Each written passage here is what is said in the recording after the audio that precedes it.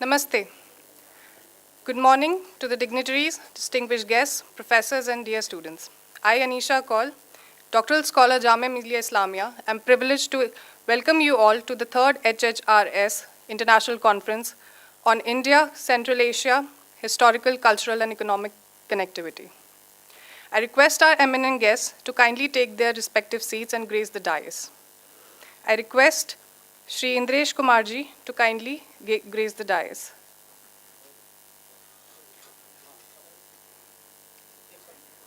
I request Professor Mazhar Asif to kindly join him, Professor Mehtab Alam Rizvi, Dr. Mahesh Chandra Sharma, Shri Golak Bihari Ji, Lieutenant General R.N. Singh,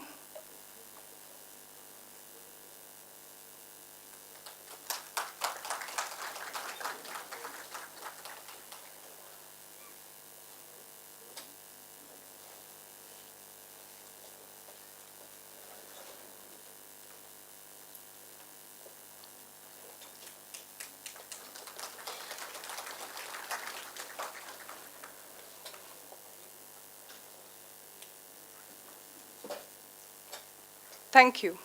Now we proceed with the lighting of the lamp. All the guests are requested to kindly proceed.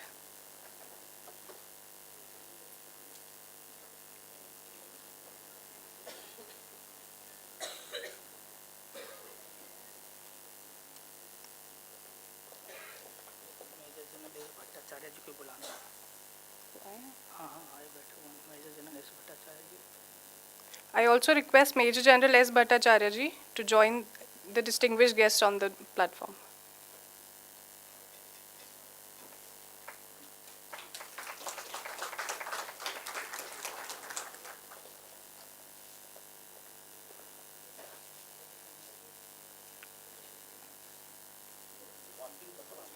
Followed by watering the sapling.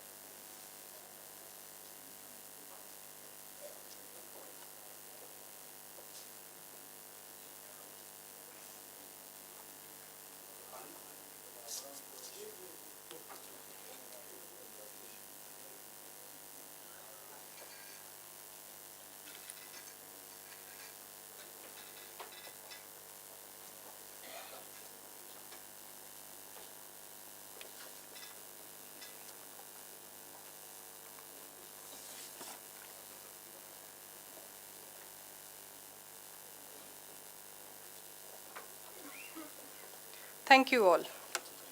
To begin this international conference, I hereby seek the permission of Conference President, Lieutenant General R.N. Singh, President, fans.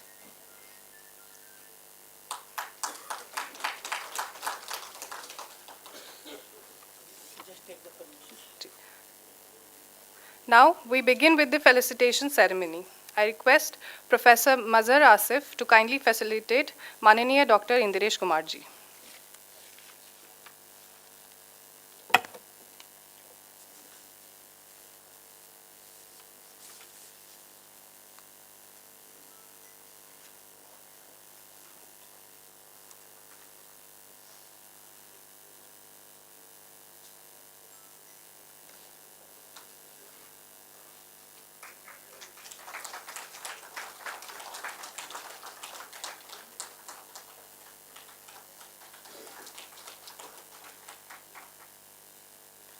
Thank you. I request Advocate Rajiv Ranjan ji to felicitate Lieutenant General R.N. Singh ji.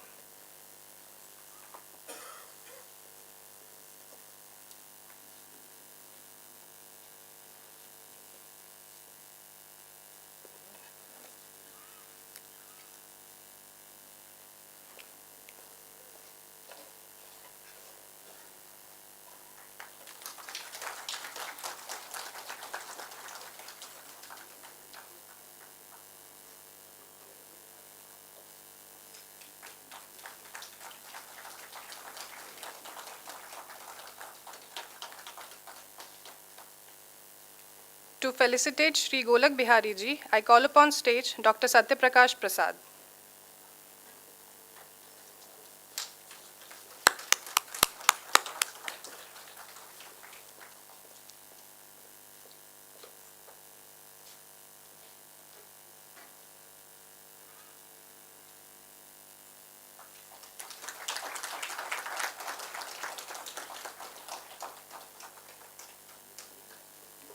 Thank you, sir. To felicitate Shri Mahesh Chandra Sharma ji, I call upon stage Jasveer ji.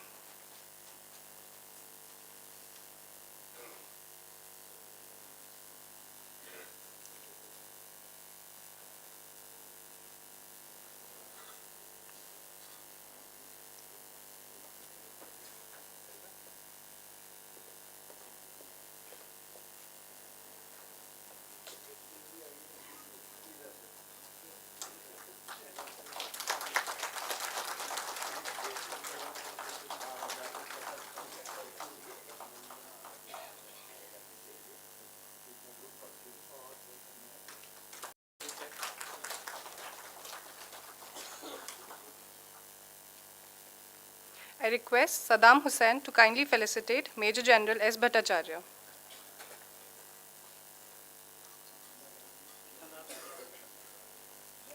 I request Dhanraj ji to kindly do the same.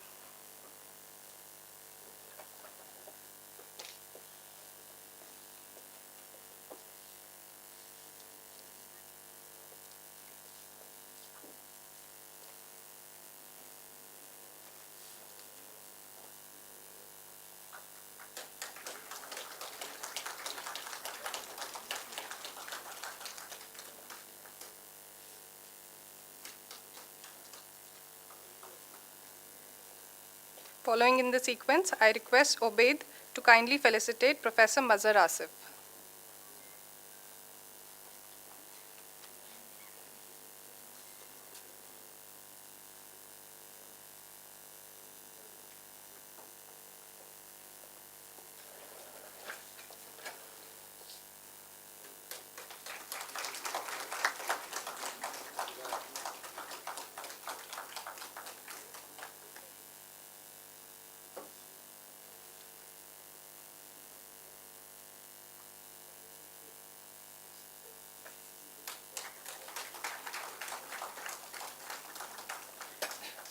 Finally, to felicitate Professor Mehtab Alam Rizvi, I call upon stage Ifra.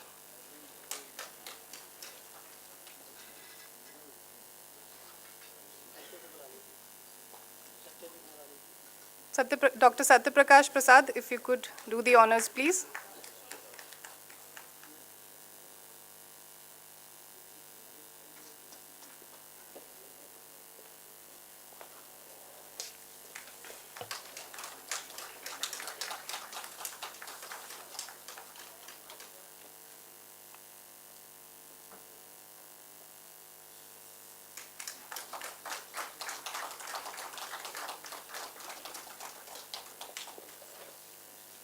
Thank you all.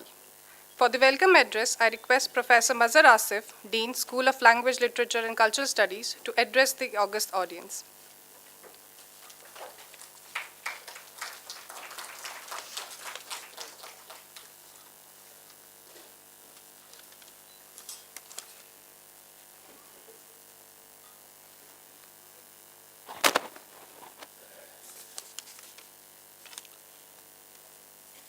हुवल अव्वल वल आखिर व ज़ाहिर वल बातिन इन्नहु अला कुल्ले शैइन Qadeer. He is the first, He is the last, He is visible and he is also not visible.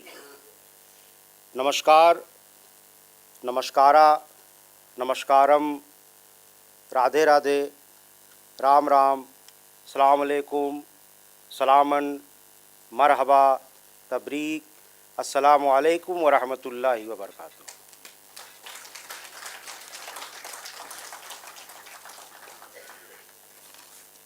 माननीय Shri Naresh Kumar ji, doctor Mahesh Chandra Sharma ji, गुलुक Bihari ji, lieutenant general R N. Singh ji, major general S. Bhattacharya ji, lieutenant general R N. Singh ji, and my dear colleague Professor Mahtab Alam Rizvi ji, all my respected guests coming from different central republics, Iran, Armenia, Mongolia, my dear colleagues from JNU, from Jamia, from Delhi University, from IGNU, and my dear students. I, on behalf of JNU, I, on behalf of School of Language, Literature and Culture Studies, I, on behalf of fans, welcome all of you to this land of Sarvakalik and Sarvbhaumik. I welcome all of you to this land which we believed Sarve Bhavantu Sukhina, Sarve Santu Niramaya. May all be happy and may no one suffer. This is the land known since time immemorial as Bhojan Hitay and Bhojan Sukhay. I also welcome you all to this center of learning. I welcome all of you to this institution known across the world for debate and discussion. I welcome all of you to this university, only university in the world which not only teaches how to reply, but teaches us how to question. I welcome all of you to this School of Language, Literature and Culture Studies, one of the renowned institutions in the world. Dear friends, we the people of India and the people of Central Asian republics known to each other since time immemorial. We spoke the same language, we confessed the same dharma, we followed the same religion and culture.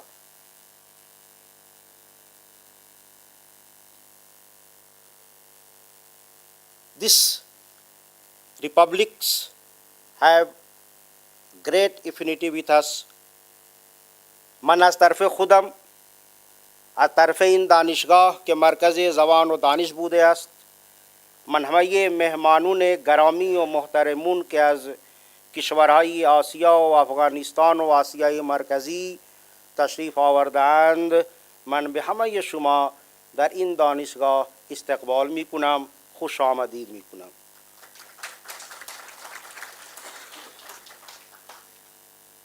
इन किश्वरी हस्त के बराए मीरास, बराए तहज़ीब व बराए फ़रहंग व बराए इल्म व दानिश व दर सरासर जहान मशहूर बुद است. मन दर इन सरज़मीन हमें शुमारा खुश आमदीद मी गुयम.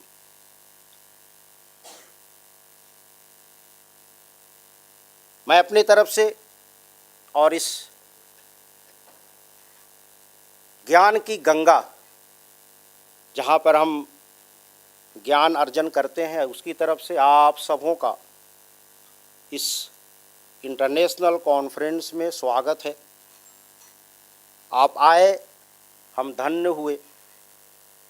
ये वो जगह है जहाँ हम अतिथि देव भवत पर बिलीव करते हैं, विश्व कुटुंबकम पर हमको मान है।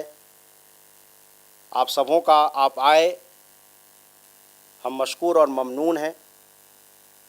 आई on behalf of the organising committee welcome all of you to this a beautiful university and the beautiful land called India.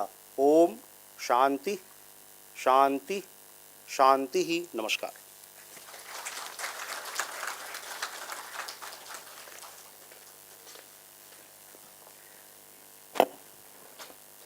Thank you for your notable words, sir. For the introductory remark, I now invite Professor Mehtab Alam Rizvi, convener of the International Conference, and Professor NMCP CR, Jamia Millia Islamia, to address the audience.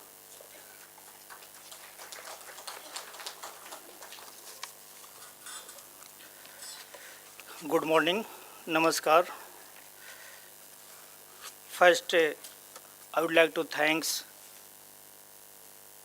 our dignitary, those who are on the dash, माननीय Indresh Kumar ji, chief patron forum for awareness of national security, और हमारे रहबर and मार्गदर्शक माननीय इंद्रेश कुमार जी.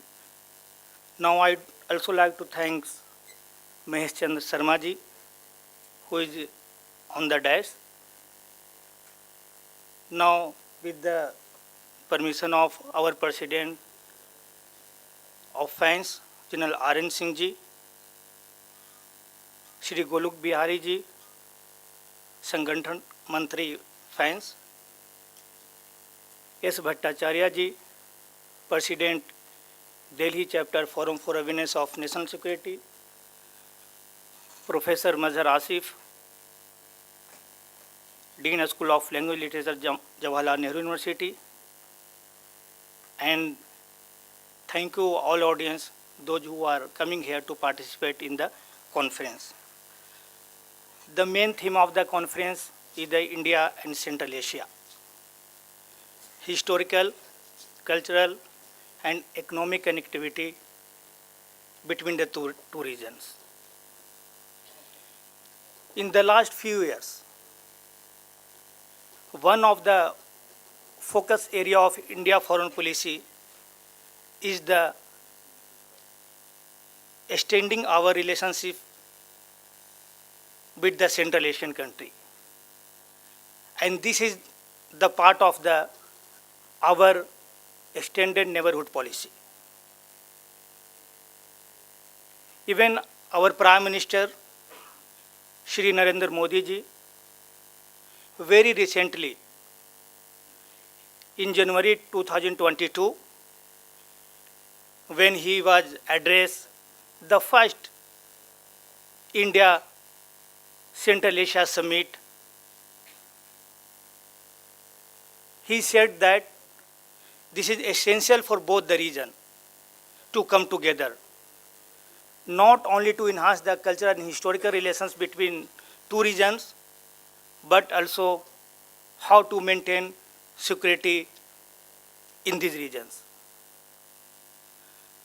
He highlighted the three key points during the first India Central Asia Conference. And this was the one of the major objective of the conference. Number one, to extend mutual cooperation with the Central Asian country, and that is essential for regional security. Number two,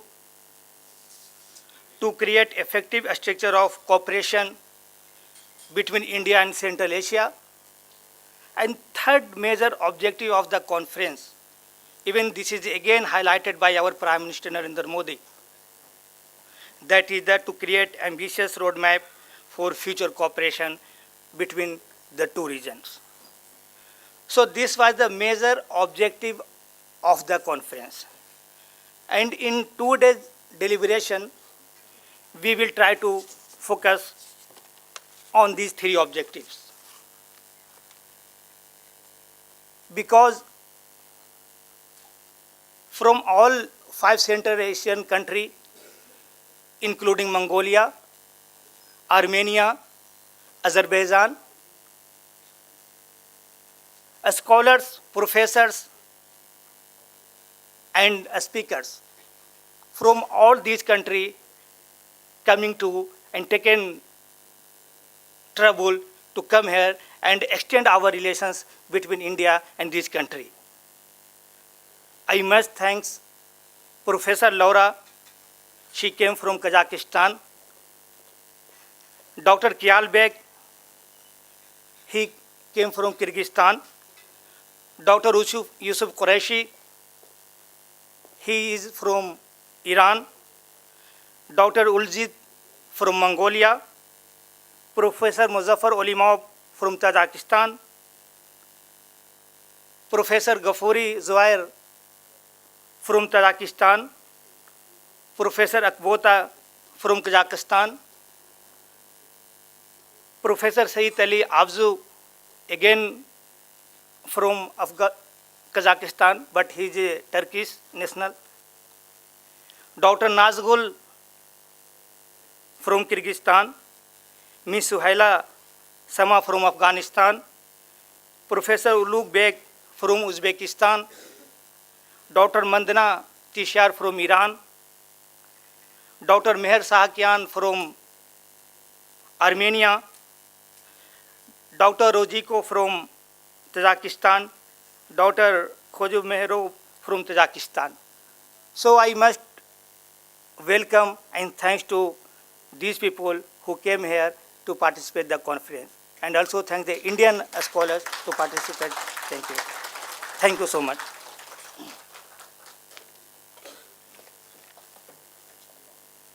Thank you for your remarkable deliberation, sir. Now I request the guest of honor for today's international conference, Dr. Mahesh Chandra Sharma ji, Director RDFIH, to kindly deliver his address.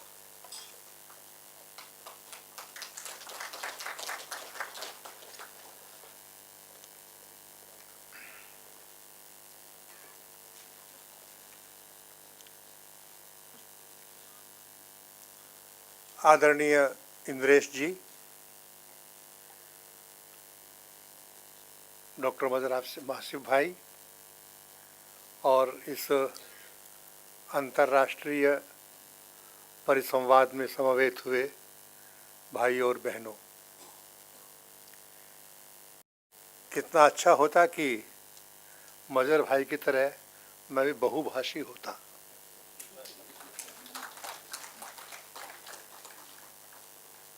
जिसको आजकल हम लोग central Asia और south Asia कहते हैं, यह आज के भूगोल की भाषा है। प्राचीन काल का भूगोल ऐसा नहीं है।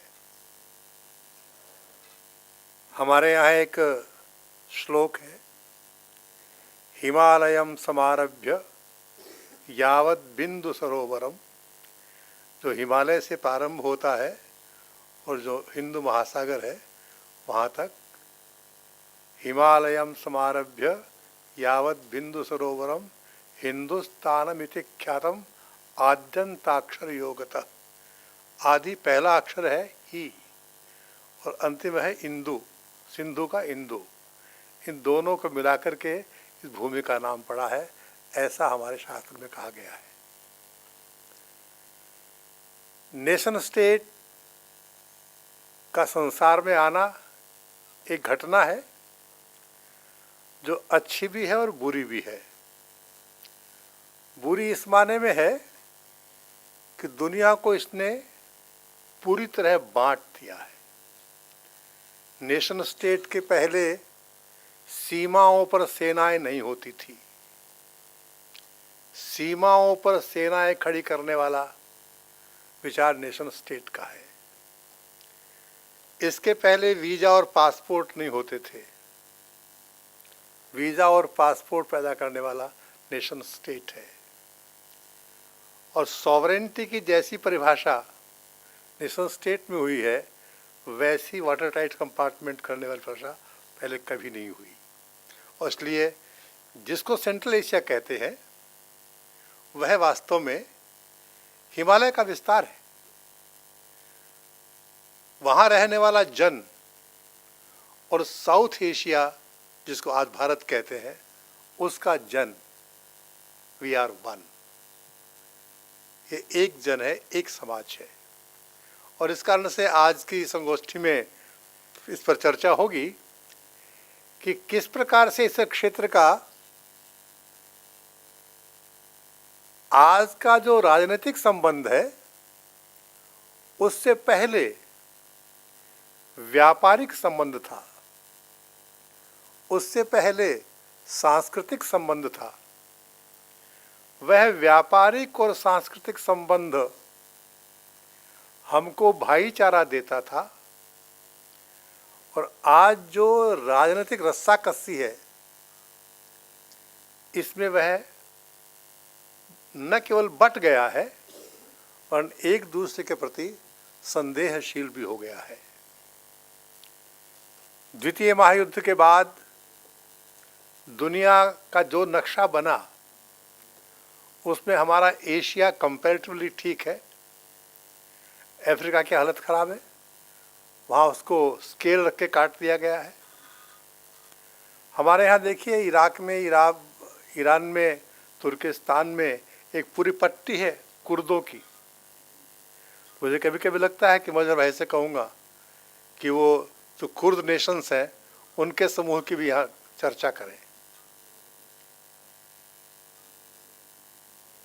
तो हम सब एकेडमिक क्षेत्र के लोग, अकादमिक लोग अपने उस अतीत को फिर से उकेरे जिसमें वाणिज्य और संस्कृति के आधार पर एक प्रकार का भाईचारा, एक प्रकार की इंसानियत, एक प्रकार का दोस्ताना जनसमूह हमने उत्पन्न किया था।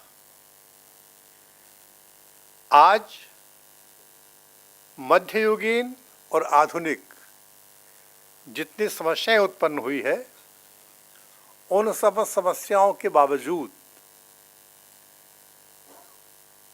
उन सब पुरानी दास्तानों को फिर से जिंदा किया जाए और बंटवारे वाले भूगोल को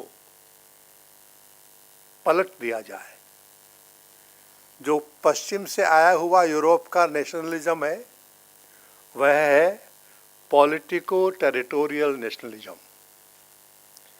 this politico territorial nationalism should go and geo-cultural nationalism should come in. Geo-cultural nationalism की बात जब करेंगे तो फिर वसुधैव कुटुंबकम की बात होगी।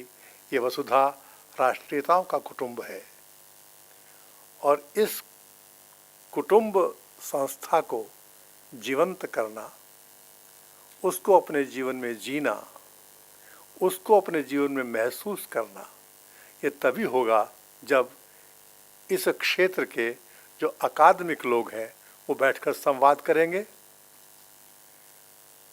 विषय की जिस प्रकार की प्रस्तुति होनी चाहिए वैसे मेरी तैयारी नहीं है, तो मैं सुनने आया था पर मैं जल्दी चला भी जाऊंगा। पर आप सबका अभिनंदन करता हूं और आशा करता हूं कि यह अंतर्राष्ट्रीय समागम अंतिम नहीं होगा।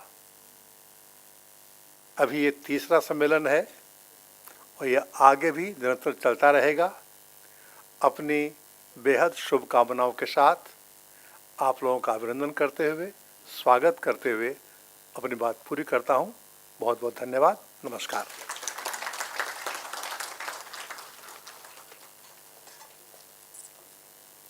Thank you for your informed and insightful words, sir. I now request our second guest of honor, Shri Golak Bihari Ji, National General Secretary, Fans, to kindly address the audience with his commanding words.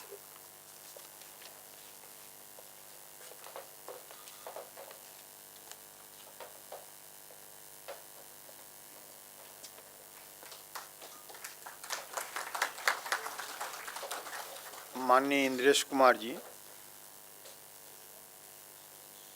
माननीय Mahesh Chandra ji, JNU में dean और आज के कार्यक्रम के संयोजक भी मजहर आसिफ जी, महताज रिजवी जी, हमारे राष्ट्रीय सुरक्षा जागरण मंच के राष्ट्रीय अध्यक्ष लेफ्टिनेंट जनरल आर्यन सिंह जी और उसकी दिल्ली इकाई के अध्यक्ष मेजर जनरल सौरेश भट्टाचार्य जी, उपस्थित मित्रों, बहनें, भाइयों, आज का जो कार्यक्रम है, जैसे माननीय महेश सिंह जी ने कहा कि ये अंतिम नहीं होगा, एक संकल्पना माननीय इंद्रेश जी की थी और उसी का एक विस्तारित स्वरूप धीरे धीरे ये बढ़ रहा है। भारत के साथ सदियों से जुड़े हुए जो जनसमूह रहा, वो कभी स्टेट के रूप में खड़ा हुआ, राज्य के रूप में खड़ा हुआ, राष्ट्र के रूप में भी खड़ा हुआ। ऐसा जो जियो कल्चरल रीजन है, जिसमें से 54 देश अस्पष्ट हैं, वो हिमालय से लेकर हिंद महासागर इसके बीच में अवस्थित है। हिमालय की विस्तारित रचना नहीं, हिमालय हिंद कुश से आगे से ही है, उसकी अपनी भूमि है। तो हिमालय से लेकर हिंद महासागर तक फैला हुआ ये 54 देश समूह, जिनमें कभी न कभी भारतीय संस्कृति का संचार हुआ, भारतीय जीवन मूल्यों का संचार हुआ, भारतीय जीवन मूल्यों की उपासना जहां पर शुरू हुई, ऐसा एक विशाल राष्ट्र समूह जो विश्व की आबादी की 41% आबादी है, जो विश्व की मिलकर हर एक चुनौतियों का सामना कर सकता है, विश्व के अंदर सुख, शांति और समृद्धि स्थापित करने में जिसका एक बहुत बड़ा योगदान हो सकता है, इसके अंदर एक भारतीय संस्कृति के आधार पर एकत्व का बोध हो, वसुधैव कुटुंबों का बोध हो, इस निमित्त इस अभियान को शुरू किया गया हिमालय हिंद महासागर राष्ट्र समूह के नाम से।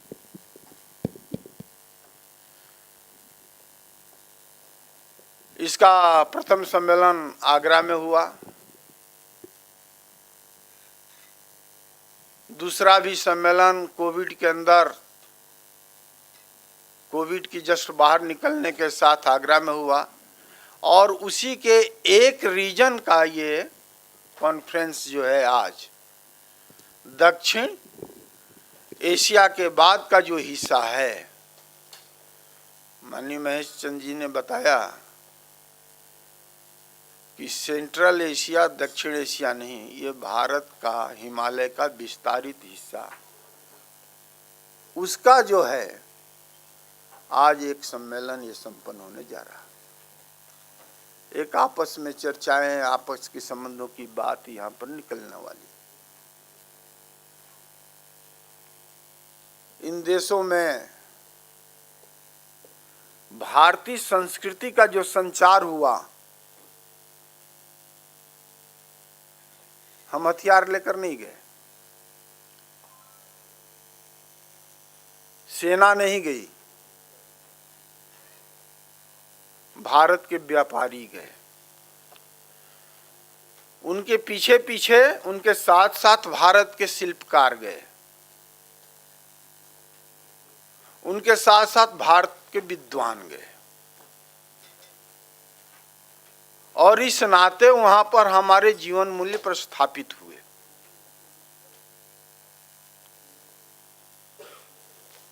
इसके माध्यम से ही हम एक दूसरे में एकत्व का, कुटुंब का बोध भी किए। आज उसी के एक हिस्सा, जिसको हम सेंट्रल एशिया कहते हैं, जिसमें किर्गिजिस्तान, काजाकिस्तान, ताजिकिस्तान और Uzbekistan, Turkmenistan, Iran, Afghanistan, Mongolia और आर्मीनिया, अजरबैजान, ये सारे समूह हो सकते हैं। इनके अंदर व्यापक भारतीय संस्कृति का संचार हुआ है, सामान्य रूप से नहीं। एक बिक नाम का इतिहासकार लिखता है, बहुत पहले ईसा 960 ईस्वी, जिस समय चू वंश का राज्य स्थापित हुआ, लगभग 12वीं शताब्दी तक इन क्षेत्रों में 42,000 से अधिक देवी देवताओं के मंदिर बने हुए थे। एक भारत के वत्स राज्य के राज्याधिकारी नरेश उदयन, जिन्होंने उस समय खोटान के अंदर बहुत बड़े मंदिर की रचना की थी।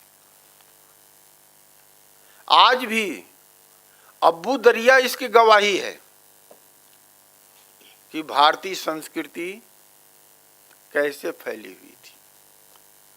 अब्बास की घाटी गवाही,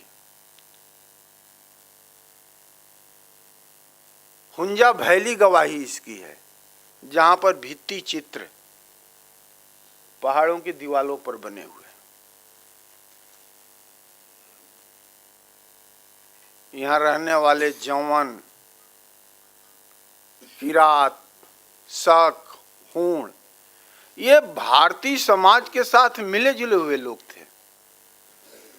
तभी तो इस क्षेत्र का चरित्र कभी अशोक हुए हैं,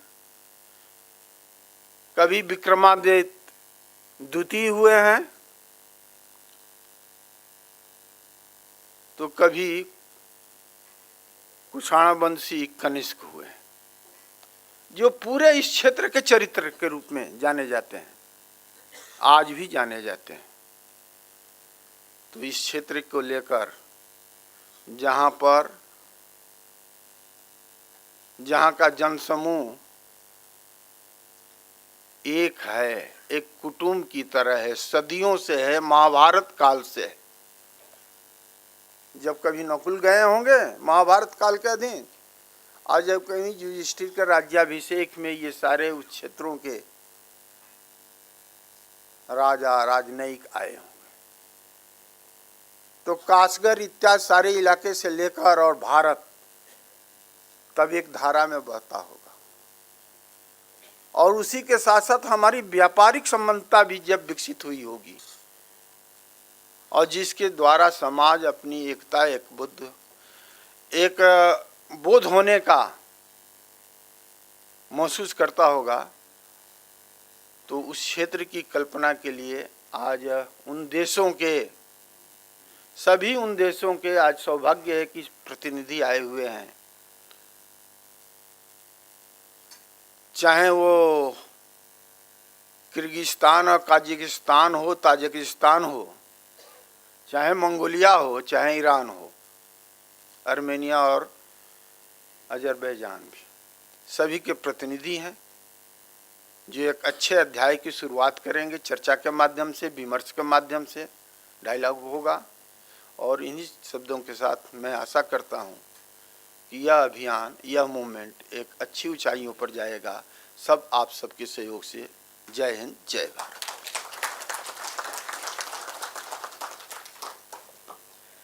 Thank you, Golak ji, for your contemplative address. In the chain of intellectually charged discourse, I request Lieutenant General R.N. Singh, National President Fans, to further the sequence.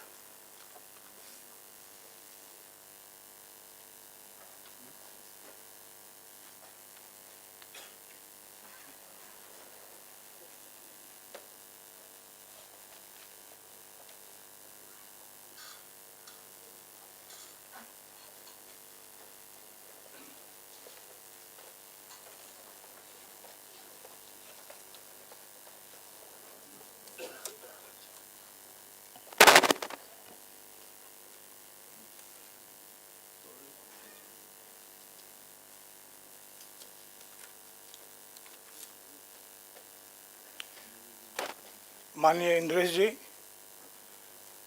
और तमाम यहाँ पर उपस्थित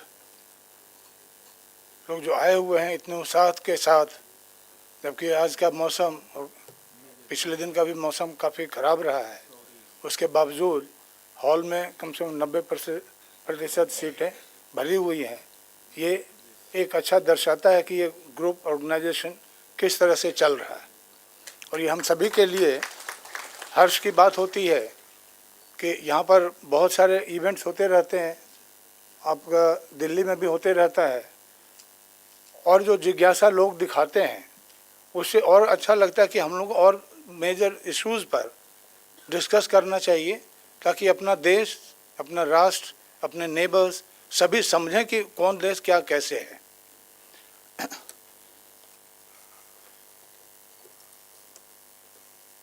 अभी जो आज का जो मेन फोकस था वो भारत और सेंट्रल एशिया, ये दोनों बहुत महत्वपूर्ण विषय हैं और ये हमारे रिश्ते उनके साथ अभी चल रहे हैं, कोई नया चीज़ नहीं है, वो रिश्ते चल रहे हैं और उसको मजबूत बनाना है ताकि हम लोग काफ़ी दूर तक साउथ से नॉर्थ, ईस्ट से वेस्ट में हमारी उपस्थिति हो और सभी लोग समझें कि क्यों भारत का इतना उपयोग लिया जा रहा है, क्यों भारत को लोग मान रहे हैं। ऐसे नहीं मान रहे, अभी आप लोग जितने लोग हम लोग प्रेजेंट हैं सभी का मेहनत, और ये मेहनत के बाद ही हम लोग ये मुकाम पर पहुंच पाए। कुछ डिटेल्स में देते जाऊंगा। Asia remains both stable and unpredictable for after 20 years of its re-emergence. The state continued to undergo a complex nation-building process which is far from complete, but they firmly remain insulated by Russia, but more increasingly by China. ये थोड़ा सा मिला जुला रहेगा, अंग्रेजी हिंदी दोनों मिला करके, क्योंकि आज जब मैं पहुंचा तो मेहताब आलम साहब बोले कि आपको ये प्रेसिडेंशियल एड्रेस करना पड़ेगा। हम लोग भाई थोड़ा पहले तो बता देते, बोलते वक्त नहीं है बताने के लिए अभी, तो आप चलिए अब अपना रखिए, अपना जो भी करना अपने। अच्छा, ये आज बहुत बड़ा महत्व रखता है कि HHRS हिमालय हिंद महासागर राष्ट्र समूह, ये एक ऐसा चीज़ बन गया है कि उससे कुछ भी अगर जो निकालना है, कुछ भी सीखना है, तो HHRS बहुत हम लोगों के लिए लाभदायक होता है। तो ये अभी इसमें हम लोगों का फैंस का forum for awareness of national security का तो है ही है, लेकिन जिस तरह से यहाँ यूनिवर्सिटी से जो सपोर्ट मिल रहा है हम लोगों को, वो काबिल तारीफ़ है। कहीं पर कोई प्रोसेस दिक्कत नहीं हुआ, जब भी हम लोग चाहे यहाँ पर हमेशा समय अनुकूल मिल जाता था, और ये हमारे लिए बहुत ही लाभदायक रहा। कुछ चीज़ें हम लोग कर रहे हैं, कुछ चीज़ें यहाँ के यूनिवर्सिटी लोग कर रहे हैं, जिसमें जो इम्पोर्टेंट इश्यूज़ हैं वो यहाँ पर लोग देखेंगे। सभी हम लोग बैठे हुए हैं, सभी आदमी कुछ न कुछ यहाँ पर सीखेंगे और इसको जहाँ जहाँ जाएंगे वहाँ वहाँ इसका कार्यान्वित करेंगे। सेंट्रल एशिया जो है, is also known as middle Asia, a region of Asia stretches from Caspian Sea in the west to western China and Mongolia other side. A diverse land with many ethnic groups, languages, religions, tribes. The nation makes up Central Asia of basically 5 former Soviet Union republics: Kazakhstan, Kyrgyzstan, Turkmenistan, Tajikistan और Uzbekistan. तो ये पांचों को मिला करके एक group बना हुआ है। इनका टोटल आबादी जो है 76 मिलियन है। एंड अफ़गानिस्तान को इसको नहीं माना जाता है कि वो भी इसके हिस्सा हैं। अगर जो उसको भी मिलाया जाता है, क्योंकि वो भी मिलना चाहते हैं, तो 122 मिलियन पूरी आबादी हो जाती है। जिनजियांग पार्ट ऑफ चाइना है, और लेकिन उसको भी सेंट्रल एशिया में ही माना जाता है। जीडीपी है इसका वो 4000 पर कैपिटा, और इसमें ज़्यादा से ज़्यादा सेंट्रल एशिया जो है वो यहाँ पर इनका जो ये रिलीजन जो आया वो थोड़ा लेट आया, लेकिन वो जो उसमें है सुन्नी इस्लाम, शिया, स्मेली शेरिक क्रिश्चियनिटी, ये सब यहाँ पे मिले जुले हैं सभी लोग। रिलेशन जो है इंडिया और सेंट्रल एशिया के बहुत ही मजबूत है और ये मजबूती को हमें और बढ़ाते रहना है, क्योंकि उन लोगों की बहुत ज़्यादा उम्मीद है। भारत इतना अभी इस मुकाम पर पहुंच गया है कि तमाम दुनिया के लोगों को लगता है कि भारत पता नहीं क्या यूनिक चीज़ किया है, क्या वो सभी उसके तरफ अट्रैक्ट हो रहे हैं। इसमें कोई नई बात मैं अपने तरफ से नहीं बोल रहा हूँ, ये हर एक जगह ये हो रहा है और इसके लिए हम लोग को सभी को तारीफ होनी चाहिए कि और इसको और भी मजबूत हम कैसे बना सकते हैं। जहाँ ज़रूरत है, बहुत जगह है जहाँ पर कि वहाँ पर जो ज़रूरत है वो पूरा नहीं हो रहा है, तो इसके लिए हम लोग का आना जाना मिलना जुलना वो चलते रहना चाहिए। अभी कितने लोग आए हुए हैं बाहर से, हमारे गेस्ट, हमारे लिए तो बहुत अच्छा मौका है कि ये लोग आ रहे हैं, मिल के बातचीत कर रहे हैं, फिर जाकर के इधर घूमे फिरेंगे भी, किस तरह से भारत डेवलप कर रहा है। ये एक अच्छा तौर तरीका है इन लोगों को बुलाने का, और इसी तरह से हम लोग भी उनके पास जाएं ताकि उनकी जो मजबूतियां हैं उससे कुछ सीखें और अपने देश में लेकर के आएं। बच्चों के ऊपर में जो हमारा मेन धरोहर है, आगे के दिन भी जो चलना है, उस पर हमें खास ध्यान देना पड़ेगा। बहुत अच्छा हमारा पढ़ाई है, कॉलेजेस में, स्कूल्स में सब कुछ अच्छा चल रहा है, जहाँ जाते हैं अच्छा नाम कमाते हैं, लेकिन उसमें कमी नहीं होनी चाहिए और उसमें बढ़त हो तो और भी अच्छी बात है। इसके ऊपर खास ध्यान हम लोग को देने की आवश्यकता है। मेडिकल फैसिलिटीज़ महंगा ज़रूर होता है, लेकिन भारत का मेडिकल फैसिलिटी अगर जो आप देखिए, चारों तरफ हमारे जितने नेबर्स हैं वो हमारे यहाँ आकर के इलाज के लिए आते हैं। ये भी हमारी बहुत बड़ी धरोहर है, चारों तरफ से आकर के और भारत में ट्रीटमेंट ले रहे हैं। तो ओवरऑल में अब अगर जो देखा जाए तो अभी हम लोग बहुत अच्छे जगह पर पहुँचे हुए हैं। हर एक आदमी का फ़र्ज़ बनता है, कर्तव्य होता है कि हम लोग मिल कर करके इसको और मजबूत बनाएं और लोगों को अट्रैक्ट करें कि हमारे पास आप आइए, आपको जिस तरह का ज़रूरत होगा हम लोग देंगे, और हमारा और जितने भी राष्ट्र हैं सबके साथ अच्छा हो। चाइना का, बाकी चीज़ का अगर जो है मिल के रहना चाहेंगे, बहुत अच्छी बात है। तो ये सब चीज़ों को ध्यान में रखते हुए हम लोग आगे बढ़ें, और ये मैं अभी अब समाप्त करता हूँ। धन्यवाद।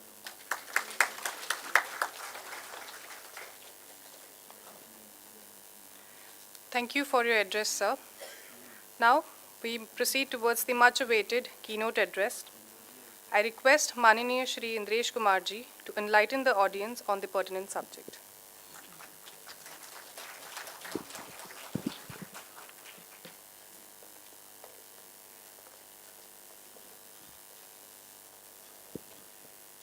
First of all, I welcome all of you. Happy New Year.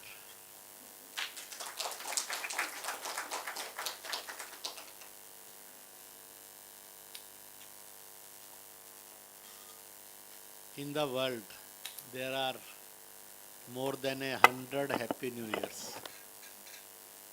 In Bharat, we have 19 Happy New Years, from Himalaya to Hind Mahasagar. So on this occasion, we are not going to meet more early now. So for all the years, I called Happy New Years.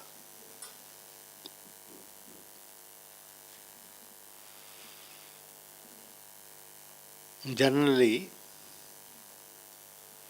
the world is full of varieties.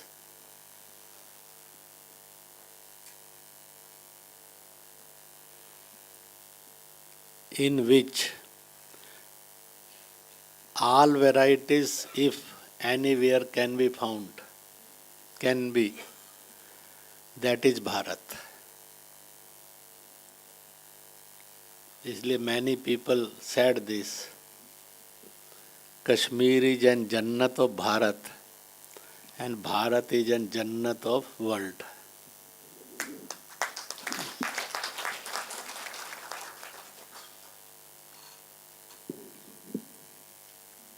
all type of varieties. If we call the varieties, these are differences, then conflicts will take birth.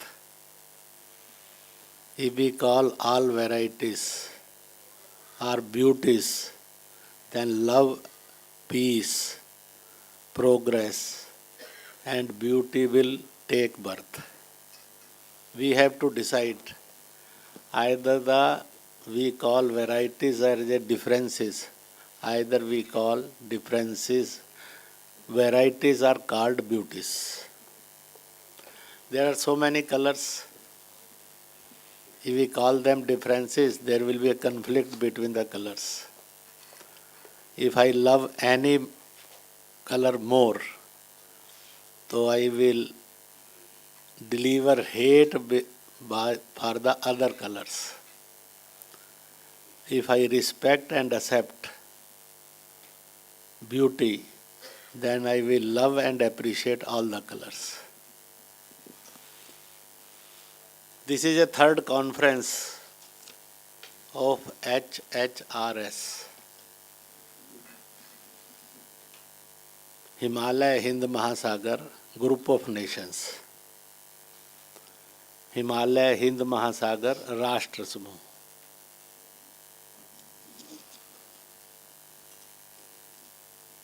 There are both conditions are available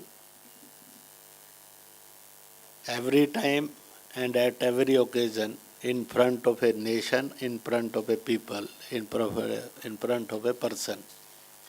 We have to choose. Either we are live with conflicts, either we want to live with love, peace, karuna, maitri. Question arises, Judaism has a only age of 2,700, 800 years. You can call of 3,000 years. Christianity have a age of less than 2,100 years. It has a age of 2,050 years. Islam, its era is of 1,400, 500 years. There is a Buddhism, era is 2,600 years, 650 years. Jainism, it has an era of 2,500 years. Sikhism, it has an era of, I hope so, 400 or 500 years. I say less than that, not it is from a first Guru, Nanak Dev, it is from the last Guru, Guru Gobind Singh. Shaiv Vaishnav Shakt, called Sanatan, and nature worshipping. Some people believe in a book, some people believe in a heaven, some people believe in a sun or a moon. Some people believe on a earth. Some believe on a vegetation, vanaspati. They worship ped, patthar, etc. Question arises, all the world before 3,000 years before, what is their human values, moral values, and the worshipping way of worships.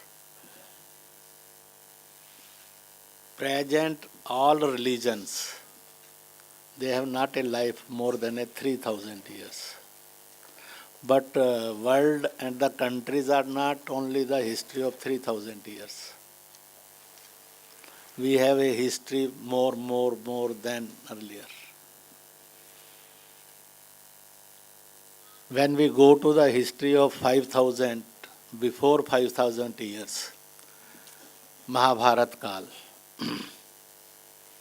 there are Pandavas. after the Mahabharat war and before the Mahabharat war. Nakul and Sahdev is well known. They approached maximum countries which are in at present on the map. We are here, Asian countries. They have toured that all the Asian countries. On which side they will stand? Either on the side of adharma or a dharma. Either the side of progress and growth, either the side of destruction. Kaurava is the side of destruction, adharma, crime. And Pandava is the side of dharma, peace, brotherhoodness. At the time, the ruler of all these countries, those who are present here, the assembly of 11 countries are there. One country is host, that is Bharat. Rest are the guest. So I welcome all the guests and hope they will feel or they are feeling at home. Of course, you are foreigner, but you are at home. And you should feel at home. Philosophy of Bharat, why the Bharat is known as a Vishwaguru. The philosophy of Bharat, it is not a philosophy of a land, it is not a philosophy of a group, it is not philosophy of a one sect, it is a philosophy for the human. Bharat always says, Vasudhaiva Kutumbakam, world is one family. Bharat always said, Praniyon mein sadbhavo, not only the human being. The total nature should be quarterly with each other. Either the birds, either the people, either the animals of water, either of the earth, either of the air. Not only this, even the sand or the stone, it should be quarterly with each other. इसलिए nature is mother, mother is nature. Nature is God, God is nature. So we are all are human being. Why? We have a one father. The father name is Uparwala. In English or Latin you call it God. In Arabic you call it Allah. Allah is not a Arabic word. Allah is a Sanskrit word. In Quran Sharif, if we want to go to the Jannat, we want an heaven, we want an Swarga. So there is a quotation, माँ के कदमों में जन्नत है. माँ is a Sanskrit word, Kadam is an Farsi word, Jannat is an Arabic word. It is a sentence of 3 languages. माँ के कदमों में जन्नत है. Allahu Akbar. Allah is an Sanskrit word, who is an Farsi and Arabic word. Akbar is an Arabic word. God means Angrezi, God is great. In Hindi, Ishwar Mahan hai. In Arabic Farsi, Allahu Akbar. So that is not only in a one language. There are many phrases in every book of the world. It is multilinguistic and Sanskrit is available there. When Ishu, some called him a Devputra, God of, son of God. some people say that it is not son of God. It is an ambassador of God. Isha is Doot for the God. Some call the son of God. But you think it has a name and Ishu, Isa. Ishu and Isha, it is not a Arabic word. It is not a Turki word. It is not Russian and Chinese word. It is not Unani, Roman, Greek, Latin, French, Canadian, Italian word. It is a Sanskrit word. So Ishu, Isha. Religion is Isaiyat. Follower is Isai. Or the starter is Isha or Ishu. These are all are Sanskrit words. Later on they have given a Latin and French words. Christ, Christian, Church, Christianity. So the beauty is the only Bharat is the land which have not maximum but all varieties which exist in the world. So the Bharat is known as a Vishwaguru, which accepts all, which respects all, which adopts all. जब तक भारत भारत बना रहेगा तो विश्व में शांति रहेगी, और जब भारत भारत नहीं रहेगा तो विश्व में युद्ध होंगे, अशांति रहेगी। यह मेरा और आपका बनाया हुआ नहीं है, ये ईश्वरीय रचना है। इसलिए विश्व गुरु का टाइटल ना अमेरिका के साथ है, ना इंग्लैंड के साथ है, ना अरब तुर्किस्तान के साथ है, ना चीन रूस के साथ है, ना यूनान रोम मिस्र के साथ है। टाइटल तो भारत के साथ ही है। गाना है, देयर इज ए सॉन्ग, सारे जहां से अच्छा हिंदुस्तान हमारा। मैंने आपने नहीं बनाया, पर किसी ने ये नहीं बनाया सारे जहां से अच्छा अमेरिका रूस चीन अरब तुर्किस्तान यूनान रोम हमारा, बल्कि ये कहा है कि यूनान रोम की सिविलाइजेशन मिट गई, भारत की सिविलाइजेशन जब कुछ नहीं था तब भी थी, जब सब कुछ है तब भी है, जब कुछ नहीं रहेगा तब भी रहेगी।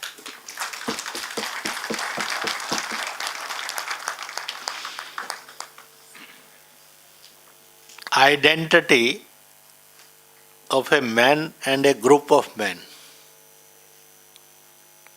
ये किससे होगी? Only two formulas are universal. For the total universe, only two formulas are there. One, by his morality, by his karma or kartavya, by his kirdar. If it is good, man is known as a good man. If it is bad, man is known as a bad man. Who decided the man is good or bad? The only is actions, his values. They will decide man is good or bad, not the religion, not the country, not the caste, not the education, not the status, not his wealth. कुछ divide नहीं करेगा. Only by his habits, by his action, man is known. Second classification, second formula of identity is the nation. America, people are known as American, of any religion, of any caste, of any profession, of any geography of America. Britain, British, China, Chinese, Turkestan, Turkey, Italy, Italian, Canada, Canadian. It is so simple. Uzbekistan, Uzbekistani, Mongol, Mongolia, Mongolian. It is so simple. We are the only country which have not one name, maximum names. This land is known as Aryavrat. So people called us that you are Arya. Arya means it is not only a geographical name, it is a quality name. Arya means those by his action and behavior are always think of Paramarth, not of Swarth, selfishness nahi, selfless nahi, to serve others. Live for yourself is an selfishness. Live for you also live, I will also live. It is Niswarth. But Paramarth is live but for others, do but for others. So Arya means the by his action and behavior who always work for others, when they work for others for the betterment for the others, in which our betterment is there. Second name is Bharat. It is not a geographical name. It is also a quality name. Bha means knowledge, wisdom, education. It is a Sanskrit word. Bha means education, wisdom, knowledge. Rat means those who behave and those who go by knowledge and by science. Those who believes in a knowledge, wisdom, vivek, ahimsa, karuna, maitri, and science. By that they behave, by that they work. Means Bharatiya. Third name is Hindustan.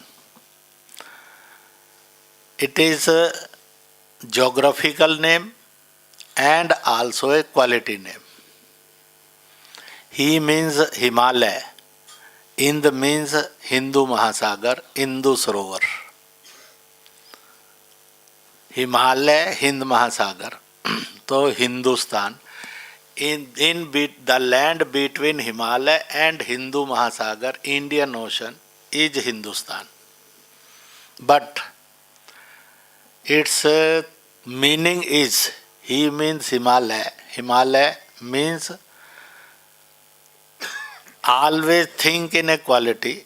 Himalaya समान ऊंचा है. यानी in his life he never do wrong. He can't think of the wrong. If he will thought of the wrong, so he won't be worshipped. He won't be respected. Either a Kans or a Ravana. Second, सागर जैसा गहरा है. And it always deep in his qualities, deep in his character, deep is in behaviors. That is a land Hindustan, people are Hindustani. Fourth is, it is the land, it is known in less Hind. So people are known as Hindi Hindu.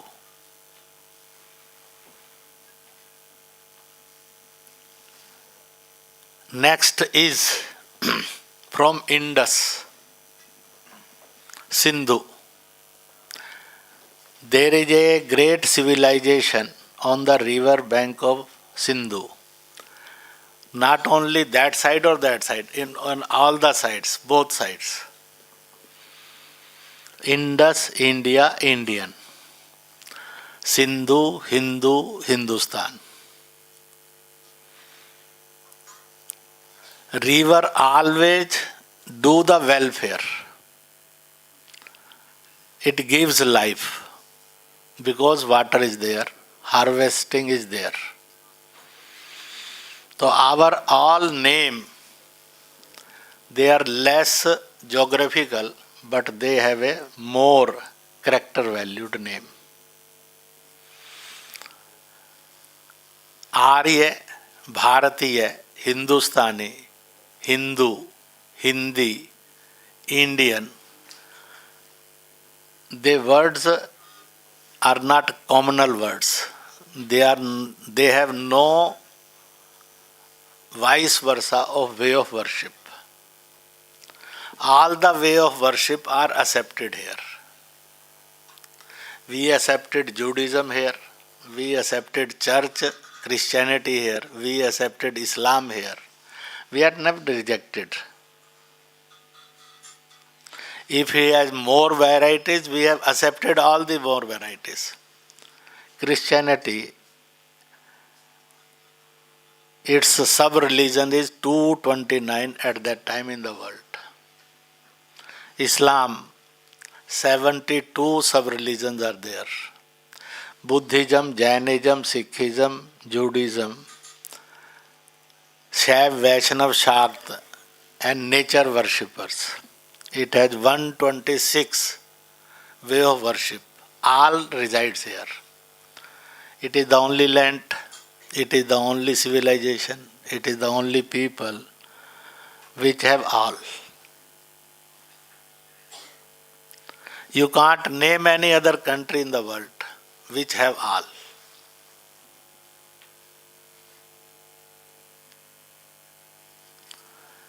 I am not praising because I am in Bharat and Bharatiya, India, Indian.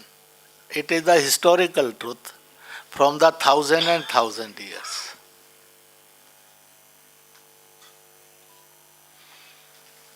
So it is the prime duty of Bharat, or it should be, that world should not be in conflicts. Sometimes people met me. I told them there is a one place, Al-Aqsa. Total Christianity, Judaism and Islam is under conflict. It is of the world population, it is 46-47%. When the 47% population of the world is always in conflict, how you can think of peace and progress in the world? It is not possible to think of that. So religion is a way for a worship, not for a way of conflict. But the betterment of the life is known as religion. Caste is identity and every caste is from the God. So इसलिए we have a one father, that is ऊपर वाला. All the more than 800 crore people of the world, when they want to have something, they demand to the universe. सब उसको ऊपर वाला मानकर ऊपर देखता है, ऊपर हाथ फैलाता है, ऊपर झोले फैलाता है. अलग अलग भाषा में फिर उसका अनुवाद है, पर कॉमन एज ऊपर वाला. We have a common mother, that is Mother Earth. If Earth is not there, we can't be in the world. We can't think of the world. Without Earth, world is never. World can't be thought of. So, if Mother Earth is available, so we are here. If Earth is not there, we can't take birth in a fire. We can't take birth in a sky. We can't took birth in the water.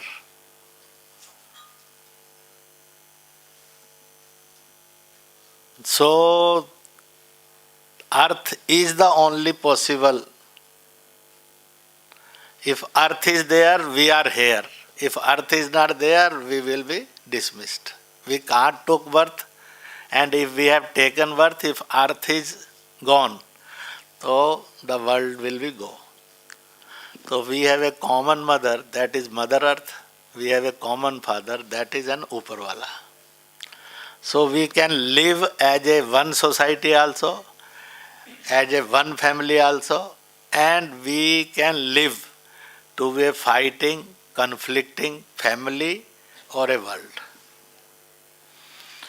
For this conference, the managers of the conference, the mind of the conference thought, Jai Bharat, Jai Asia means Jai Jagat. It is a route for a peace.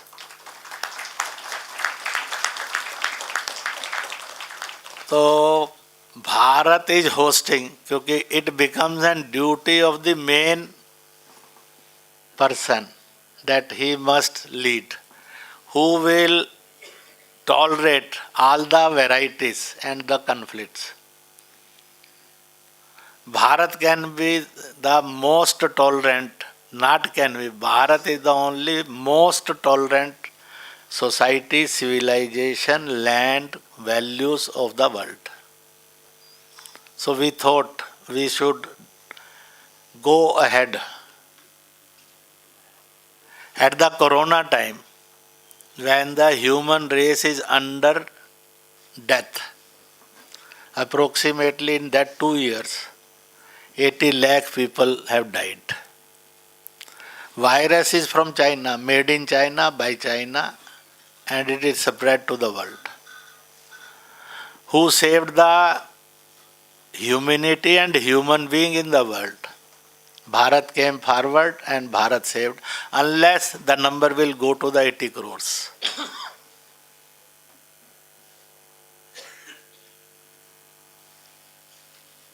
तो हम और आप सब full of varieties लोग हैं,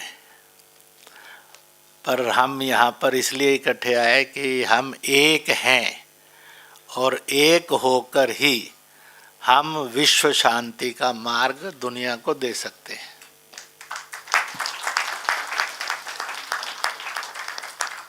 We have a common aspiration. We think of peace, we won't think of war. Either we are a big country, either we are a small country. Doesn't mean either a birth taking a child or either a old aged man. तो बच्चे ने और बूढ़े ने लड़कर रहना चाहिए कि मिलकर रहना चाहिए, तो मिलकर रहना चाहिए. It will be a happy family. ऐसे ही happy Bharat, progress and prosperity वाला भारत, और उसकी ड्यूटी बनती है जितना पड़ोसी देश है, थोड़ा नज़दीक और थोड़ा दूर, मेरे बगल का पड़ोसी है या फिर मेरी गली का पड़ोसी है या फिर मेरी कॉलोनी का पड़ोसी है, पड़ोसी तो है ही. तो इसलिए सोचा गया अंडर HHRS, जो हम पड़ोसी देश हैं, लगभग मुझे बताया आयोजकों ने इन 10-11 देशों के प्रतिनिधि यहाँ हैं. तुर्कमेनिस्तान के हैं, कजाकिस्तान के हैं, किर्गिस्तान के हैं, तजाकिस्तान के हैं, उज्बेकिस्तान के हैं, मंगोलिया के हैं, अफ़गानिस्तान के हैं, ईरान के हैं, आर्मेनिया के हैं, अजरबैजान के हैं, भारत के हैं और भारत के भी और 15-20 राज्यों से हैं. तो किसी और देश का भी हो सकता है, तो मैं ये नहीं कहता कि नहीं होगा. Approximately we are this conference is many countries का है, many religions हैं, many caste हैं, मैनी फेसेस हैं। हम कितना भी अंग्रेजी और लैटिन बोलते होंगे, परंतु ड्रीम तो हम सबको अपने अपने मदर लैंग्वेज में आता है। एनीबॉडी इज प्रेजेंट हेयर, जब सपना आता है, ड्रीम लेता है, व्हेन ही ड्रीम्स डेली, तो ड्रीम उसको मदर लैंग्वेज को छोड़कर किसी विदेशी भाषा में आता है, ऐसा कोई नहीं होगा। और द CEO MD मालिक of the dreams industry of the world जो है वो ऊपर वाला है, उसका मालिक कोई और नहीं है। तो मालिक कहता है when you will dream in your motherland, you will dream in your mother language.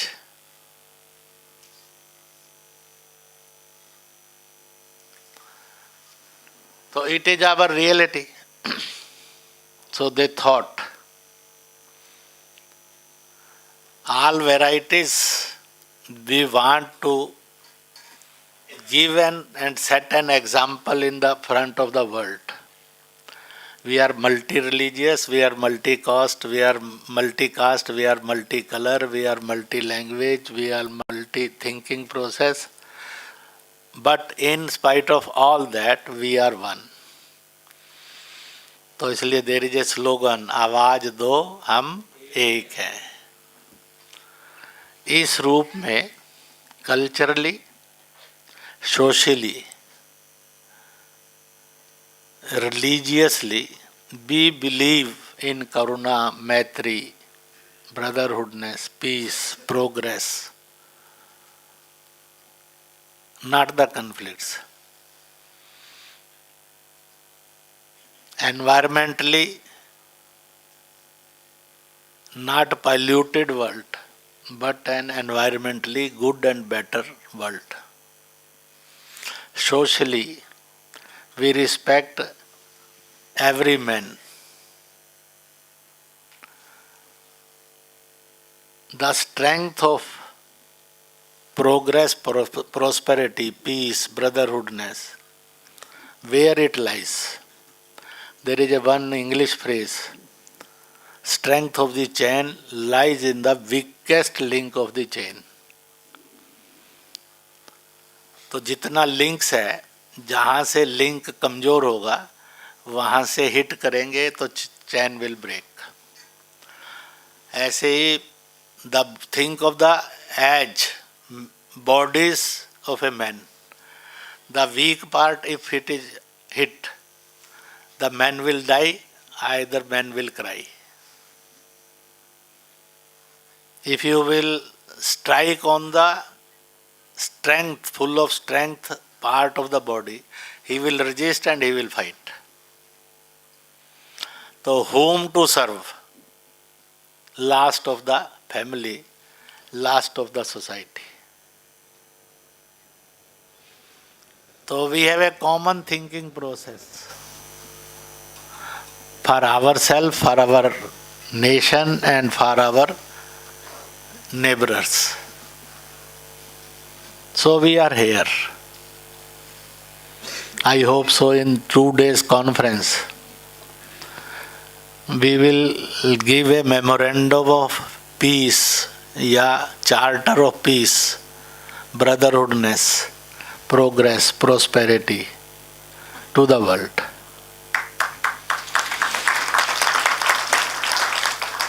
So we are here in multi-variety. Garden में जाएंगे, एक ही रंग के फूल होंगे तो उब जाएगा। घर में एक ही नाम होगा सबका तो पता ही नहीं लगेगा कि whom we are calling.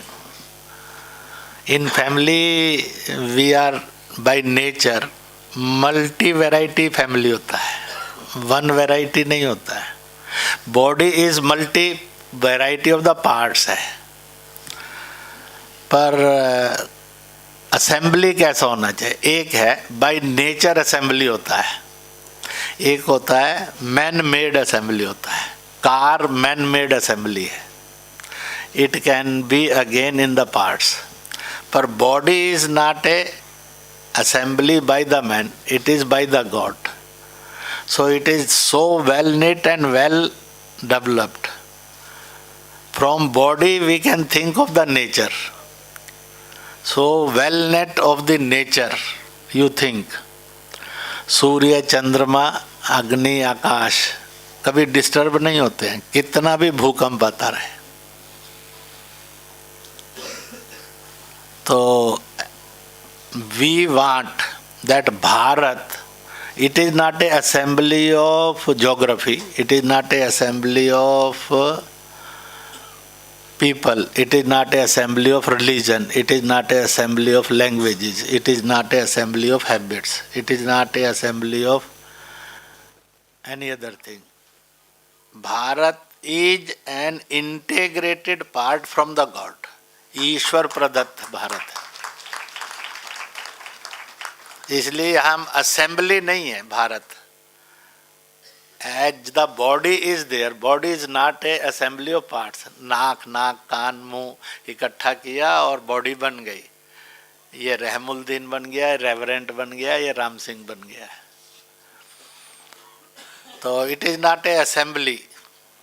Bharat is not an assembly, it is an integrated country of the world. So we won't think in variety, we won't think in differences. There are leaders, there are thinkers, those who want that Bharat should be called an assembly, but they failed all.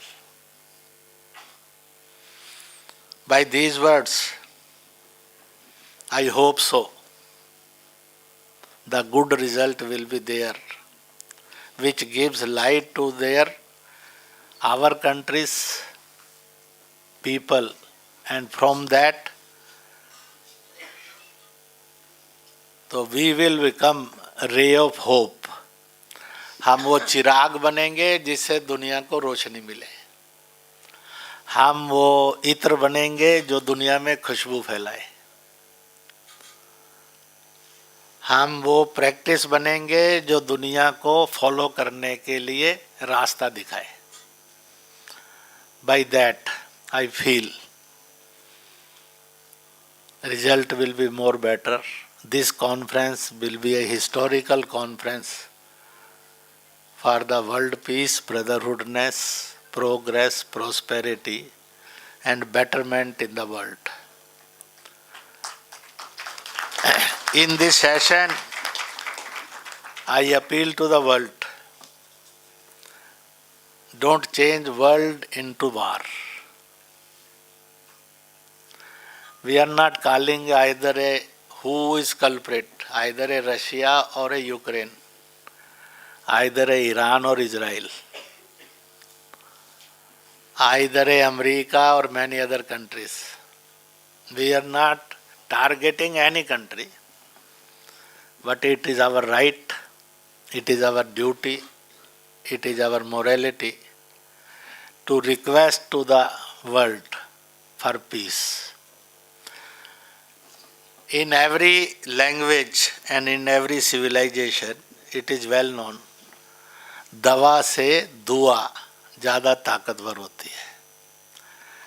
यानी prayer are more strength from the medicine. It doesn't mean that medicine is not the needs.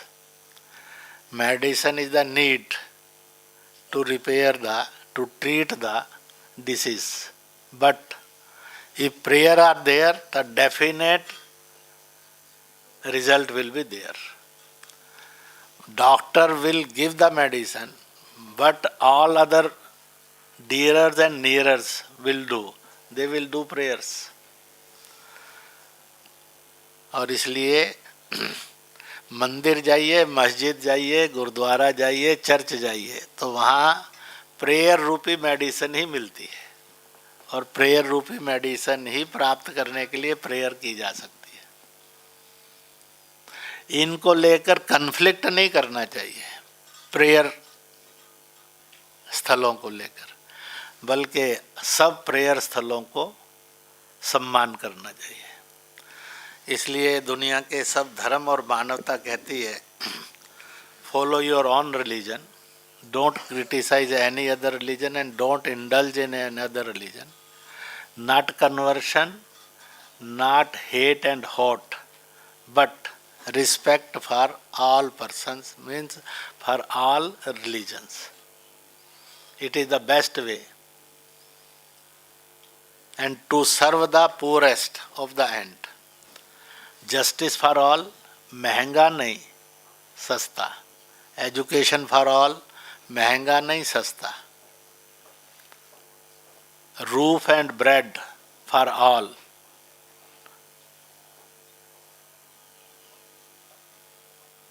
By that, if we go ahead, definitely we will reach to that. हम उस मंजिल पर पहुंचेंगे. इसलिए हिंदी में गाना है, हम होंगे कामयाब एक दिन. विद दैट ऑर्गेनाइजर्स को बहुत बहुत बहुत बहुत बधाई है. और जितने भी विदेशी मेहमान यहाँ आए हुए हैं, they should feel at home. उन सब का बहुत बहुत बहुत बहुत स्वागत है. और जो हम सब लोग इकट्ठे हुए हैं फॉर ए मिशन, कि हम सब एक हैं, एक थे, एक हैं और एक ही रहेंगे. यह स्वप्न जरूर साकार होगा.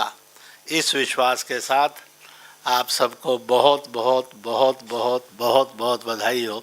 जय भारत, जय एशिया, जय जगत.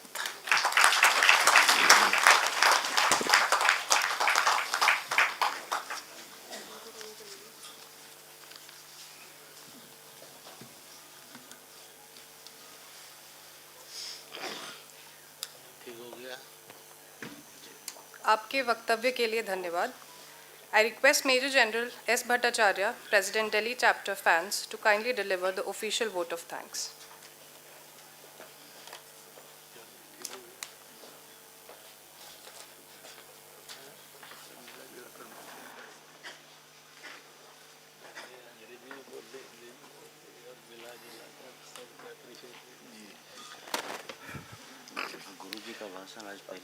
Thank you. Respected Shri Indresh Kumar ji, dignitaries present here today, ladies and gentlemen, it is my privilege to deliver this vote of thanks on behalf of the organizers. We are truly grateful to Shri Indresh Kumar ji, who has taken out time from his very valuable and very busy schedule to be with us here today. Shri Indresh Kumar ji's address today, the keynote address, which brought out the essence and importance of India and Central Asia relationship, is very meaningful. And what is the most important aspect is the way he conceived and brought out the concept, the philosophical concept in the relationship between India and all those countries represented here today, not only of this international conference, but as a basis of the relationship going forward. Thank you very much, sir.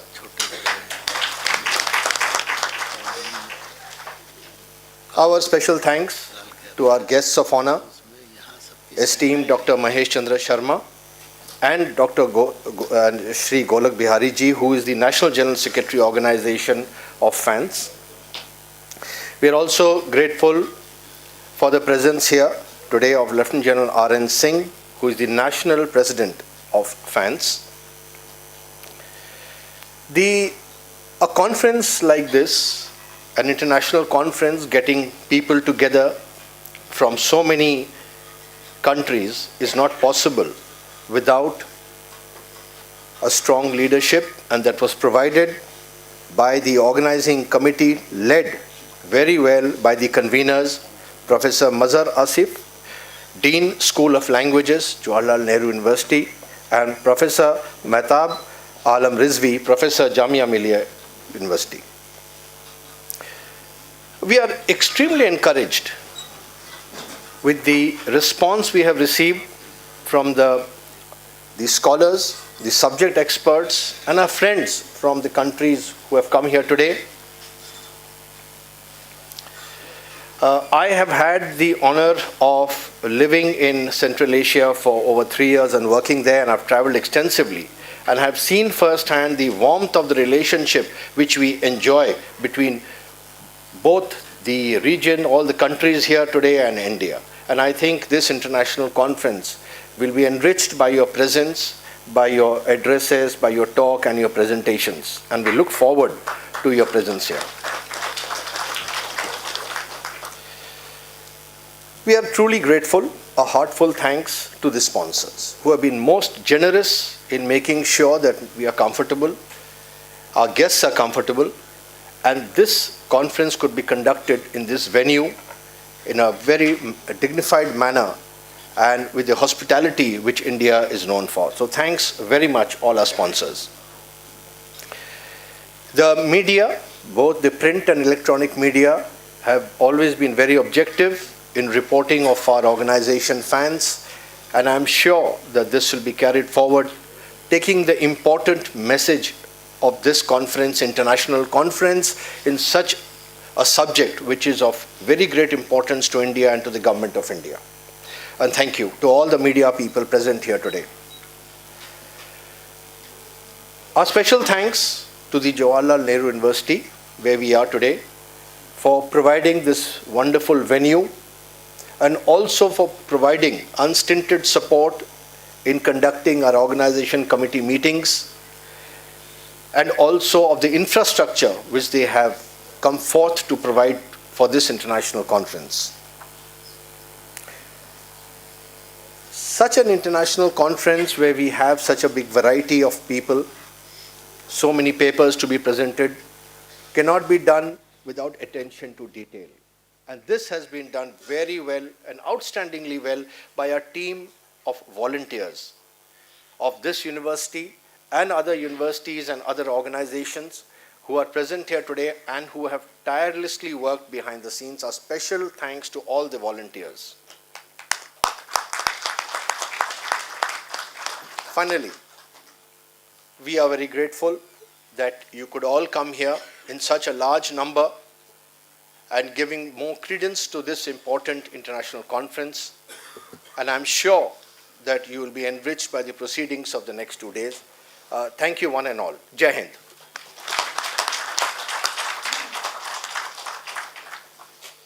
Thank you, sir. With that, we come to the end of today's seminar. I request you all to kindly rise for the Indian National Anthem.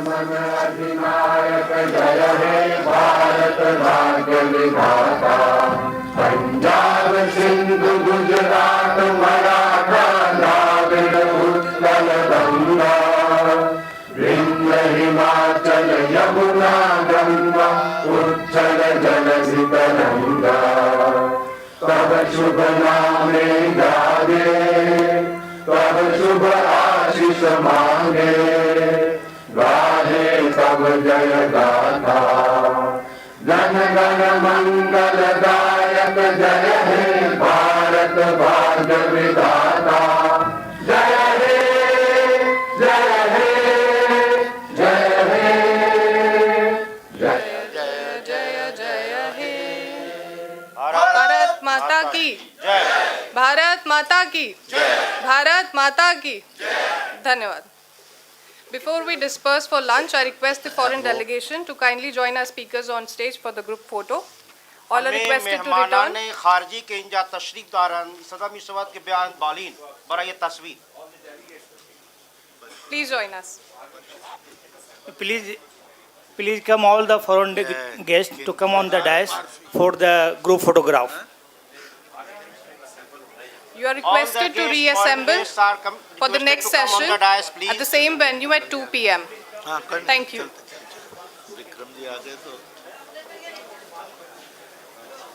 Please, all the. हाँ बुला ले तो थोड़ा सा जाकर हिम्मत करेंगे तो आएंगे नहीं तो नहीं आएंगे. May I have your kind attention? You are all requested to reassemble for the next session at the same venue at 2 p.m. Thank you. Miyan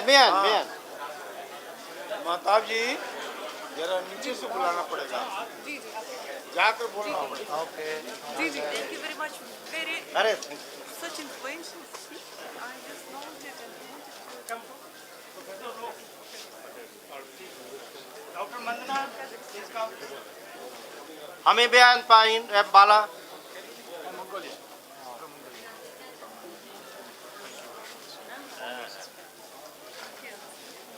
Professor Yusuf Nazgul, please come fast. Dr. Uljit, please. अरे ओ हो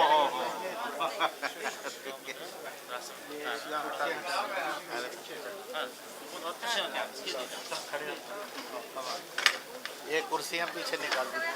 ये कुर्सियां या फिर कुर्सियां रखी जाएं तो एक कुर्सियों पर लाइन बन जाएगी।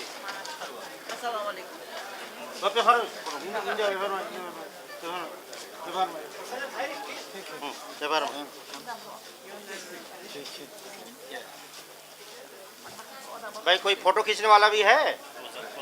हाँ वाह खींचिए खींचिए। जो छोटे कद वाले हैं वो थोड़ा आगे आ जाओ। सब एक देख लीजिए, जो नहीं आ रहा है बताइएगा। आ रहे हैं?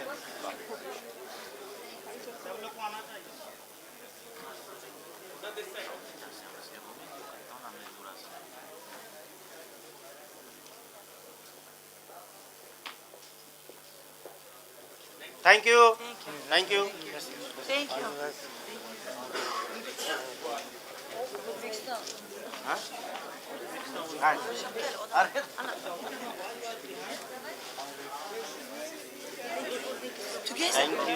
Thank you.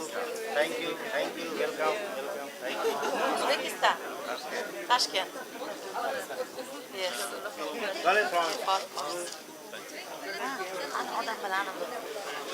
Doctor. हो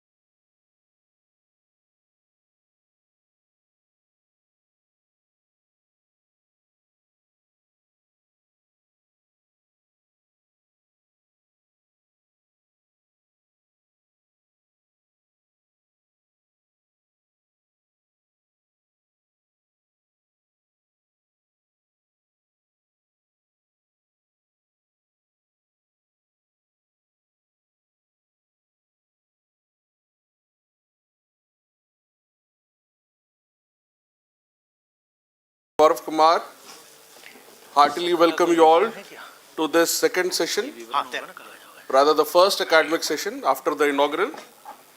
We had a wonderful session, enriching and engaging ideas. And now we have the panelists here. This session, academic session, is titled Cultural Connectivity Between India and Central Asia. That will be chaired by Professor Dr. Sachidanand Joshi ji, Member Secretary, Indira Gandhi Center for Arts, New Delhi. Thank you, sir. I'd like to briefly introduce sir, although he is not requiring any special mention, everybody knows him, but still. So, Professor Sachidanand Joshi, Member Secretary, the Executive and Academic Head of Indira Gandhi National Center of the Arts, New Delhi, is a scholar of history and mass communication, a writer, a poet, and an actor. He was the founder, Vice Chancellor of Kushabhau Thakre University of Journalism and Mass Communication, Raipur. He served as Vice Chancellor for 2 terms. He was also the founder registrar of Makhanlal Chaturvedi National University of Journalism and Communication, Bhopal. He served as Dean in the Makhanlal Chaturvedi National University of Journalism and Communication, Bhopal too. He has written extensively on media, communication, history, culture, education, policy, and other relevant issues. He has been delivering lectures on communication, gender sensitization, research for resurgence, personality development, art and culture in prestigious institutions. He has edited the speeches of Honorable Prime Minister Shri Narendra Modi for Publication Division. He edited many other prestigious publications.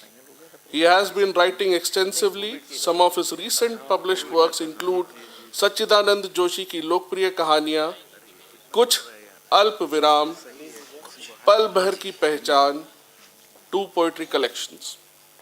His speeches have been compiled in 2 volumes titled Mera Desh, Mera Dharm. Thank you so much, sir, for finding out time for this event. We are really honored and privileged to have you here. I would request Professor Mazhar Asif to felicitate Professor Sachidanand Joshi. If we have Mazhar Asif, sir.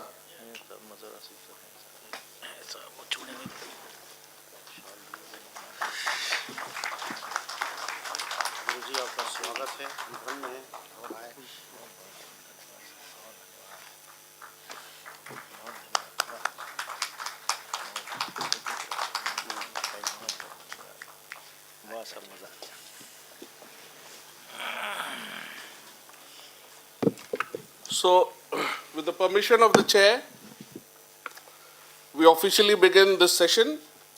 I'll first request the felicitation to be done for all our panelists. We have the first presenter, Dr. Laura Yerekeshwa. Pardon my pronunciation if that was wrong. I request Mr. Amjad to present her with a shawl and a token.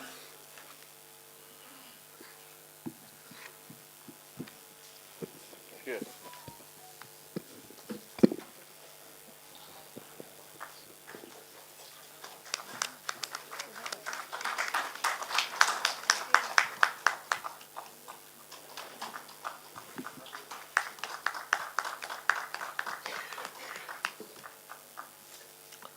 Next, we have Professor Akhlaq Ahmed Ansari, the next presenter in the series. May I request Ms. Arpita Shahi to felicitate Professor Akhlaq.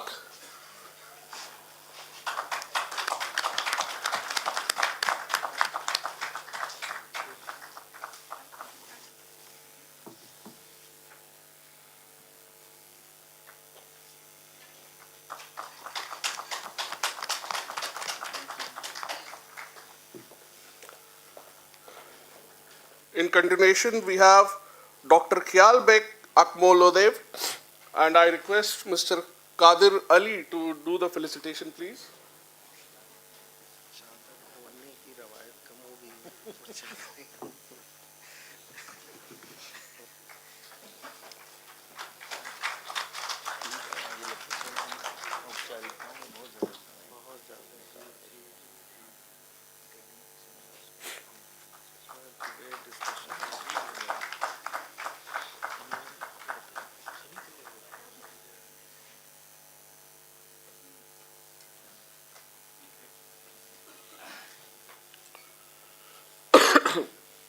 The next presenter is Dr. Prashant Chandra Panda, and I request Fahad Ansari to felicitate him. He's not here still. Okay. So maybe we are waiting for him to still arrive. Next we have Dr. Preeti D. Das. Oh, please join us, sir.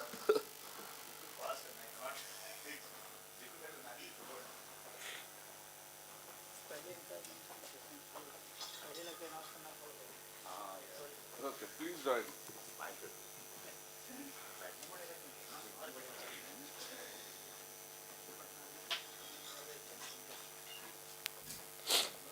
So, Fahad, please, can you felicitate, sir?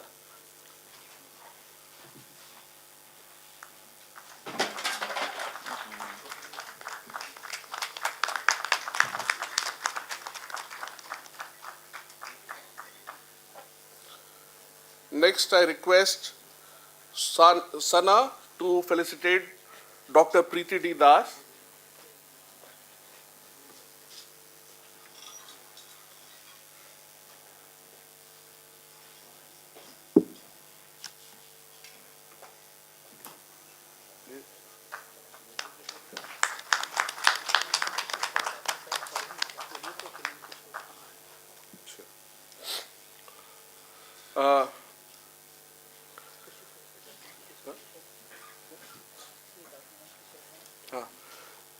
May I ask if Dr. Nand Kishore ji is available? Dr. Nand Kishore ji, please come on the panel, sir.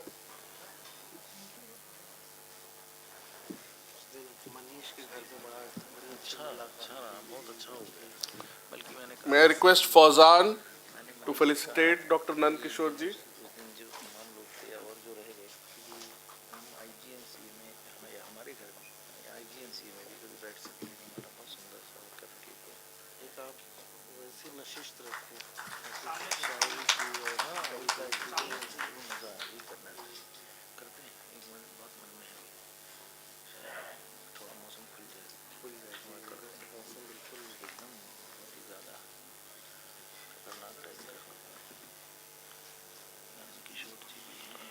And the final panelist today is Dr. Puneet Gaur. May I request Sakshi to do the honors, please?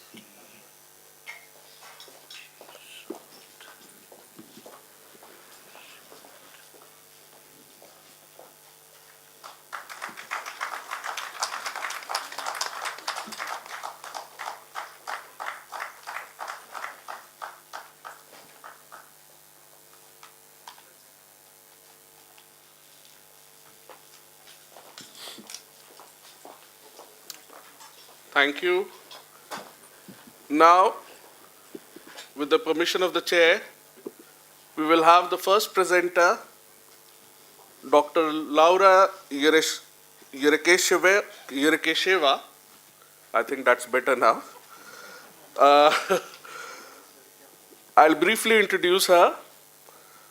Dr. Laura Yerekesheva is professor at Al-Farabi Kazakh National University's Oriental Faculty, Almaty, Kazakhstan.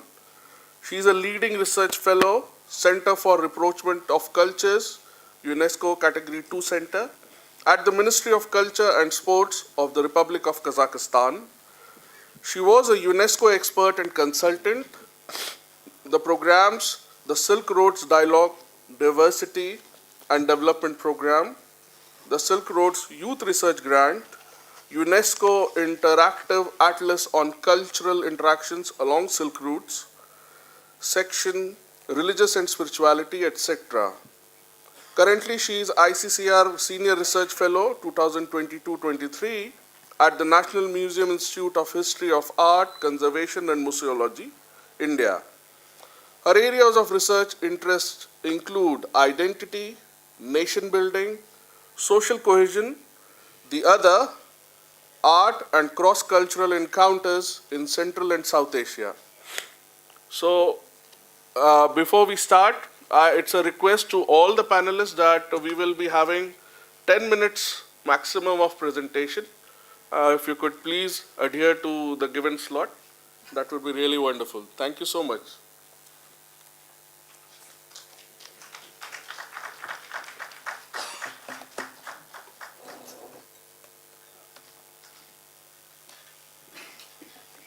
Thank you very much.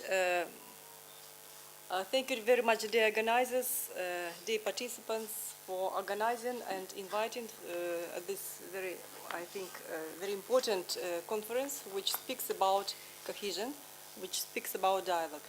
So, as a person who is interested in cultural identity particularly, and it became very important to speak about the cultures. And when you come to the cultures, it's important to speak about how the cultures are represented, and they're always represented by symbols. And the symbols are best way to see not only the modern, but also the historical past. What was the identity of the people of the distant past in Central Asia, in India, for example. So it came that that's how this topic came into my research interest, the zoomorphic style of Eurasian steppe and Tila Tepe artifacts. I found it interesting to see how these cross-cultural dialogues are.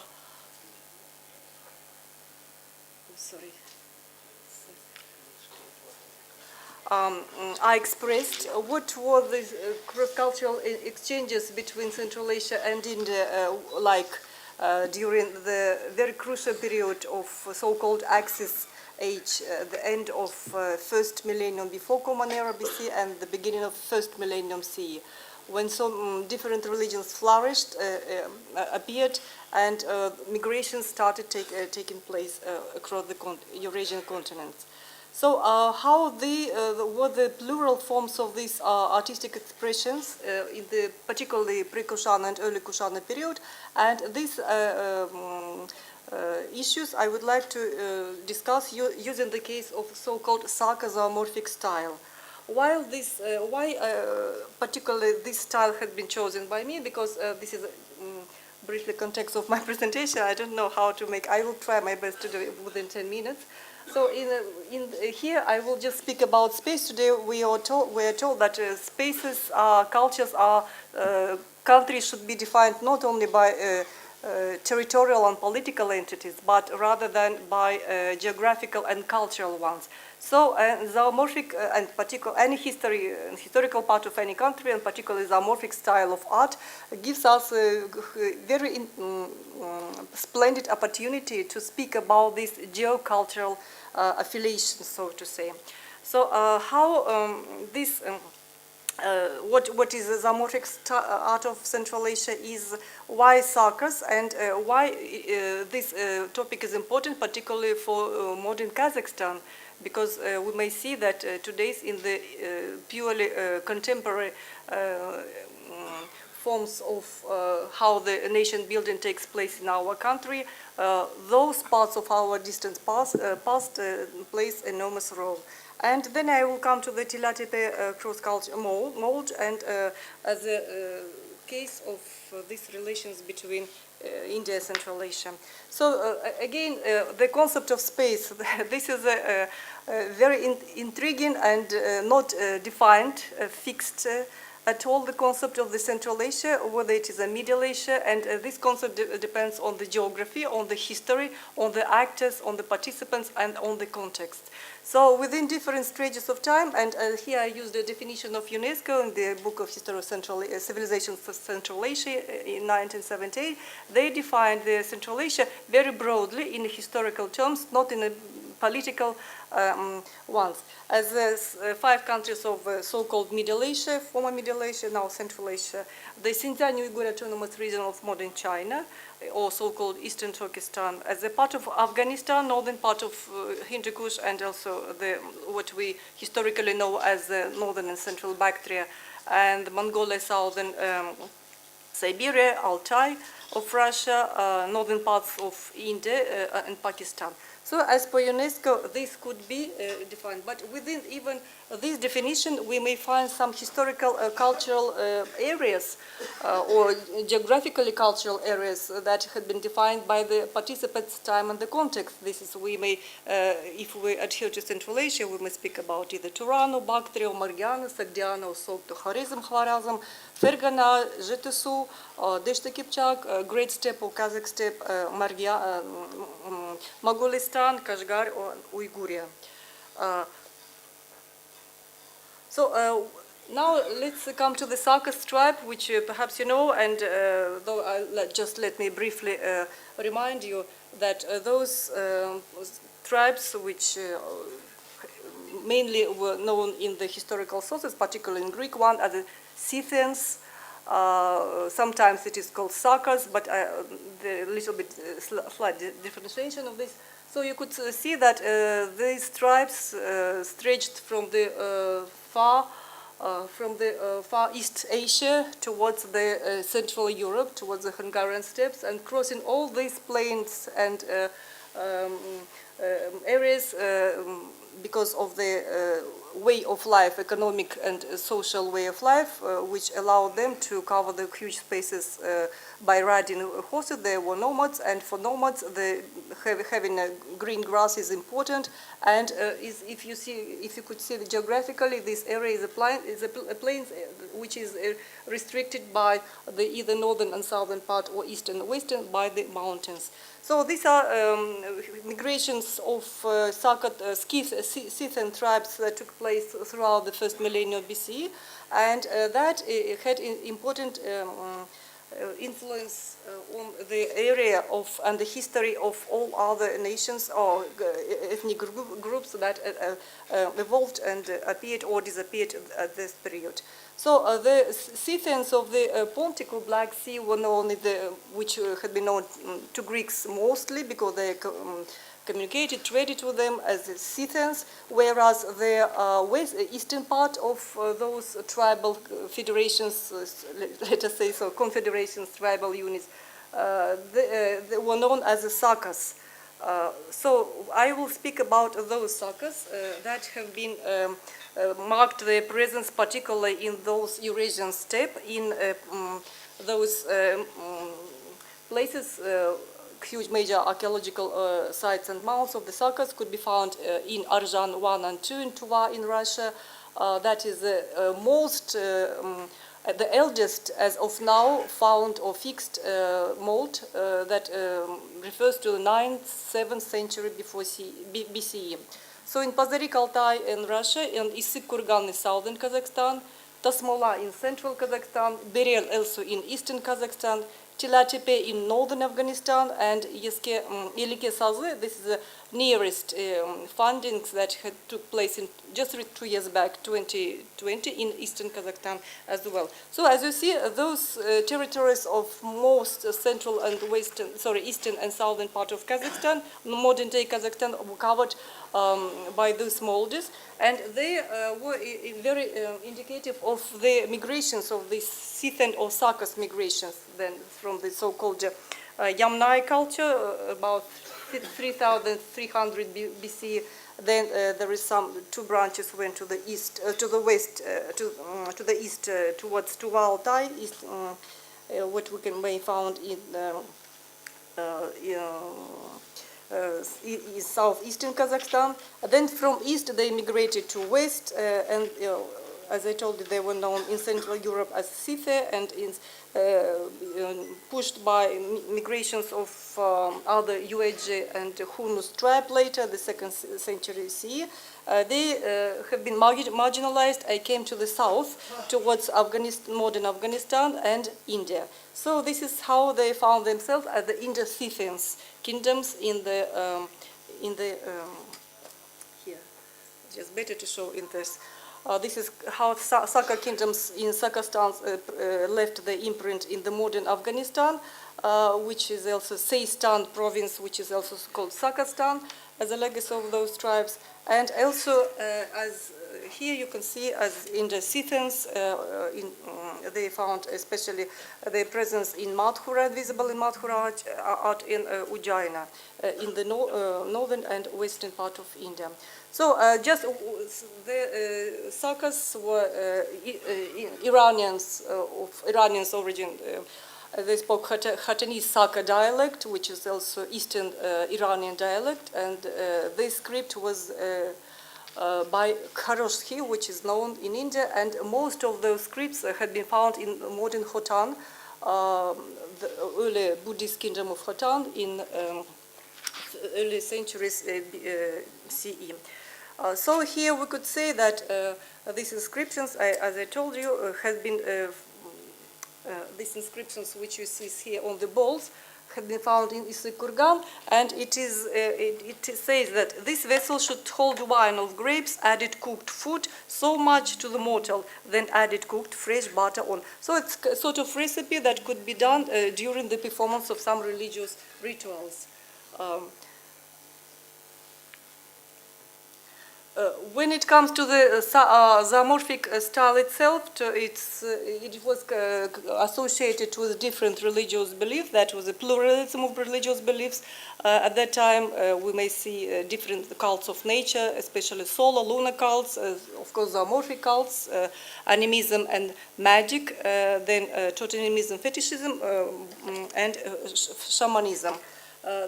Those were religions that were associated with this specific ways of life, and they were represented by the very bright animalism and forms with a relatively small size, with a special curvilinear style, and with a variety of techniques. Here I'll just briefly will go through these elements. Here you see these bronze ceremonial standards which had been found in Alacahoyuk in central northern eastern part of modern Turkey, where you could see these standards represented not only solar cult but also the so-called swastika and swastika, which had been associated with the cults of sun, and also became a very prominent artifact, I mean actually quite rare artifact, which speaks about the migrations and the possibility of cross-cultural exchanges and influences. The same other elements of the solar sun animal deities, because sun played a very important role in the zoomorphic styles, also from Alacahoyuk. This is also the circles as a solar symbolism on sacred animals. This is I'll just briefly go through. And another representation of sun deer stones, which became a very sacred one, especially in the steppe area, particularly found in Mongolia and in eastern part of Kazakhstan, which speaks about this also representation of zoomorphic style when there is depiction of deer which had been associated with the sun. So it is called sun deer. That's why deer stone is a commemoration of those important leaders of the tribes that was in their area. This also could be found on the rock in the form of horses, also in different parts of the Kazakhstan, I'm telling you. And the images of animals in zoomorphic style became important for the several reasons. They were could be found on the streets, waist plates of plaques of the clothes, of the harness, saddles, weapons, and scenes of the torment struggle, which had been a very expressive style by itself. And also it has a protective symbolism, meaning that it protected the person, rider, and his horse, because animals was also a totemic animals. Here you can see the very famous plaques found in northern Crimea, in now today it's Russia, in referring to the 4th century, which Greeks saw, and there was Scythian. And also you may find these elements of horses. This is a saddle. Yes. This is a very important saddle, which applique saddle cover, 3rd century before Common Era, where you can find the elements of shamanism, animism, and totemism through all these magic rituals which had been associated with. I'll just briefly go through. I cannot understand. It's kind of, yeah, this saddle. And this is the sun horse, which was considered as a sacred animal of the circus. Particularly, you may be surprised why the horns had been, the horse has been depicted with horn, but that was an element of the importance of the sun dwelling when some particular animals was regarded as the sun animals. And here also a little bit. Some slow and press twice, and it comes later. Okay, I will just skip, I think, some elements. Here you may find, you may see these very beautiful zoomorphic pectorals and chest plate shaped as a coiled panther. The upper one from the Crimea area and the lower one from the Arjan Tuva in Altai, in Tuva, in modern Russia. This is just a representation. I'm telling you this just to give you a glimpse on the types of the zoomorphic style that had been depicted with the precision and with the very numerous skills of the master. These are made of gold and silver mainly, especially this golden pectoral, which of the some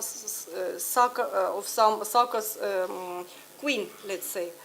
So when it comes to Tilatipia, this is a burial mound which had been found in northern Afghanistan by the Soviet Afghanistan archaeological expedition in 1978, and by itself it became very unique in the sense that it gives us the sense of what type of art and cross-cultural connections took place at that period. That was the pre-Kushan and early Kushan period, when the Sakas moved down towards the south, towards the Indian subcontinent. And when, for example, the influences of ancient Greek, of Central Asian itself, and Indian influence became a manifestation of these cross-cultural relations of that period. This just also representations of this beautifully made, like this Tilatipe crown. Yes, I'm just completed. And this also necklace, which represents, I mean, still has the idea of this old circus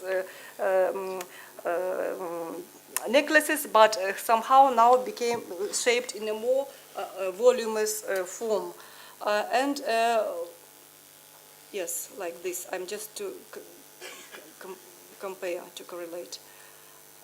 And this representation of the Buddha, with which pushing the will of the law, which is now in Kabul Museum, perhaps a unique one, because it is perhaps one of the first representation of Buddha in anthropomorphic form. Because usually, especially in India, before Buddhism started spreading all through Central Asia towards China and then Japan, up to Korea and Japan, Buddha was represented through just symbolic like forms like petals and lotus or some foods. But this is at this period of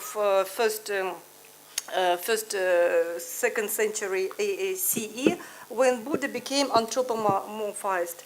And this also was followed later by the Gandhara art, when it gave purely anthropomorphic forms and also the local elements of its, and bodhisattvas as well, as elements of the local already early Kushana art. So the masculinity, the fighters, the warriors, the protectors of the faith, rather than more intuitive and inward-looking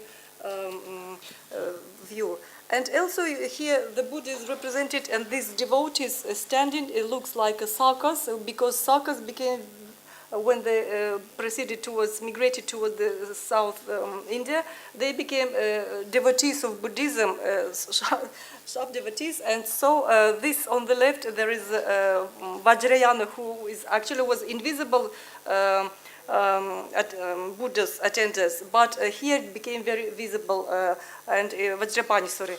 And he is represented here in the form of Heracles, the Greek god's hero, which, here you can see how these cross-cultural penetrations took place. And those Atlantes, which are very much not canonical form like they used to be represented in Greek-Roman art, but they are just in so-called Central Asian art. So this is briefly, I just wanted to tell that those representations which we could have through the meaning, through the symbols of the art, gives us a sort of glimpse into the past, because art is this field which managed to accumulate all information of all cultural systems. Through art, culture survives, and being expanded, they become civilization. And today also we are told that civilizations, if we speak about the unity of the world, we just need to see as all of these different manifestations, as all different cultural manifestations, as a different part of the one being whole. Thank you very much.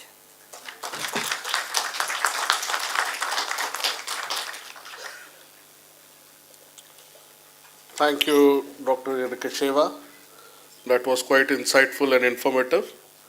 We'll continue the session with the next presenter, Professor Akhlaq A. Ahan, who's an erudite scholar, researcher of Indo-Persian studies and bilingual poet of Persian and Urdu, fairly known in the Indian subcontinent, Central Asia and the Persian world. His areas of interest and specializations covers Persian sources of history and culture in the Indo-Persian and Silk Road region, Sufism, Indian interfaith and knowledge tradition, Amir Khusro, Dara Shikoh, Khayyam, Rumi, etc. So without further ado, I ask sir to continue with the presentation. Thank you, sir. Thanks. With the permission of the chair, Professor Joshi ji. The topic of my paper is India-Uzbekistan cultural relations, history, heritage, and in fact, the region currently known as Central Asia and parts of Afghanistan and northeastern Iran.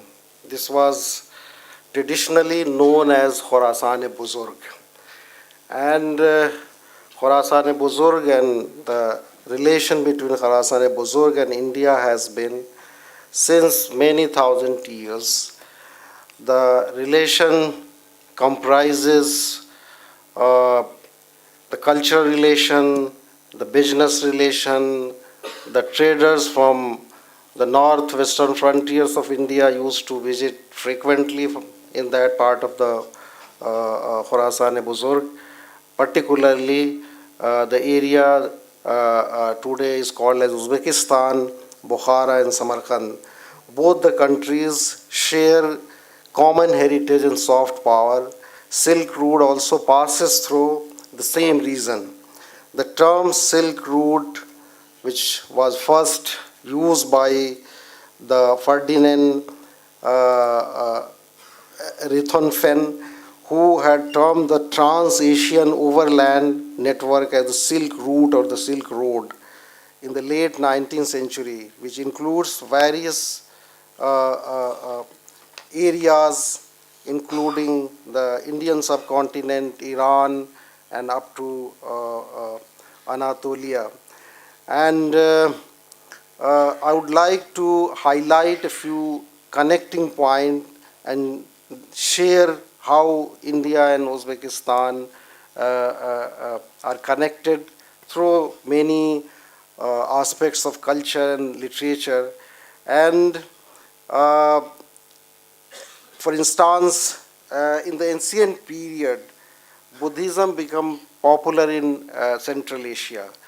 The town today known as Bukhara is derived from Vihara, because it had become the center of Buddhist monks, and they had replaced old traditions of the faith in that region, that, for example, like Mithraism and Zoroastrianism.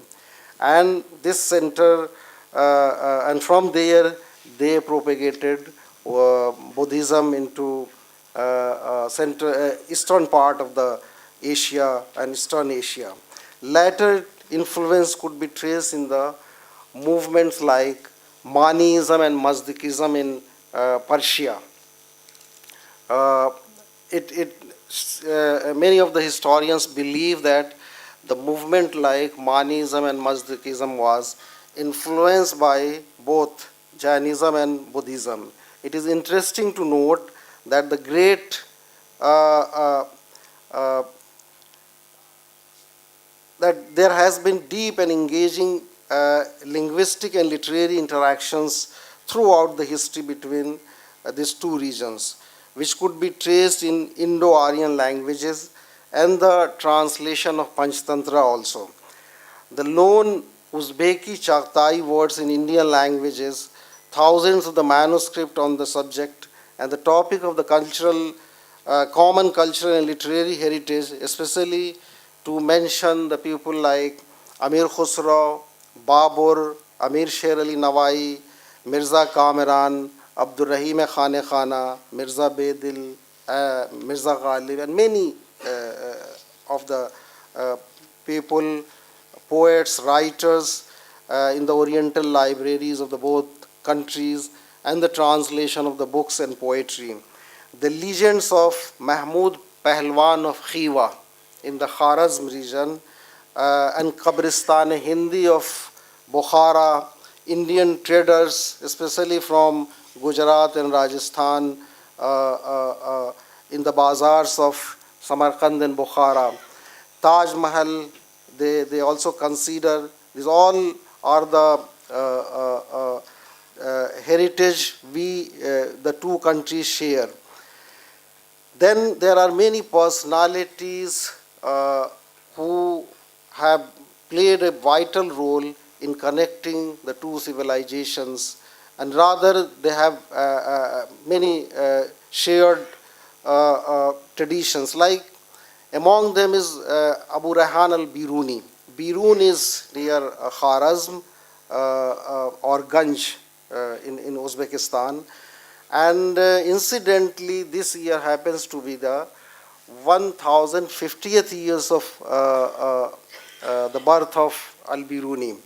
And almost 4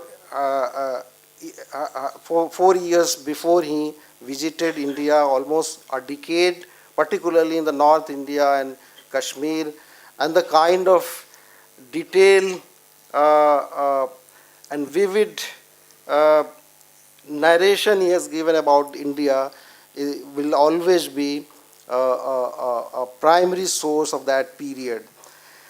Al-Biruni instinctively acquired an analytical mind and was irresistibly enticed to the disciplines of knowledge which suited to his disposition and areas of academic and research interest. It is also interesting to note that before coming to the Indian heartland, he learned Sanskrit in Ghazni. And it also shows that there were how vibrant relation was between the heartland India and the Khorasan-e-Buzurg. So he came here and visited, and his book Tahqiq Himalaya Hind is like an encyclopedia of that period. Ulugh Beg is from the Taimurid family, but his contribution in the field of astronomy, and he had studied Indian astronomy. Later he also influenced Indian scholars in the field of astronomy. Particularly, I personally have seen the library of Jaipur family and the kind of collection he has in his family. I was invited by Diya Singh, and he has also written a book on astronomy called as Jeech Muhammad Shahi. and the Jantar Mantar in Jaipur and in Delhi was certainly having the influence of Ulugh Beg also. Rumi's poetry. Rumi also comes from the same region, Khorasan-e-Buzurg, though he was from Balkh. It is currently in Afghanistan, and Naqshbandiya order of Sufis are coming from Samarkand region, Bukhara. Bukhara is the city of 7 Khajgan, and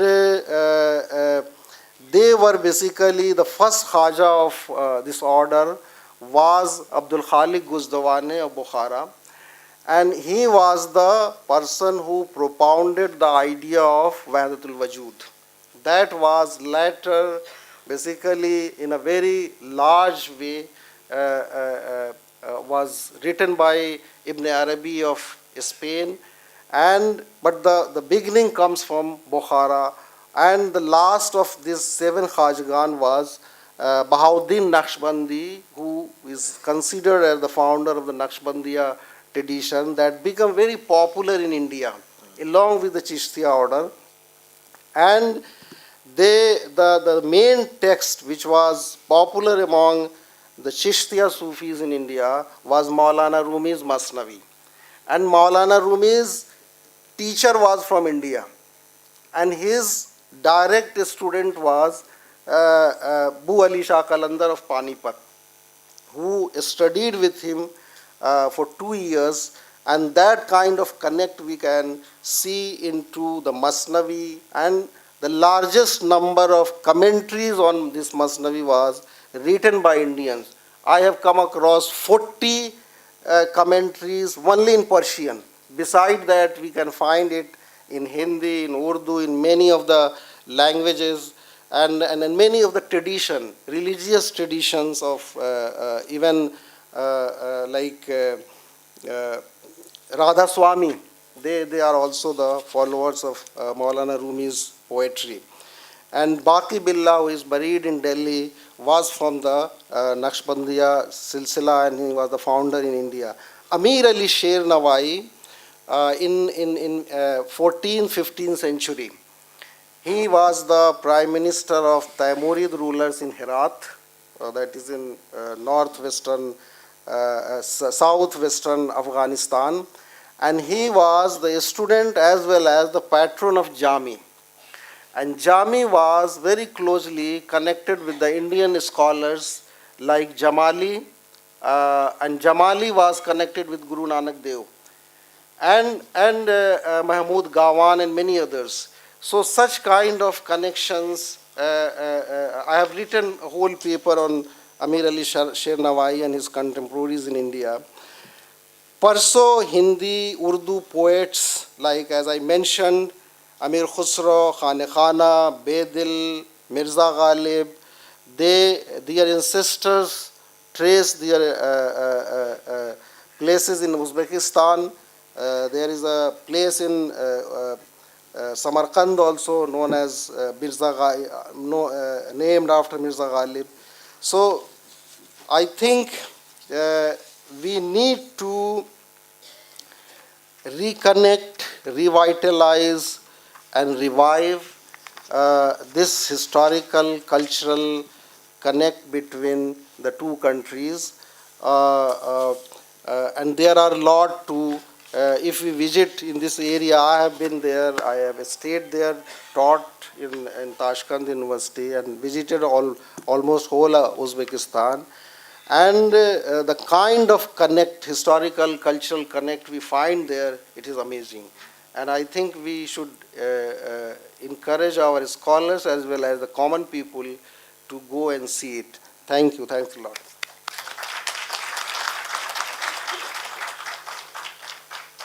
Thank you so much, Professor Akhlaq, for those intriguing linguistic cultural linkages between India and Central Asia. Well, we continue with the next presenter, Dr. Khyalbek Akmolodev, who is a Dean and Professor of Economics and Management Faculty in Alatu International University, which is placed in Bishkek, Kyrgyzstan. His special areas of research are Central Asian economies, international cooperation, and aid dependency, remittances, and poverty reduction. Dr. Kyalbek is also alumni of ITEC, Indian Technical and Economic Cooperation Program. In 2015, he visited RIS Research and Information System for Developing Countries in New Delhi within the ITEC program. Dr. Kyalbek. Thank you. Let me try to open my presentation.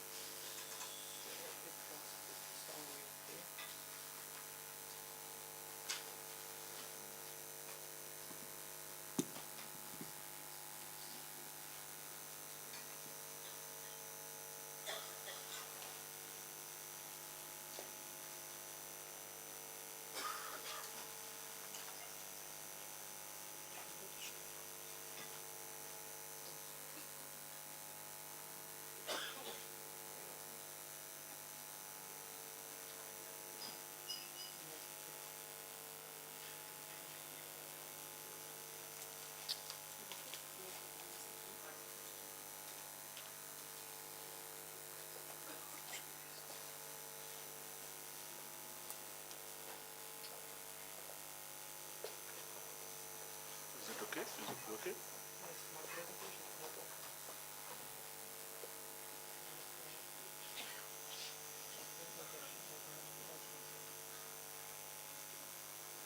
Copied it.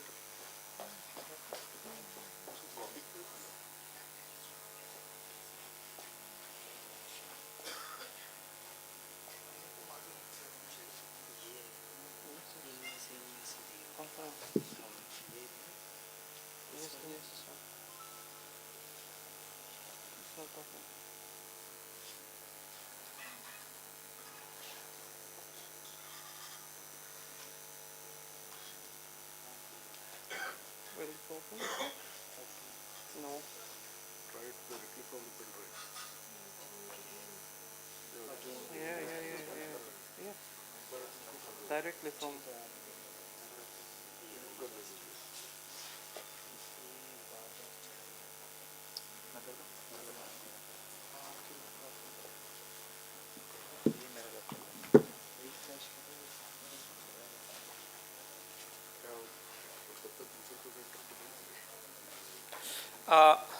Sorry, we are having some technical problems. Anyway, let me start.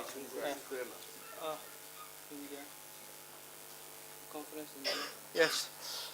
Ladies and gentlemen, I will be talking about Kyrgyzstan and India economic relations mostly, and the theoretical background of these relations will be India's extended neighborhood concept. Maybe you have heard about that. So I will be analyzing Indian and Central Asian economic relation within the framework of extended neighborhood theory. Yes.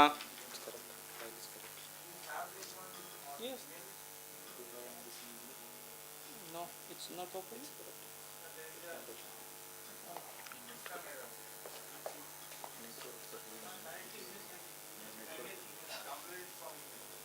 Can you put here in my computer? Can you connect it to my computer?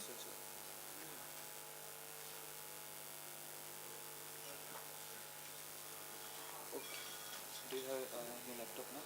Setting file? Do you have that file in your laptop? Yes, it's in my. Can we have the meanwhile the next speaker? So you can sort this out. I'll do it.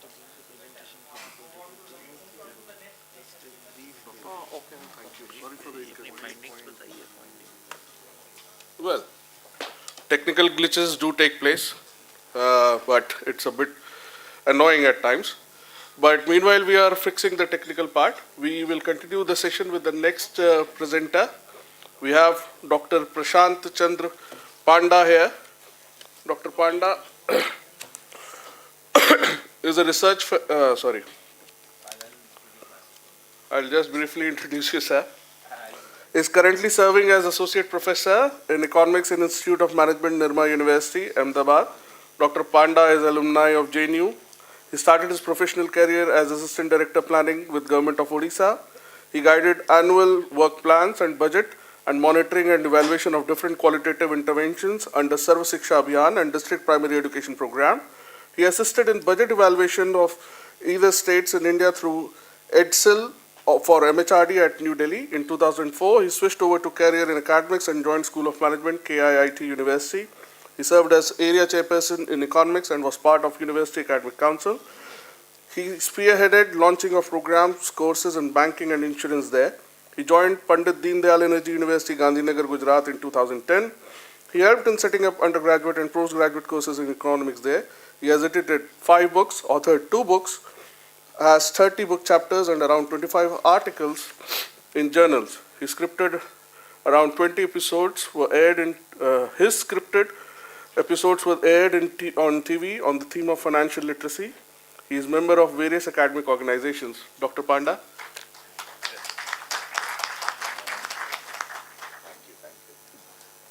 I'm not what he said. They are the part of the journey, and we are forced to write something about us, and which we want to disguise ourselves because knowledge itni hai nahi hum log, that's why we put designations and other things. Please forgive me for the way I have been introduced. आम आदमी है, सोच आम आदमी की तरह है. यहाँ आए थे भी आम आदमी बन के. It was very odd for me to sit there. I'm not that big. JNU is close to me because I spent around 5 years in JNU. I was there in Satluj, spent a lot of time in Ganga, and unsuccessful in UPSC. Had a girlfriend, JRF, all those things. So I had a small work in Delhi, and the moment the Mahesh, my friend, who was junior to me, then I said, give me 1 day in JNU so that I can get a duty leave. Fine. So it all started from that. So, and let me get into what I have thought of. In fact, the things which I was supposed to speak, I have almost forgotten it, was looking at India and Central Asia in terms of the historical ties. Fine.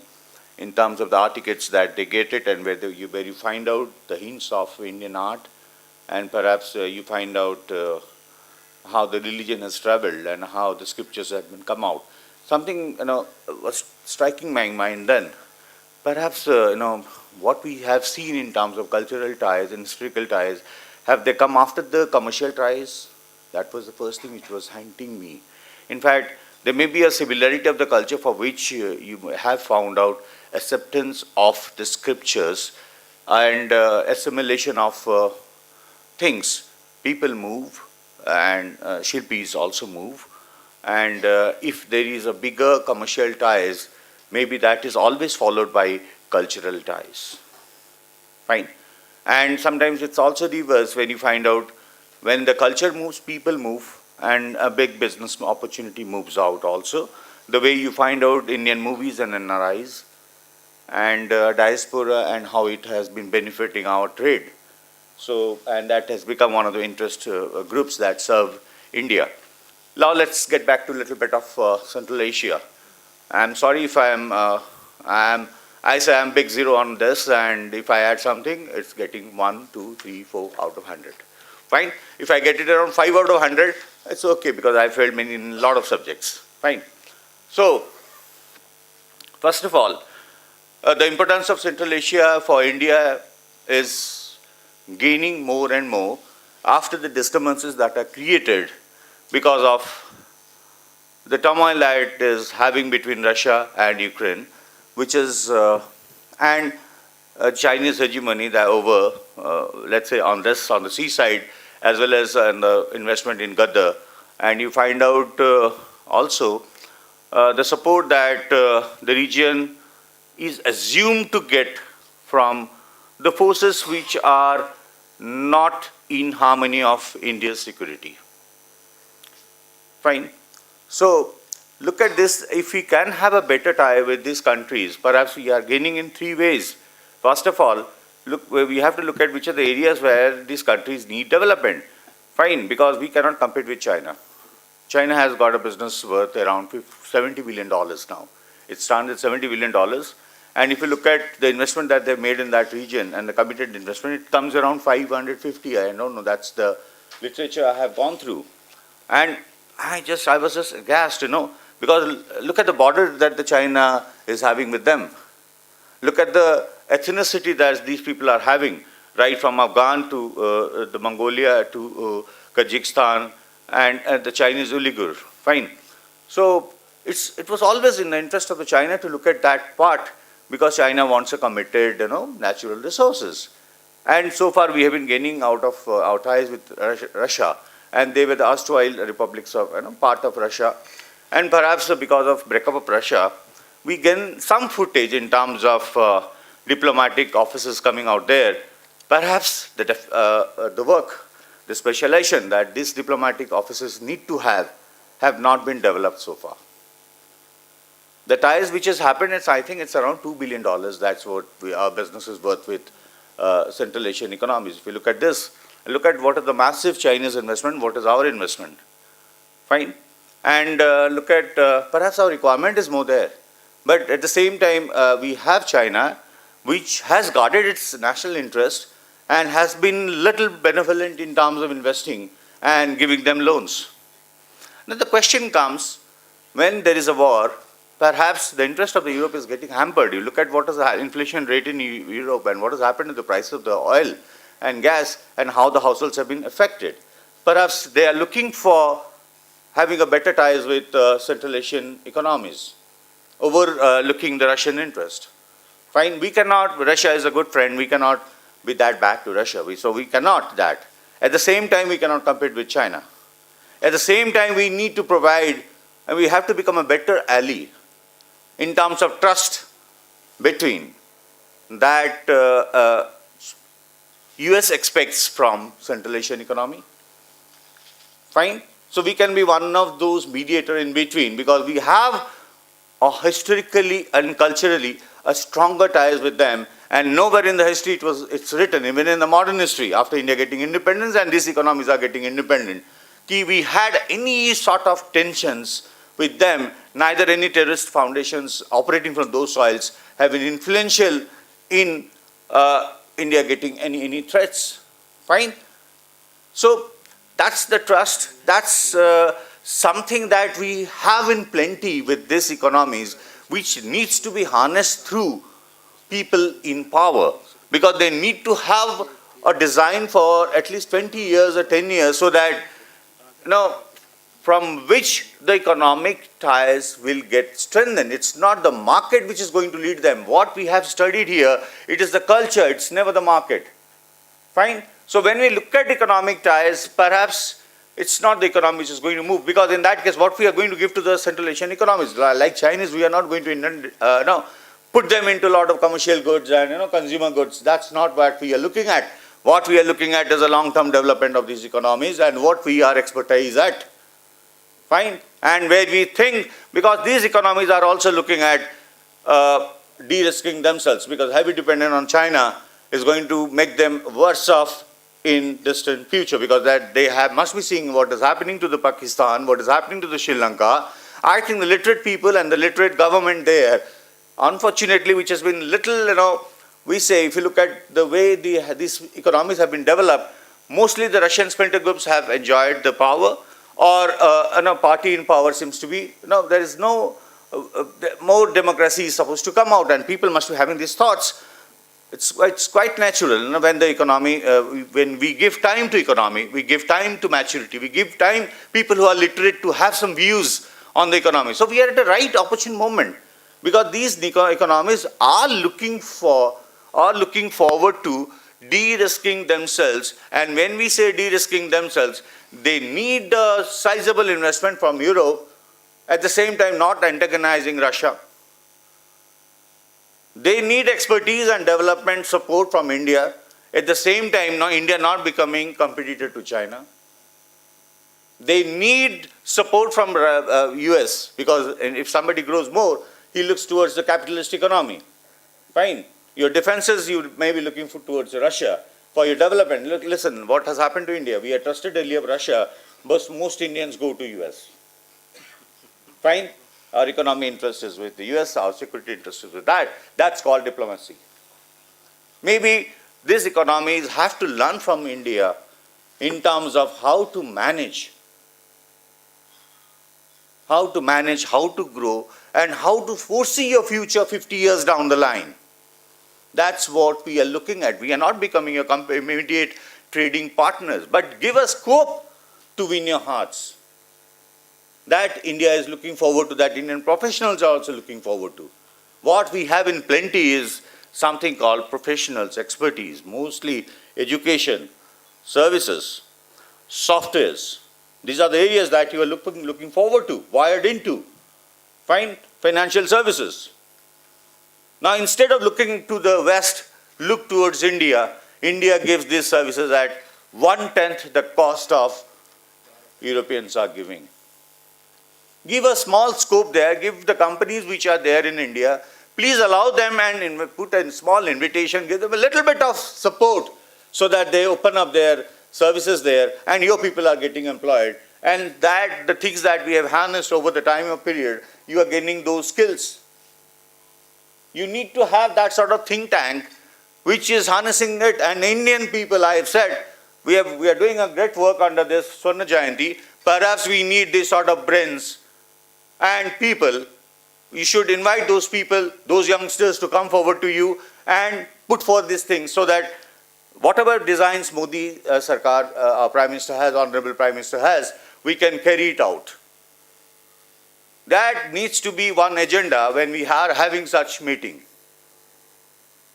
Fine? And that's the message that we are sending, that we are there with Central Asian economies, and that's what we need to get it from them. They are looking forward for Indian interventions to make this economy more modern and more suitable to the citizens, because these are all, when we saw Islamic, they are in fact diversity there. Lot of diversity, economic differences. So that has to be a government, or there has to be a model, in fact a model, which makes you more integrated, more peaceful, and more seasoned, more planned for the development of your people and for the development of us. History has united us. Now the question comes, our actions, our plans are going to make us more united in making the world more beautiful, because that's what we say when we talk about Central Asia. We say once you have dominion there, once you have a presence there, it's a conduit, it's a place where you are making Europe and the world. That's one of the best places, and where you can have a presence that makes the world more integrated and more peaceful. Now the moment you give them the benefit of development, the peace is assured. People take care so that these elements don't gain votes. So that's it. That's what I was hinting at. India part in Central Asian development, benefit of investment, areas of investment. Be sure that our interventions are not conflicting in the interest of China, Russia, and we become a better mediator between US interest and others, and little assurance and the scope for us to be part of development of your oil, gas. We want value addition there. Thank you. I am sorry if I've gained over the time. I'm really sorry if I've not. That's for me. Thank you.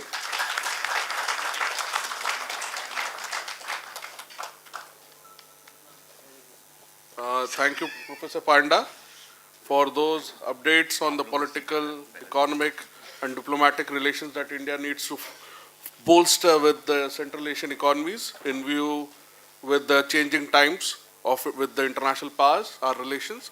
So now I believe the technical glitch has been solved, and we can have the next presenter, Dr. Khyalbek Kalmadev. Now, thank you, sir. Thank you.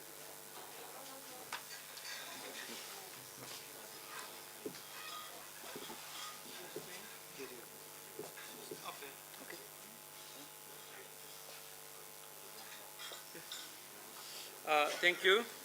Again, I will focus on the India's extended neighborhood policy and how it is applied in Central Asian countries, how it's involving its relations with Central Asian countries within this extended neighborhood policy. And to see the results of this policy, I will give some statistical trade relations, because to understand what's the main result of this policy, we have to see some numbers. So whether it's going positively or negatively. Let me briefly explain what is this so-called extended neighborhood policy. This policy actively started to implement from 2000 year with the Prime Minister Singh's time after 2000, and it's actively started to implement from 2005 to all these extended neighborhood countries of India, including Central Asia. And in generally, Central Asian countries are also included to extended neighborhood concept. So here we have our presidents and Central Asian presidents as well. So the question is when extended neighborhood policy started to apply or involve. Actually, this is goes far from 2000s, because the main idea of extended policy come from the main philosophical idea of India after the independence, which says Vasundhave Kutumbakam. Vasundhave Kutumbakam, which means world is big family. So this is how this is the actually continues of this philosophy in the extended neighborhood policy, whether the stability and prosperity in neighboring countries is the best interest for India. That's why India is interested to have stable and prosperous neighbors and extended neighbors, including Central Asia as well. Within this policy, India is applying so-called proactive economic, cultural, and trade policies.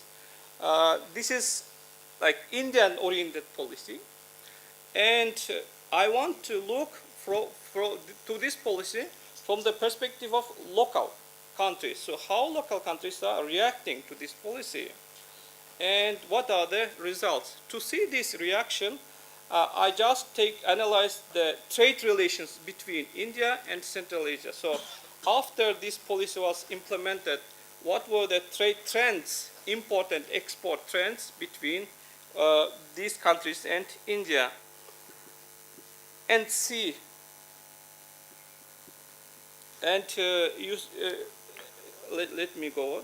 So in this graph, you can see the Kyrgyzstan's import from India, which means India's export to Kyrgyzstan, to my country. You see, it's from 2005. The main point is 2005, when the extended neighborhood policy started to apply. You see the trend is going up, which means India is started to export to Kyrgyzstan more goods and services within this policy. Because after this policy, many official delegates visit each other, presidents, prime minister levels, and all this activity started. And then India's export to Kyrgyzstan started to going up. In 2015, we see some down, but in general, trend is always upward going. And total export of India and import of Kyrgyzstan from India is $45 million in 2020. This is Indian perspective, you see. So we can say that here, extended neighborhood policy is working for Central Asia, actually. What about Kyrgyzstan? How Kyrgyzstan exporting goods and services to India? You see, it's not stable, like it's ups and downs. So Kyrgyzstan is exporting goods and services to India, but it's not stable. Sometimes it goes up, sometimes it goes down. So the reaction of Kyrgyzstan to this policy is somehow ambiguous. So it's quite like problematic for us. And the last statistics shows that it is like just $5 million export from Kyrgyzstan to India. So why, I will come to that part as well, why it's not stable. If you look to the, what about Uzbekistan? What is Uzbekistan exporting to India and how it looks like? You see, it's also like not stable. Sometimes it goes up, sometimes it goes down. So again another Central Asian country who is reacting to neighborhood policy is quite, in economic way, quite is different. That's why it is so, I will come to this policy. Let's look Kazakhstan. Kazakhstan's import from India is almost like $400 million. It's also India's export to Kazakhstan. It's still like after 2005. If you see when the extended policy was started, it's still going up, like upwards. So India is also doing well for Kazakhstan, but Kazakhstan's export to India in 2020, it's also not stable, but first stable goes up and down and goes up. But the Kazakhstan is the only this country who has positive trade relations with India. So Kazakhstan's export to India is more than it imports goods and services, because Kazakhstan mostly exports to India fuel, energy resources, minerals, pharmaceutical, and so on. That's why it has the positive trade balance within India. So it means if Kazakhstan is exporting to India, then there should be no obstacles for other Central Asian countries to export goods and services, right? Anyway, let's come to Kyrgyz and the Indian relations. In this case, why Kyrgyzstan's trade potential is low with India? Because why we are like going ups and what are the obstacles to solve this problem? Number one, transportation and logistics problem. So it's very hard to export goods and services from Kyrgyzstan to India. It has high costs also to import. That's another problem. Tariff and trade barriers. Within the Eurasian Economic Union, the countries outside of this membership pays high tariffs than inside the members. That's why this is another barrier. For Kyrgyzstan, it's just 7 million population, which is small market for India, and to invest, to sell goods and services. That might be another reason.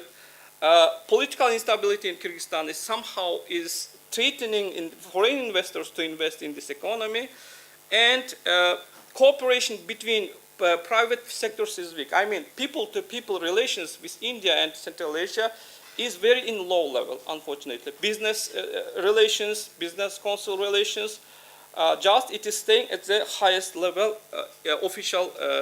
So the next question is how to solve this problem. So what shall we do? The solution to this problem. First one, I would to solve logistic problems. The one solution might be INSTC Chabahar North-South corridor, which is given here. You see, it goes from Mumbai to Iran, Chabahar, and goes to Central Asia, Russia, and so on. So if this project is realized, I guess this will be one of the best trade facilities road to enhance trade between Central Asia and India. One of the strategic channels to not only Central Asia but full Eurasian market, including Chabahar, including European markets. Next one, tariffs and barriers. There is another I have discussed. This is yes, I am finishing. So, India and Eurasian Economic Union now working on free trade zone, which means India should not focus just on Kyrgyzstan or just Central Asia, but India should focus when it's investing in business to whole Eurasian economies, including Russia, because this is the big market that can solve this problem. And if this free zone between India and Eurasian economic will be done, the trade turnover between these countries in 2025 is expected to be $25 billion, which is a good number. What are the main areas that India and Central Asia, including Kyrgyzstan, can invest? These are agriculture, seed development, agro-processing, irrigation, textile, and mineral and mining, tourism, including medical tourism, because it's very high developed, and of course pharmaceutical. Pharmaceutical products in our country is quite expensive. After the war in Ukraine, it starts to be 2 times more expensive. So this is good opportunity, business opportunity for India to close this niche in the field of pharmaceutical. It can also invest in Central Asian countries to export its goods and services, not only for Central Asia, but for whole Eurasian economies. What is doing well? Education is doing well with India. What is it? For example, 61% of total foreign students in Kyrgyzstan is Indian students who is studying medical, usually, mostly medical studies, and 31 is Pakistani and other students. So in the field of In the field of education, we should also somehow enhance our relations, not only Indian students to Kyrgyzstan, but Kyrgyz students to India as well, in terms of research, collaboration, and education, and so on. So in conclusion, what I want to leave with you, the main idea, as my previous colleague discussed about, yes, India cannot compete with China, but India can cooperate with China, at least. Secondly, in Central Asia, India should not forget about Russia. So just focusing, so Central Asia might be less, but within the Russia, if India works with the BRICS, Shanghai Cooperation Organization, and the Eurasian Economic Union, from this framework, it is better for India rather than just focusing with Central Asian economies. In terms of economic relations, I mean, yes, cultural, educational is well, but in terms of economic relations, India should consider Russia. Thank you very much.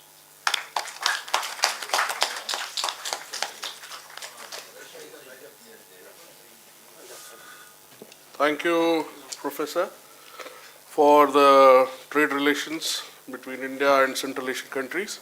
There was one inadvertent error probably in the map which was displayed.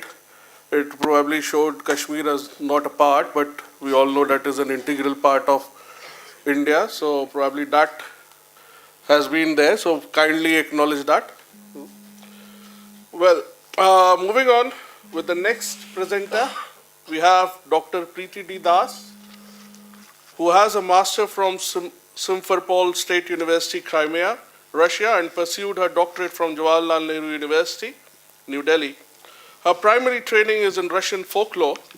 She has many articles to her credit and authored one book as well as editor of 2 books. Her expertise includes Russian language, literature, culture, and religious studies. She has been awarded EU Erasmus project under 2020 on strengthening and promoting EU's partner in many other projects with international participation. Presently, she is working in the Center of Russian and Central Asian Studies, School of International Studies, JNU. Ma'am, kindly enlighten us with your.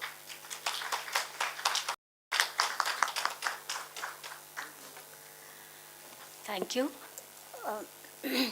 Now, if I talk about and give my presentations given 10 minutes time, talking about a relationship which is more than 2 million year old, and that too after the presentations, the extremely good presentations that were there before me. So probably part of it covered by one scholar, part of it was covered by other scholars. I think I thank the organizers for giving me this opportunity, and I would like to say that this is, in fact, I'm not going to read the whole paper, which is of more than 25 pages. Of course, reading would not have been a problem, but then I'll simply take possibly some of the repetitions would be, which the previous presenters have already talked about. So I will be simply touching upon those and talking about drawing the main line of argument that which actually leads to my conclusion. So the main argument and the title of the paper is Integration and Cultural Linkages, India and Central Asia. Actually we need is to look back the cultural relation. We can actually, I will probably name some of the aspects now in the first part of presentation. It is just merely to show you that what exactly we should pick up. We cannot touch upon all the cultural linkages because it was so deep rooted, and it actually percolated down to every aspect of the human society. So it is only mentioning some of them, and then how I'm coming to my conclusion. So it included not only the architectural, monumental, paintings, literature, rituals that were part of some Vedic, especially the burial process and all. That is where we have the commonness, believe in God, the fire thing, that is what we strongly believe in, that is common and all. In fact, going back to the magical about which Dr. Laura already talked about in her presentation about that sacred horse that we are talking about. So here we have that Nizami, and I am taking that quote, that Nizami, how he talked about that horse, the sacred horse, is in the legend. In the legend, I'll just in the legend that Ibn Hordad Beg, this thing. So how it is interpreted? The same thing is interpreted differently when we look at the culturally. And what is it? It is talking about the moment that Iskander climbs on it, somebody climbs on this horse, the sacred horse, suddenly there is a storm, suddenly the mountain stops, all the negativity stops, and then positivity emerges. Similar motif we can find in many of the Indian fairy tales of different regions. So similarity here I'm talking about that Central Asia and Indian region or Indian culture had was in the thought process, which actually is the contribution, and that is why we count that the literature that was produced during this period has immensely contributed to the world culture, global culture. So this is something where we are, and here now, I'm not again going in detail. I'll just talk about the trajectory that if we see. So we have already seen that beginning from the 3000 BCE till this thing. So if you look at the trajectory, and we see that it has further grown, and grown in the sense of the contribution of poets. Again, I do not want beginning from Jakati, where the trade caravans it talks about, then the paintings of Red Hall, which is there in the Varakshaha, Uzbekistan, then the paintings of Ajanta, painting of Buddhist art, then we have Indian cultural influence, Mathura art, Gandhara art, which you have already mentioned about. So, and apart from that, there were military techniques that were shed. So what is it that we are talking about, and how do we, when we look at this trajectory, what do we get? That it has further deepened in terms of that collaboration in the poems, in the literature, which actually immensely contributes in the building up of a personality.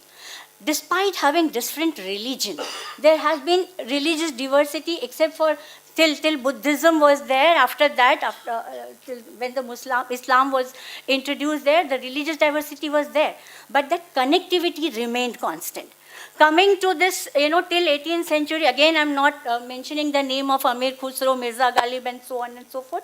But then what we are talking about, that under Soviet period, we did not have, there is a disconnect between the Central Asian region and the India region. There was no disconnect. The disconnect was in terms of political, in terms of direct economic ties. The disconnect was never there in terms of culture. in terms of culture. We visited, I mean, being in the, like, I studied in the Soviet Union, so I visited Central Asian countries multiple times. I mean, we had friends and all. And every time we entered that Chaikhani and all, we had the common culture, the cultural similarities which actually existed even under the Soviet period. So it is not the cultural disconnect that we had.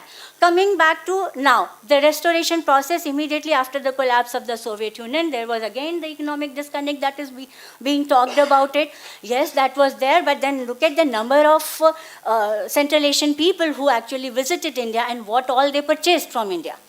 So if we compare now, talking about the trend and comparative what we had earlier, where we had the trajectory which actually grew constantly, directly or indirectly, and what we had now, what? I mean, in modern times.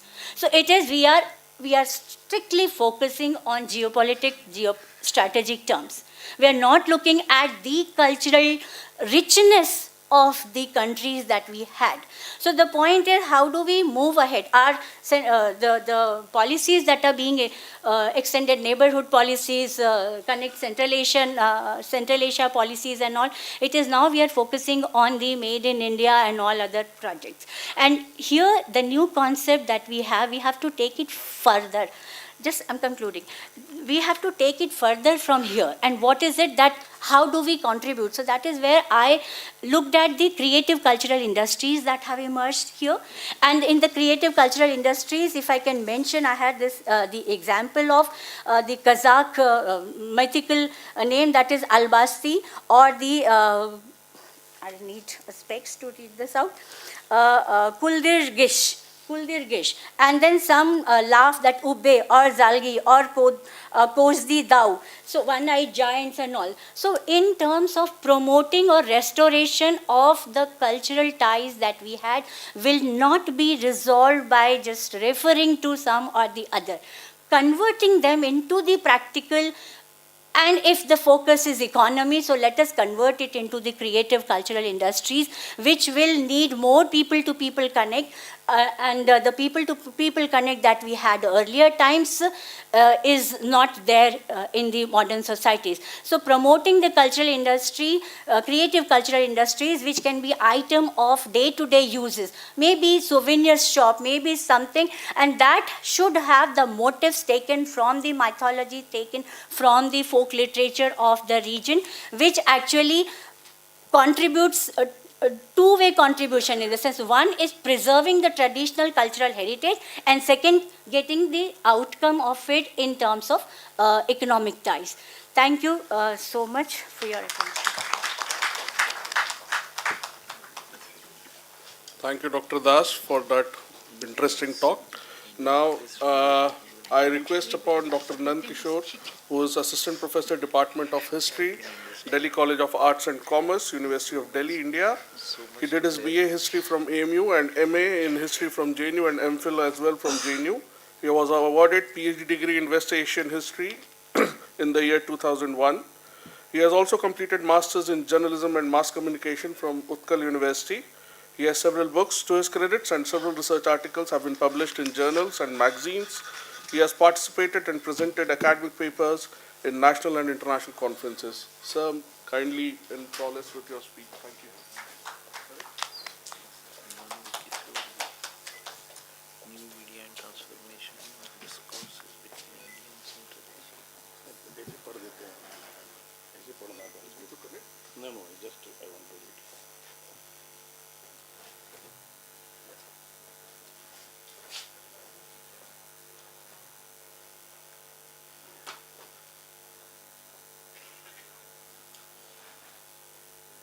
Respected our dignitaries and my friends, respected dignitaries and our friends, I am old Jainite, so I am going to share with my feeling. When we are a student of JNU, especially CHS, especially maybe some people from the CHS, Srinath Nagar was very strict on it, and they are very particular of it. So I am saying, because JNU is always known for the cultural and intellectual discussion and schools. People have the various notion about the outside, JNU like this. But if you are a student of JNU, you have the better understanding about the if the right and left people sit together and discuss to each other and they respect to their views. So in this context, that means discussion is always a very important part of our life. So in this context, various our previous speakers have discussed about so many things about the Central Asia and India. I work with the KPMG and the Deloitte, so our main focus on the technological support, especially in the Central Asia. See, any country, especially 2047, more than 74 year we just celebrated, still India is making in the process. Still we are fighting for the survival. We are making very strong, various development we have done it. So we cannot expect that suddenly Central Asia became a very great power and superpower. Definitely Central Asian people have a lot of expectation from the India, and India has the limited resources. Just when the Central Asia got the independence, among the Muslim countries, especially Saudi Arabia and Iran, they got the Muslim country got the independence, so they have the very different dysphoria, and especially Turkey and Central Asia, Turkey and Iran and Saudi Arabia start fighting to each other to play a very dominant role. We have already studied on it. So what happened? In the initial stage, Turkey people have the, especially Central Asia people have the very religious and ethnically identity more than the Indian context. They got the opportunity to connect with their own people, but suddenly they lost their interest in Turkey or Iran. Why? Because these two countries still not a very developed in the different parts. They cannot provide the various financial and technological support.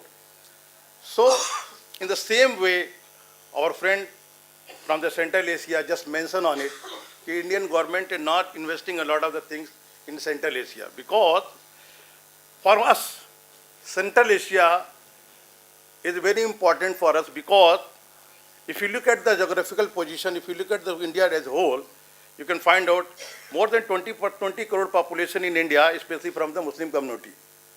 And our neighbor, especially Pakistan, always project themselves that we are the champion of Islam. And from throughout the history, we can see we have the fought 3 wars on the particular issues, and still Pakistan creating a kind of projecting themselves as the champion of Islam, and especially Turkey is also helping this country. So why India is very much interested in the Central Asia? Because being a majority Muslim country, India give to the present themselves as a best model in the particular country. See, these Muslim country want a friendly relation with Indian country. Why? Because India always respect to each other.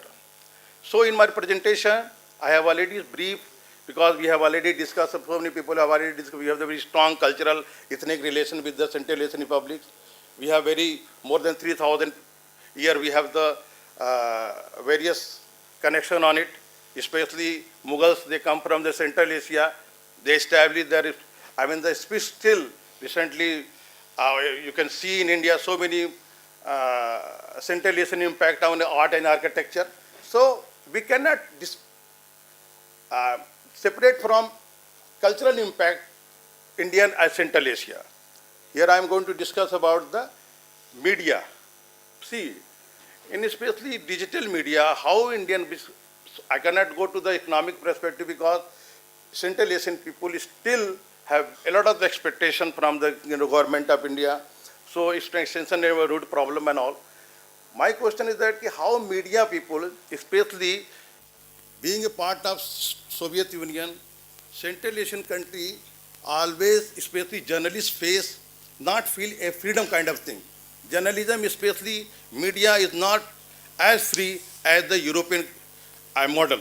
So journalists always feel as a kind of threat in the Central Asian country. Because of that, still Russian impact, Soviet impact is still prevalent. So in my paper, just I want to highlight how internet, digital transformation can help to the Central Asian people, how young generation can avail the technological benefit from the India, how India can help these people, how skill development initiative as Government of India have already started in various universities, how this initiative can help to the Central Asian country, so the Central Asian people can get the help from the technological kind of thing, so they can develop at the very, they can develop their country, they can develop in a very international platform. So these are the very small things which I am going to elaborate in my paper. I will publish it. So just I am concluding my point. Technology and media always play a very significant role for any development. Resources can distinguish and can vanish, but technological and technology always provide economic prosperity in any particular country. So these are my last words. Just I am concluding my point. All the papers I will submit to the when the publish. So this is my presentation. Just I am concluding on it. Thank you so much, sir.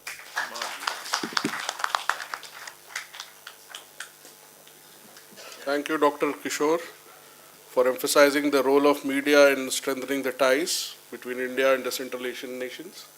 Now we have Dr. Puneet Gaur, who is a research fellow at the Indian Council of World Affairs. He has received his PhD from the Center of Inner Asian Studies, School of International Studies, JNU.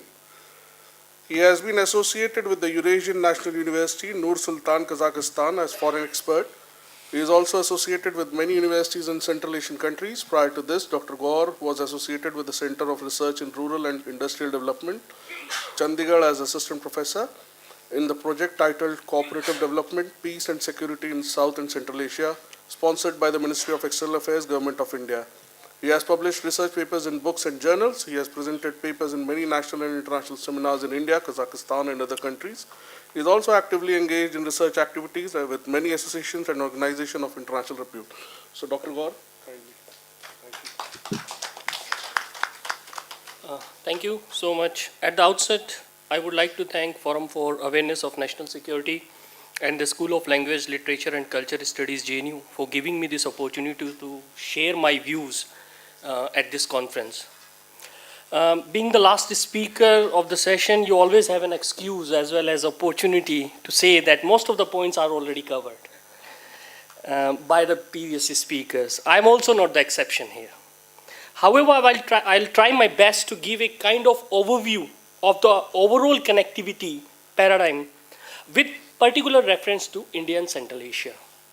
The first and foremost, which is the chair of the session, is that culture and historical connectivity, or connection maybe, which is already have been said that India and Central Asia have a shared geoculture affinity and a long tradition of historical contacts that dates back to antiquity.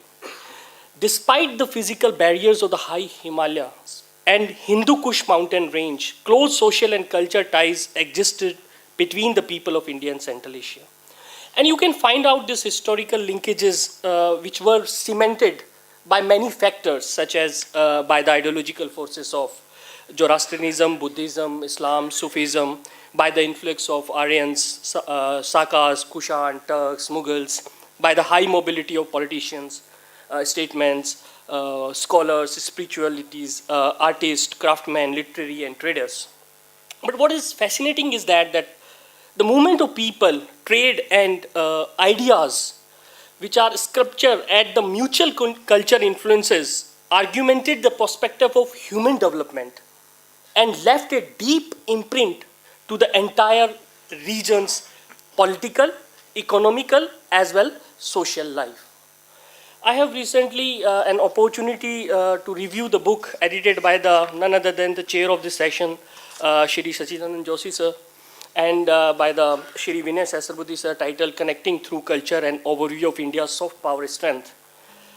And I found out it very important to talk about in that particular session is that this anthology eloquently presents the various ingredients of Indian culture as the chief instrument of the soft power, such as epics, tradition, health and medicine, music, dance, theatre, cinema, textile, cuisines, and pearl of age-old wisdom. This is also established fact that culture shapes soft power.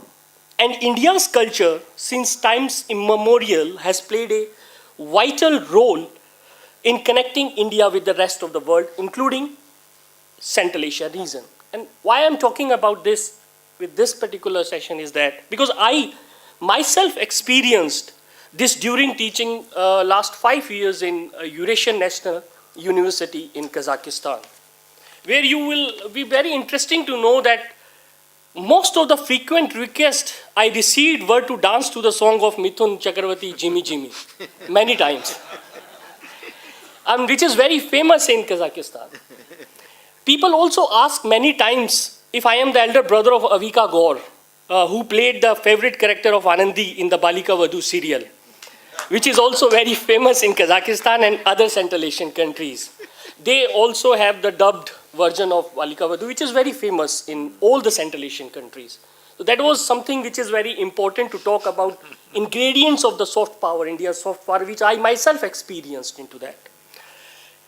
Next, coming to the political and diplomatic connectivity, which has already been taken care by the previous speakers.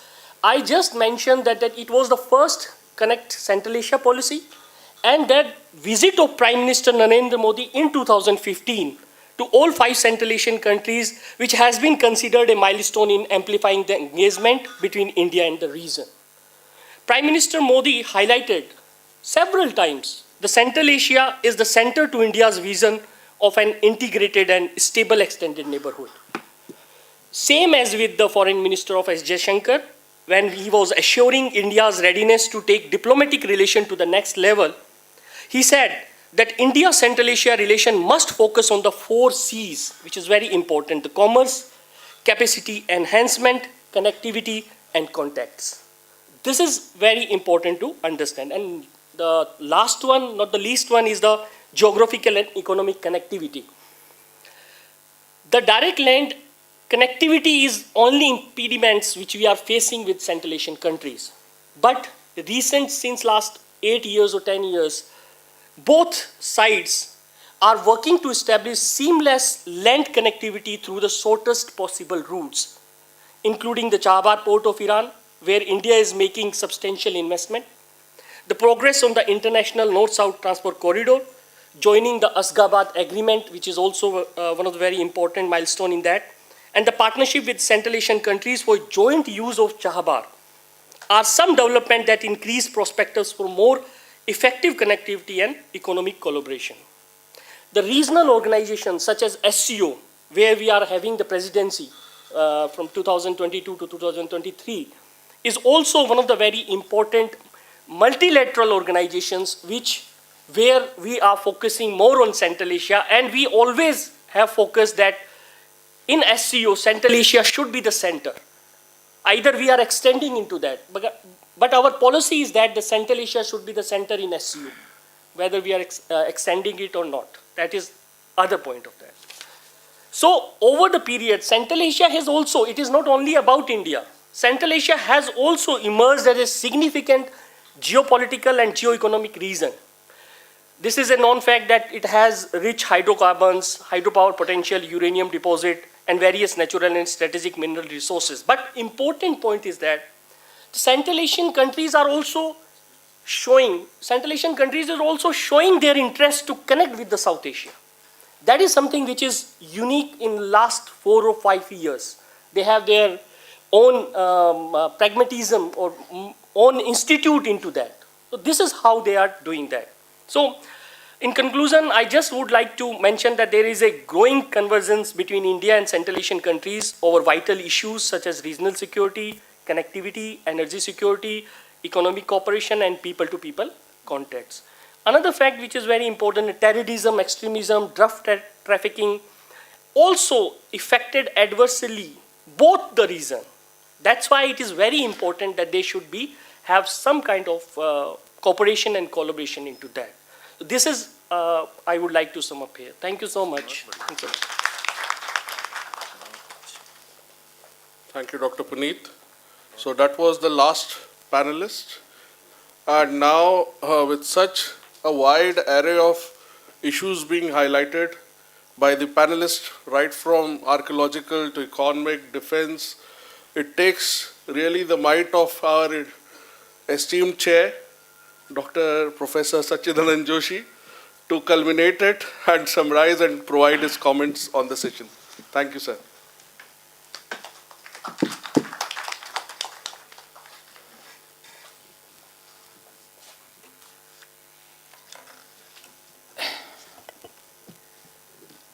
Distinguished panelists and dear friends.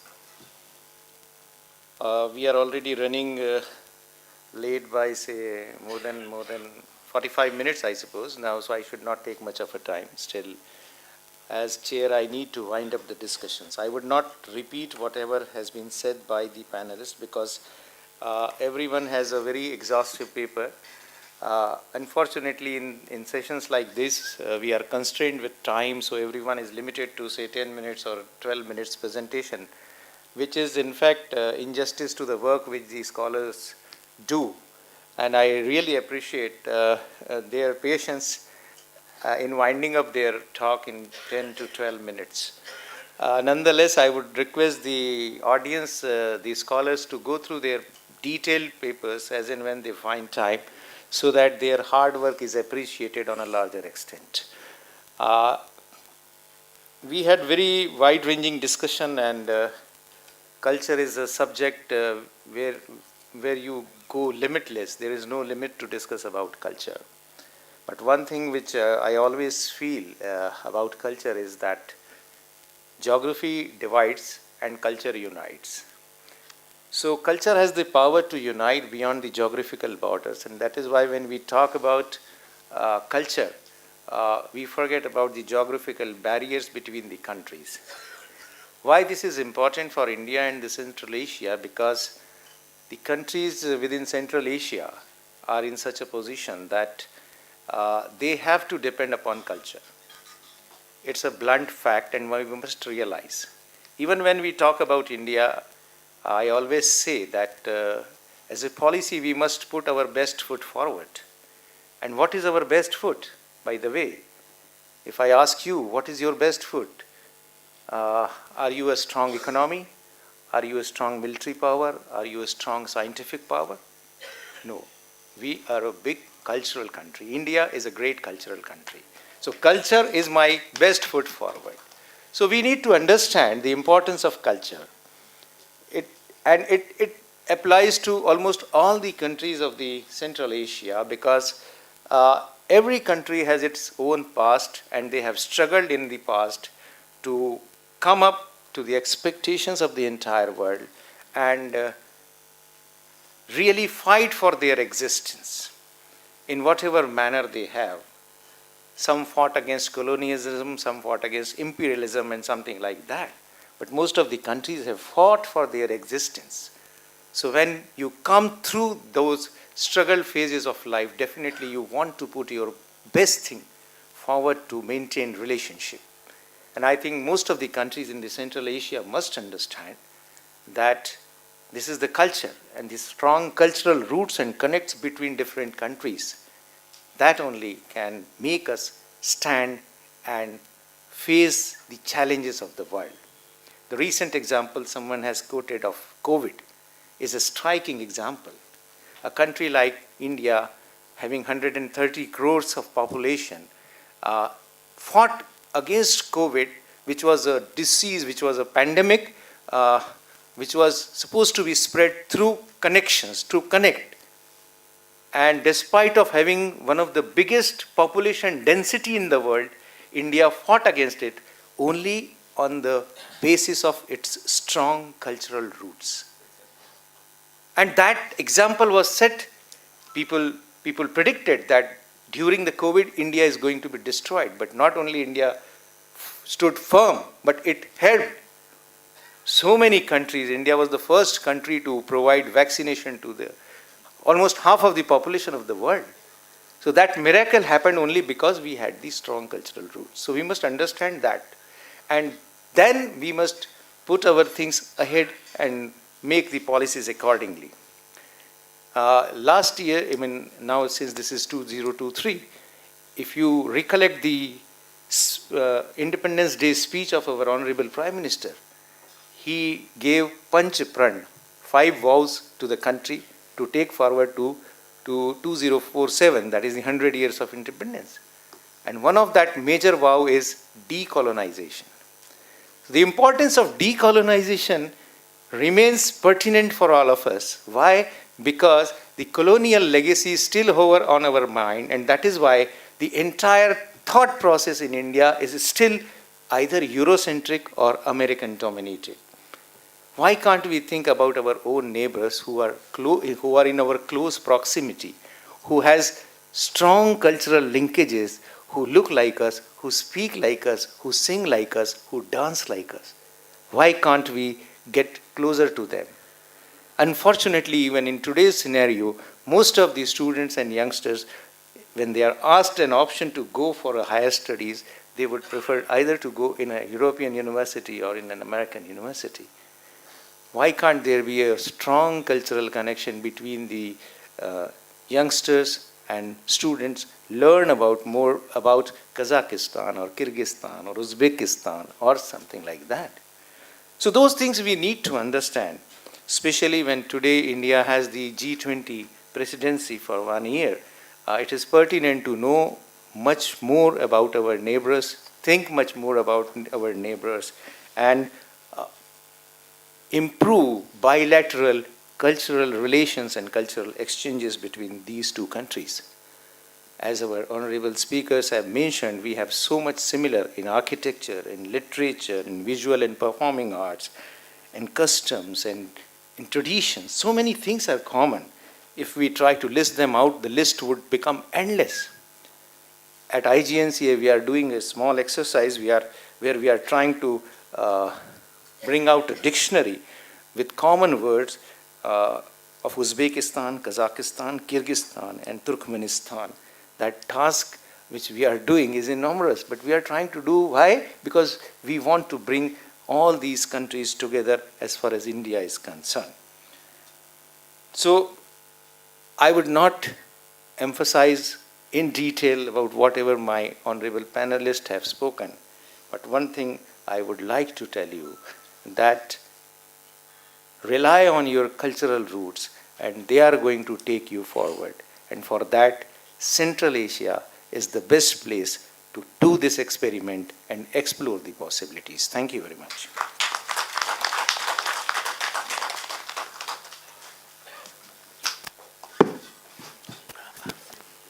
Thank you so much, sir, for those wonderful words. With that, we come to the end of the technical session. But before we disperse for tea, I would request the volunteers to kindly provide all the panelists with a token of appreciation. The panelists, could you, the volunteers, could you please help? Yeah. It's for all the panelists. It's for all the panelists. Yeah. Can we have the others? Yes.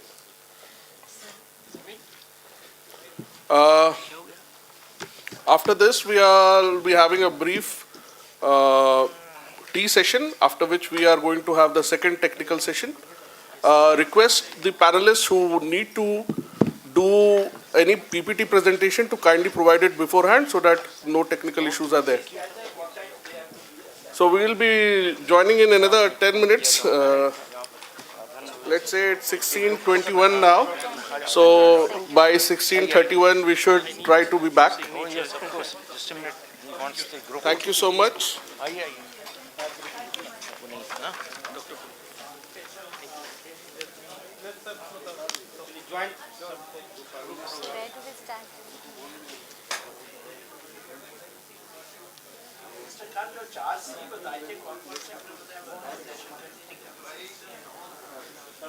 Connectivity, contacts, commerce, and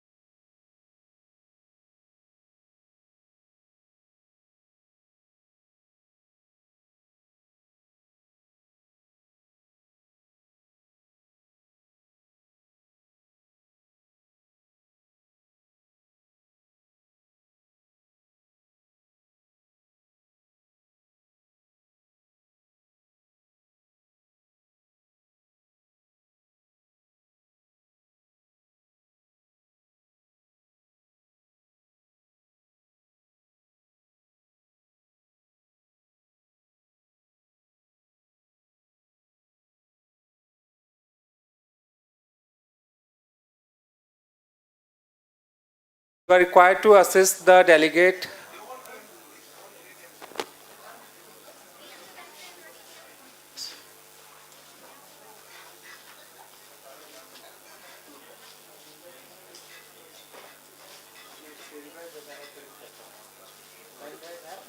हाँ वो हाँ उनका कुरैशी कुरैशी साहब का laptop वही का है उनके पास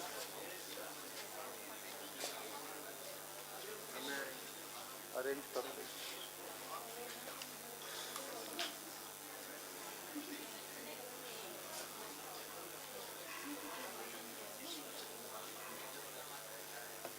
यहाँ पर है क्या नहीं यहाँ अच्छा इसमें इसमें इसमें कोई लैपटॉप अच्छा भैया वो लैपटॉप है वो स्पीच के लिए लैपटॉप चाहिए था ना वो रखा था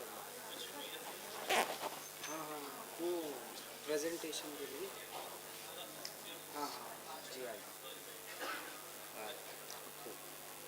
तो तब तक बुला लेते हैं चले सर हाँ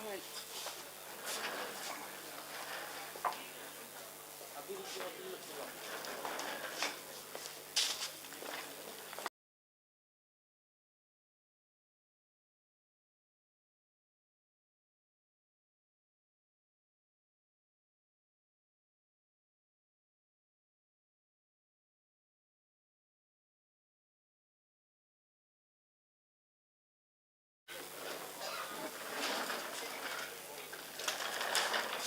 तीन और चार ठीक हाँ हाँ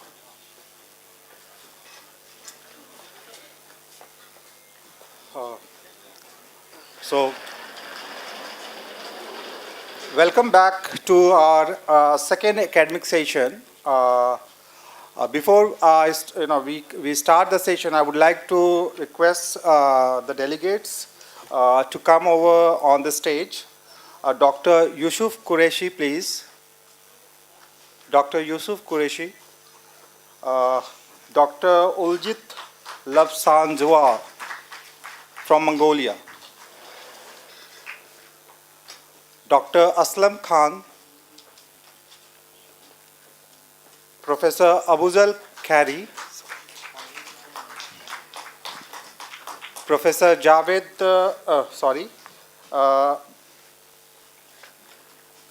Professor Munir Alam,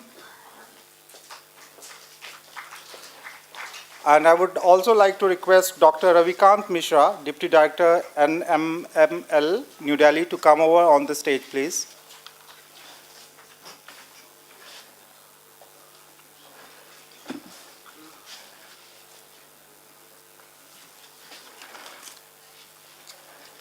The chair of this session is Dr. Ravikant Mishra. He is Deputy Director, NMML, New Delhi.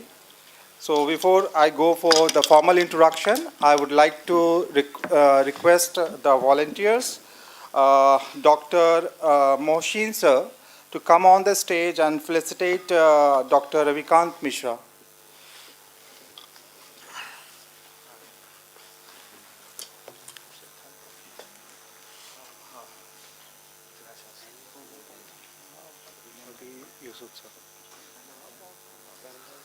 So, Dr. Ravi Kant Mishra is a scholar of modern Indian as well as world history, received his PhD from Jawaharlal Nehru University and attended the University of Ottawa as doctoral fellow. During the course of his research, taught history at Jindal Global Law School, OP Jindal Global University, Sonipat, and continues to teach courses there as an honorary adjunct professor. Currently, Deputy Director of Nehru Memorial Museum and Library, New Delhi. Visiting Professor of Modern Indian History at Rajasthan Vidyapit, Udaipur. On the Board of Advisors of South Asia Democratic Forum based on Brussels, Belgium. Research interests of him include the intellectual history of modern India, French-Canadian colonial history, the history of India-China relationship, Gandhi and religion, Islam in Indian history, and literature and society. Well, I welcome you, sir. Thank you. The rapporteur of this session is Ms. Shafaq Zahra and Mr. Zufail. They are all both from Jamia Millia Islamia, research scholars. So before we initiate the formal proceeding of this session, I would like to request the participant and delegate to kindly stick with the time limit, that is 10 minutes for each speaker. And second thing, after you complete your presentation, please hand over the paper to the rapporteurs after the session is over. Yes. I would like to request Anwar Ali Saab to come on the stage and felicitate Dr. Yusuf Qureshi, please. Anwar Ali. Have a round of clap.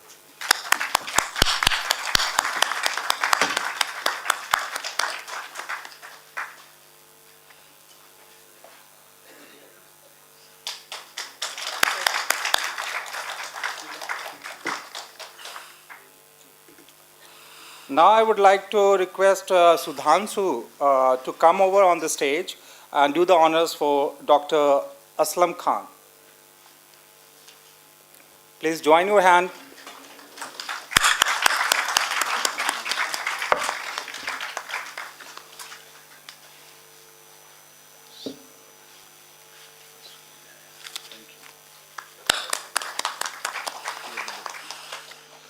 Now I would like to request Binish Asad to come on the stage and felicitate Professor Abujar Khari.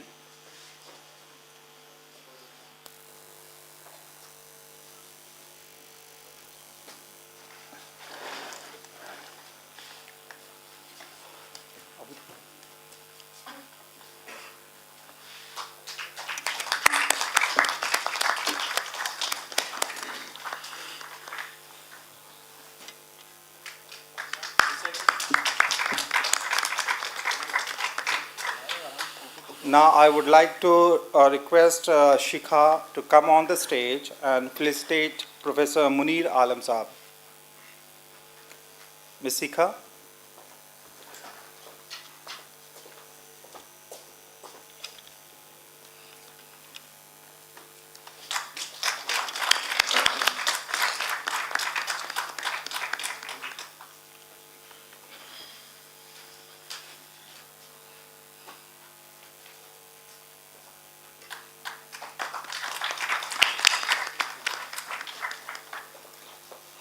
So let me introduce the topic of this session. This is historical and cultural connectivity between India, Iran, Mongolia, Azerbaijan, and Armenia. So this is in continuation of the previous session. I would like to request Dr. Yusuf Qureshi, and before that I'll give him a short introduction. जो brochure है ना और एक notebook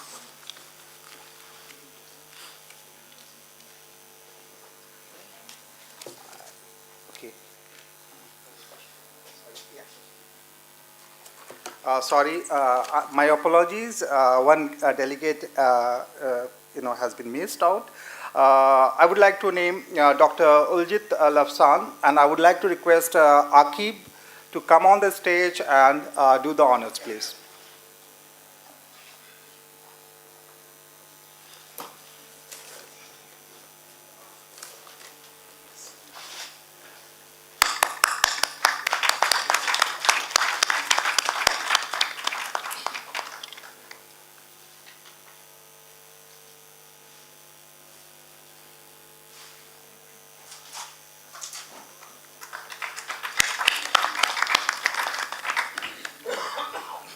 I am extremely delighted to invite the first speaker of this session, Dr. Yusuf Qureshi. Dr. Qureshi is the head of the Department of Shiraz University. Yusuf Qureshi holds a PhD from Department of Political Science, Alme Taba Al University, and has been an assistant professor of international relations at Shiraz University since 2013. His fields of research and teaching are IR theory, security studies, and Iranian foreign policy. He received a scholarship from the Iranian Ministry of Science, Research and Technology in 2012 for being a visitor researcher at Upasla University. So I would like to request Dr. Yusuf Qureshi to come over here, sir, and stage is yours.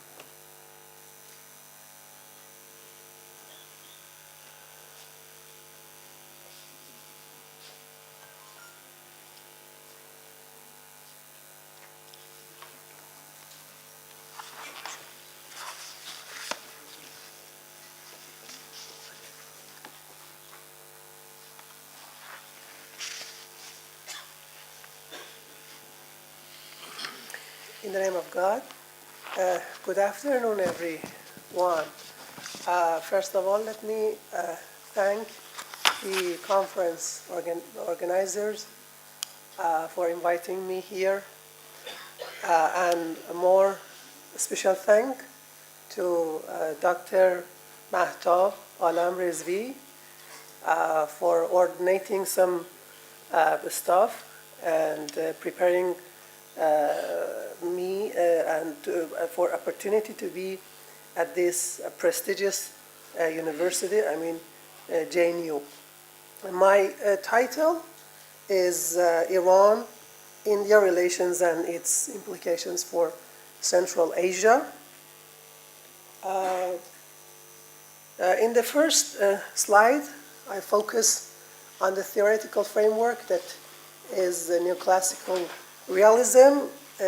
It is divided into three sections.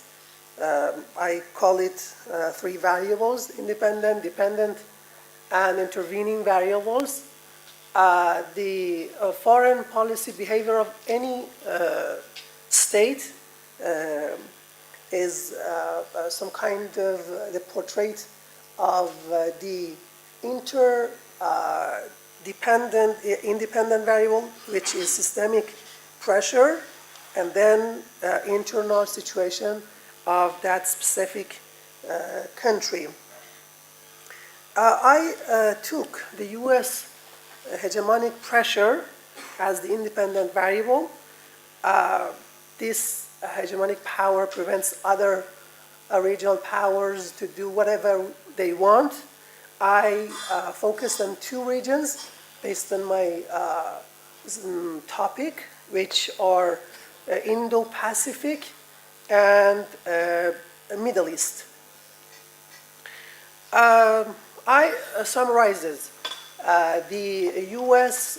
documents, the strategic documents in these two regions, and I have a phrase for as an outcome for each policy toward these regions. The outcome of the U.S. Indo-Pacific Strategy document, which is issued in February 2022, is increasing India's freedom of action and limiting the main rival of India, China.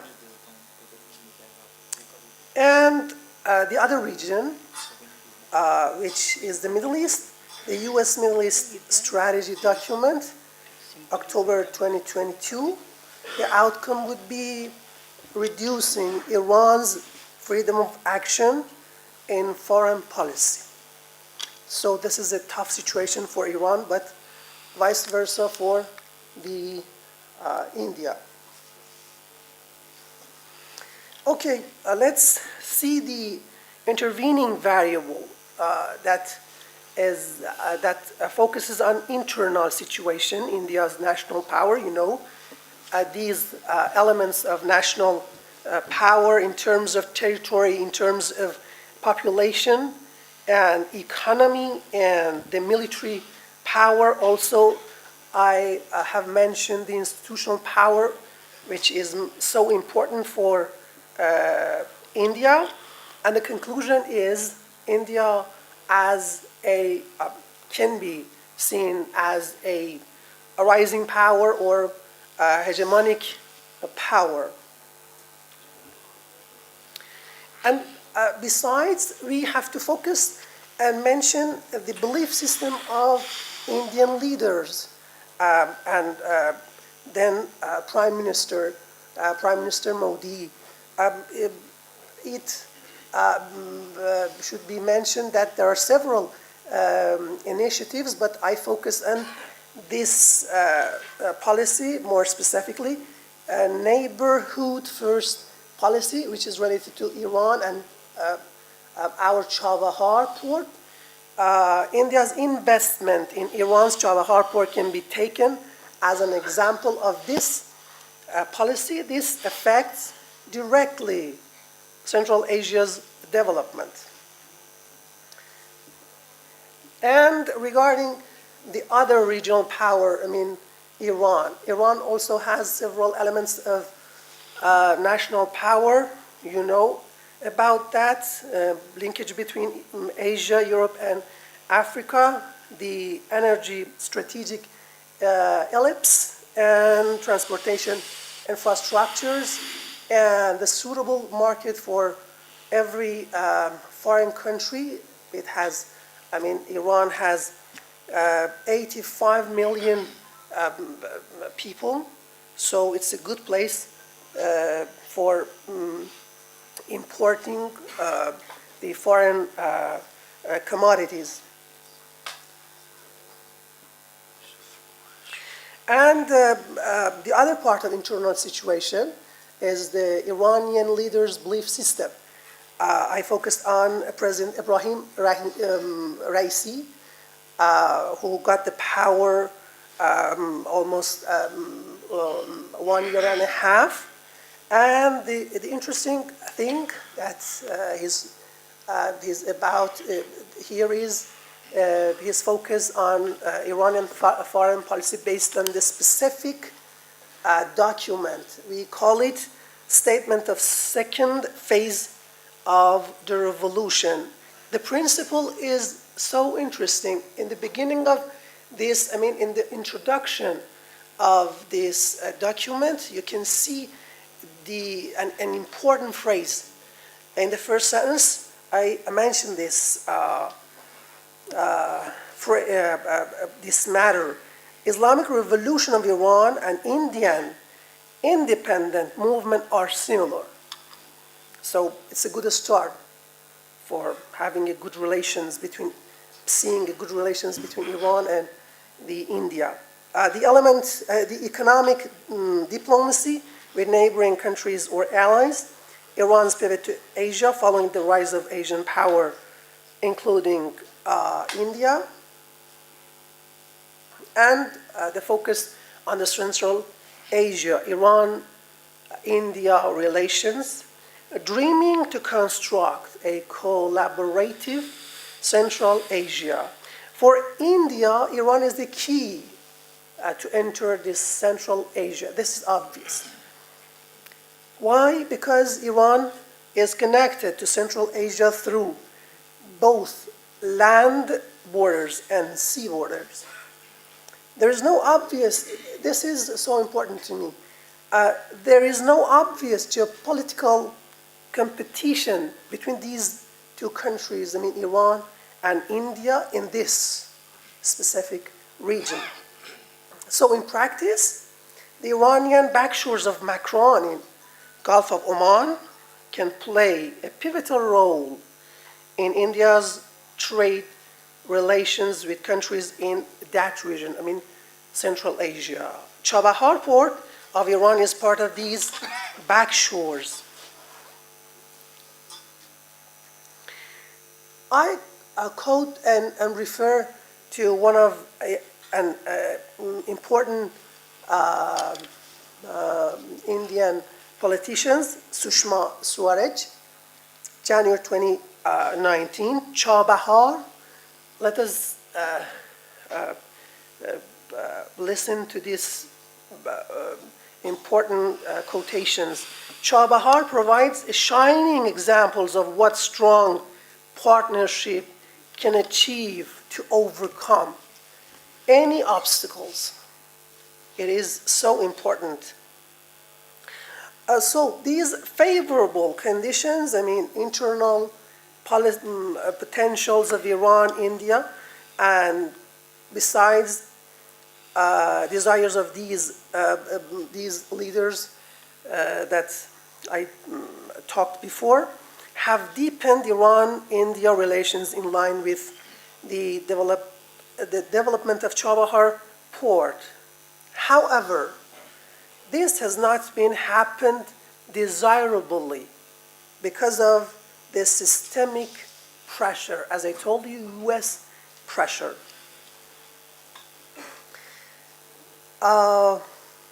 It is admitted that this condition has challenged this stream, as I told you, but looking through the lens of cost-benefit analysis, I think this is the most important perspective that every leader has to focus on.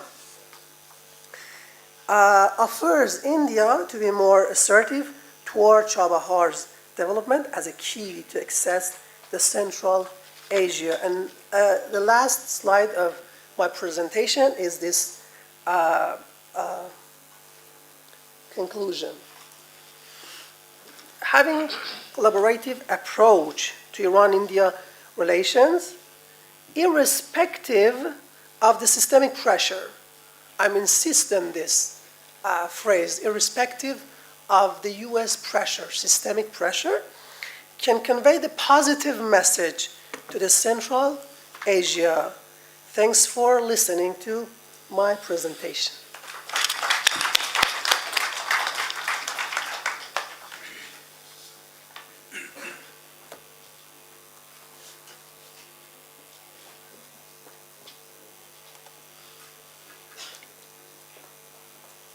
Thank you, Dr. Qureshi. It was enlightening speech. Now I would like to call Dr. Uljit Labsanaz. I'm really sorry for the pronunciation because. Okay, so let me introduce you, sir. Dr. Uljit is an executive director of University of Civilization in Mongolia. He was by ICCR doctoral fellow and guest lecturer Mongolian language at the School of Language, Literature, Cultural Studies, Jawaharlal Nehru University, New Delhi. He successfully completed the requirement in terms of the JNU ordinance relating to PhD degree and has been awarded the degree of Doctoral of Philosophy. He holds a Master of Business Administration degree from the Finance and Economic University of Mongolia and a postgraduate diploma in Management for Executive from International Management Institute, Delhi. His areas of interest include Asian and Inner Asian studies, including Tibetan studies with focusing on Indian-Mongolian relationship and Tibetan historical polymaths and Buddhism and its nomadic culture. He worked as a coordinator of the International Institute for the Study of Nomadic Civilization of Mongolia. His political career is as an advisor to the Minister of the Industry and Commerce, Government of Mongolia, and the Republican Party of Mongolia.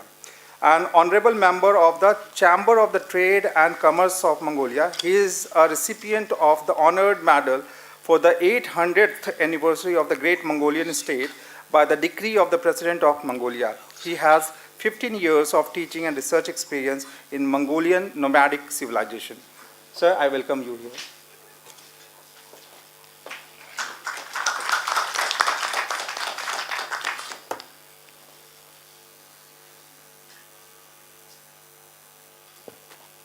नमस्ते, मेरा नाम उलजित है, मैं Mongolia से हूँ।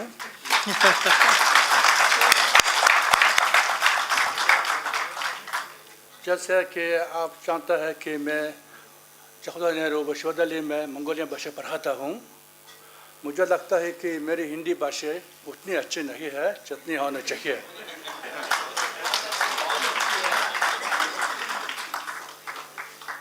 इस सम्मानित सम्मेलन में हर सफलता के लिए हमारे हार्दिक बधाई और शुभकामनाएं कृपया स्वीकार करें.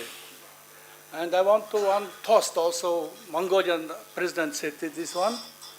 हम कामना करता है कि आपकी चर्चा हिंद महासागर के मौसम गहरी और मंगोलिया के नीले आकाश के जितने विस्तृत है. धन्यवाद.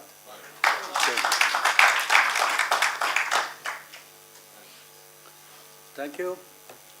And I want to, my presentation is India-Mongolia strategic relations.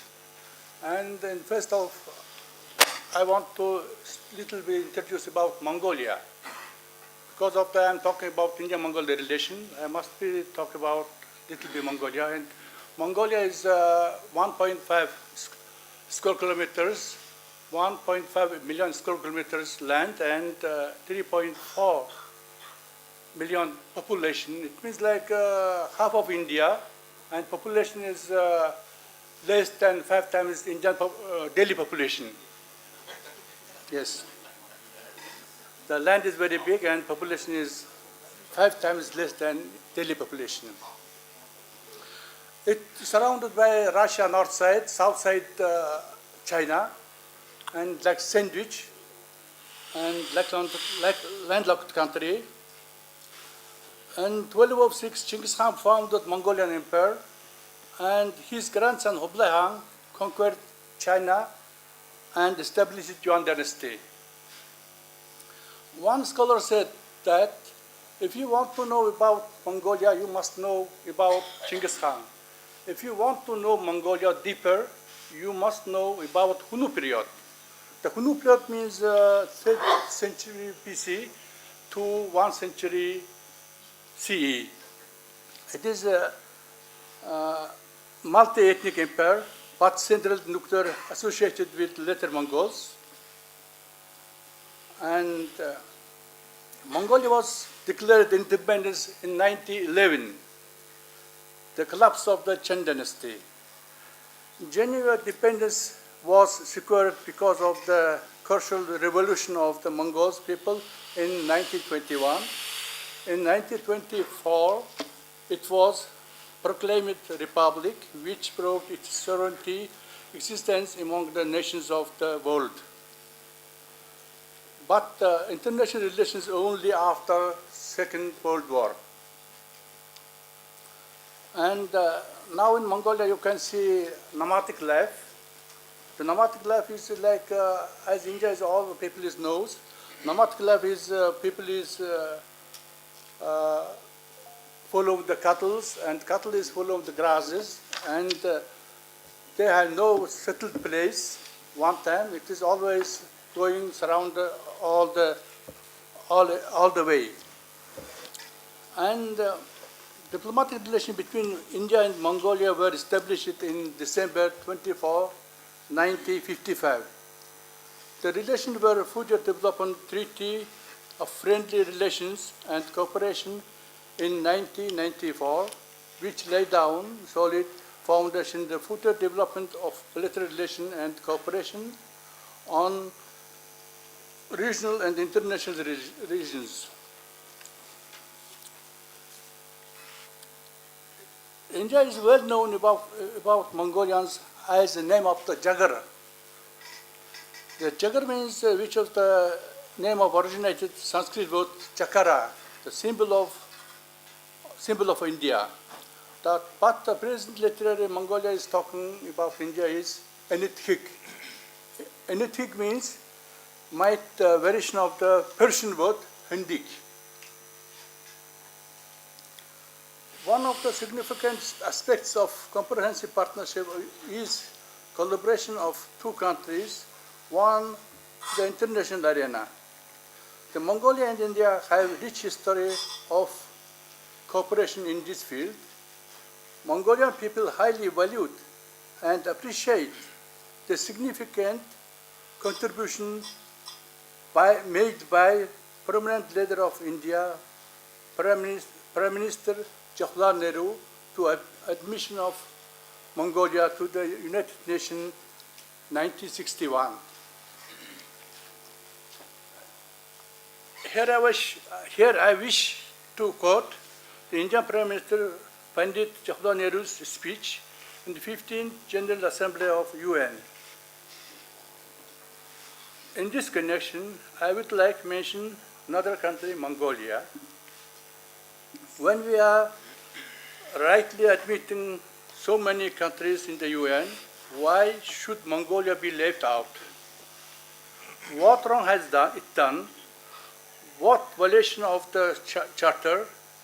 Here is quiet and peaceful people working hard and for progress, and seems to me utterly wrong from any point of principle to exclude it from this great organization. This speech of the Prime Minister of India reflected expression of developing countries of the Asia and African made tremendous influence to others too. In February 2011, the Parliament of Mongolia had adopted a new concept of the foreign policy of Mongolia, in which the first time officially was declared so-called third neighbor policy of Mongolia.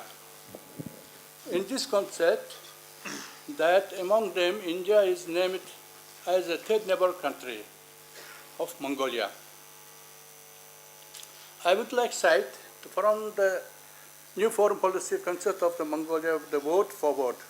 The Article 14.2 reads, to broaden and develop partnership relations and cooperation with such Western and Eastern countries and unions as USA, Japan, European Union, India, Republic of Korea, Turkey, and the other form of neighbor policy. Foreign policy frequently involves balancing and contemplating diplomatic relations between and beyond the two neighbors. The third neighbor phenomenon has become an important part of Mongolia's diplomatic expansion through political, economic, and military areas. In modernization of Mongolia's foreign policy, the national security objectives, the 2010 National Security Concept, and 2011, the foreign policy concept played crucial role in strategic Mongolia's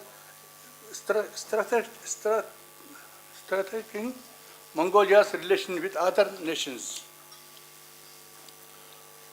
Mongolia is establishing comprehensive partnership with such third neighbor countries as the USA, India, and Republic of Korea. Shifting from comprehensive partnership, strategic partnership to course will be take quite a lot of time. But we need have concerned goal of upgrade a level of our relationship to the highest one. What we perceive under the theme strategic partnership significance continues, enduring, mutually trusted political relations between two countries. It means a relationship that covers the issues of the cooperation and ensuring the national security of each other, and which demands a clear mechanism, a coordinating policy about some urgent international or regional problems. And India-Mongolia celebrates 60th anniversary of the establishment of diplomatic relations between Mongolia and India. During this occasion, Indian Prime Minister Narendra Modi visited to Mongolia in 17th May 2015. And in this occasion, the Modi announced that we have chosen upgraded our comprehensive partnership to strategic partnership in reflection of our resolve further strengthening our partnership. And at last, I would like to mention that there are another common value which Mongolia and India are sharing. It is the issue of ensuring the democracy and freedom. The Mongolia and India are both democratic and freedom-loving country. We don't forget India has been supported democratic transformation of Mongolia since beginning of democratic revolution in 1990s. Mongolia and India have opportunity to collaborate within the framework of the activity of an international intergovernmental organization. Okay, thank you very much.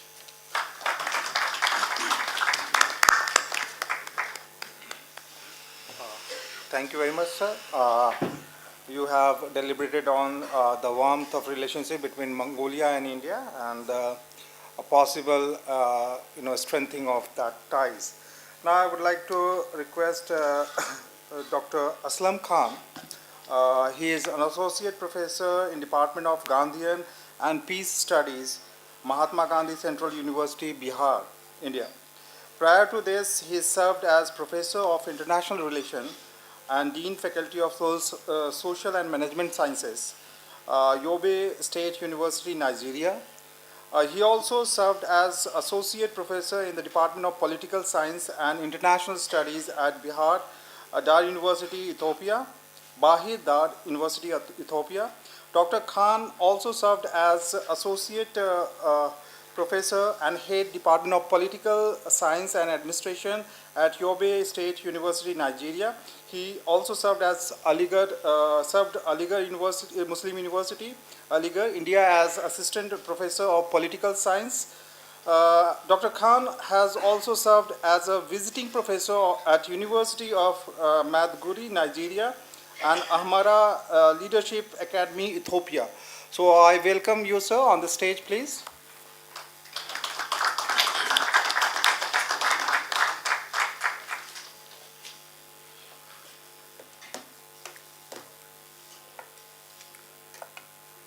Thank you very much. First of all, I would like to express my sincere gratitude to the organizer of this conference, especially Forum for Awareness on the National Security, Professor Mazhar Asif Saab, Golak Bihari ji, and my good friend Dr. Mehtab Alam Rizvi for the invite. I am also thankful to my other organizing committee members for providing me this opportunity. Today I am going to speak on India's geopolitical ambitions in Caucasus and Armenia-Azerbaijan conflict. So the topic is a little bit different from the other presentations that we were discussing about a lot of the things in common like culture, connectivity and all. This is also related with the connectivity and all, but it is mainly focused on the security issue. So since several decades, as we know that the South Caucasus has not been the focus area for India, and India has not been the major player in the region. However, in the past several years, India's interest in the region grows, and India boosted its neighborhood policy. And recently, South Caucasus has been the center of attraction due to the pan-Turkish ambitions. And the South Caucasus economic and infrastructure potential is also a center of attraction for India in the present days. And when we see the major countries in the South Caucasus like Georgia, Armenia and Azerbaijan, these countries, they began to attract the large Eurasian and non-Eurasian state attention, and these are the influential players as far as being the US, Russia and European Union in that particular region. But in the recent times, we see the role of Turkey, a special role I can say, to a lesser degree, like Iran is also having a role there. But India is very latecomer in terms of that. But India's interest, when we saw that, when we see our geopolitical, geostrategic position, and when we talk of Kashmir especially, and the kind of the support Pakistan is getting from Azerbaijan on the issue of the Kashmir, particularly with the help of Turkey too. So that is a counterproductive kind of the approach of India to support Armenia. And recently there was a statement by Azerbaijan president that is an unfriendly move. So lot of the things are connected in this paper. So I have used some theories in it. One is the hegemonic stability theory, the soft power, and the realist one. So in view of the present engagement of India with Central Asia or this Caucasus as a shift from soft power diplomacy to a realist posture. To better put the perspectives, the two theories that has been chosen are the neoliberal kind of the institutionalism and the realist theory. So the two quote Organsky here. So it is the kind of the balance of power I am talking in terms of the Armenia, Azerbaijan vis-a-vis Kashmir issue. So it is not the balance of power that leads to the peace, but rather than the imbalance of the power, and the world peace is guaranteed when the nation satisfied with the existing international order or enjoy an unchallenged supremacy of power. And the major wars are most likely when a dissatisfied challenger achieves an approximate balance of power with the dominant power, unquote. When we talk of the realism, I must mention here the Kenneth Walls and the Gilpin. They argue that the states are the basic actors in the IR or the international system, and by arguing that the behavior of the other actors is conditioned and delimited by the state decision and state power. So same is the case with the India, Armenia or the Azerbaijan relationship. Let me have some brief on Armenia and Azerbaijan. So India and Armenia enjoying a great relationship. Lot of people have mentioned in terms of the Central Asian state. So they are, India, Armenia too have the friendship treaty that was signed in 1995 in New Delhi, and lot of agreements were signed after that in the field of commerce, culture, tourism, education, defense, science and technology, IT and all. So from the time to time, India also extended assistance to Armenia. For example, India donated $2.2 million US dollar in cash and US $1.1 million relief supplies after the catastrophic earthquake in 1988. And a lot of the things that I am having here, but I am having the paucity of time that I have to bind up my presentation within the 10-minute time. So India traditionally has great relations with Russia too. Russia is a strategic ally. And both Russia and India, because mention of Russia is very important here, as Russia and India share the common membership of the SCO as well as the BRICS. And India's interest in Armenia grows, as I mentioned, Azerbaijan, a rival of Armenia, and Pakistan forged a close partnership. As Armenia is in conflict with Baku over the Nagorno-Karabakh, it is a bone of contention between both the countries. And Pakistan is the only state in the world which doesn't recognize Armenia's independence and therefore fosters the close contact with the Azerbaijan. That is the one point. So this geopolitical situation brought Armenia and India to closer military, technological and diplomatic relations with India.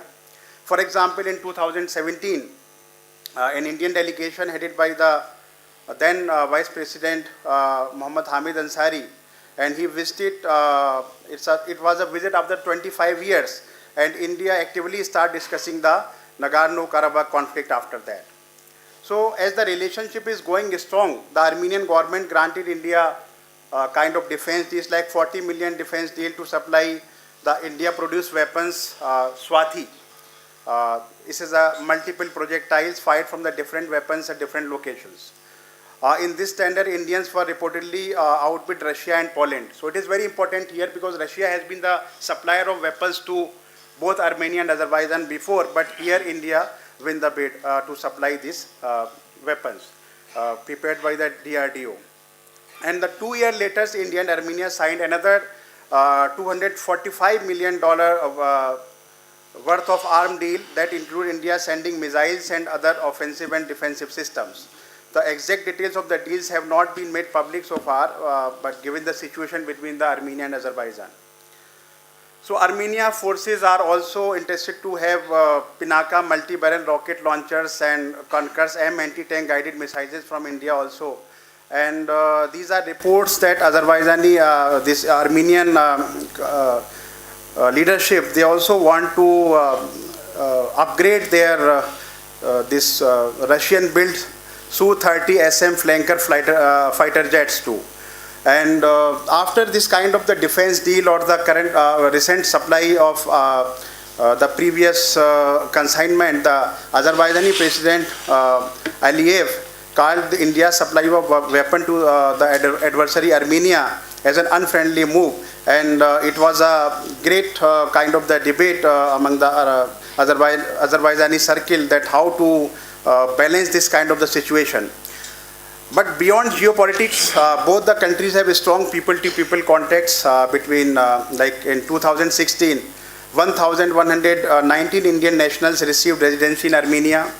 In 2017, more than 1,000 again, and 2018, almost 1,000. And India's export to Armenia was like $55.02 million during 2021. So this has been whole situation of Armenia. When we talk of Azerbaijan, India and Azerbaijan have, they also have a centuries old historical and cultural relations.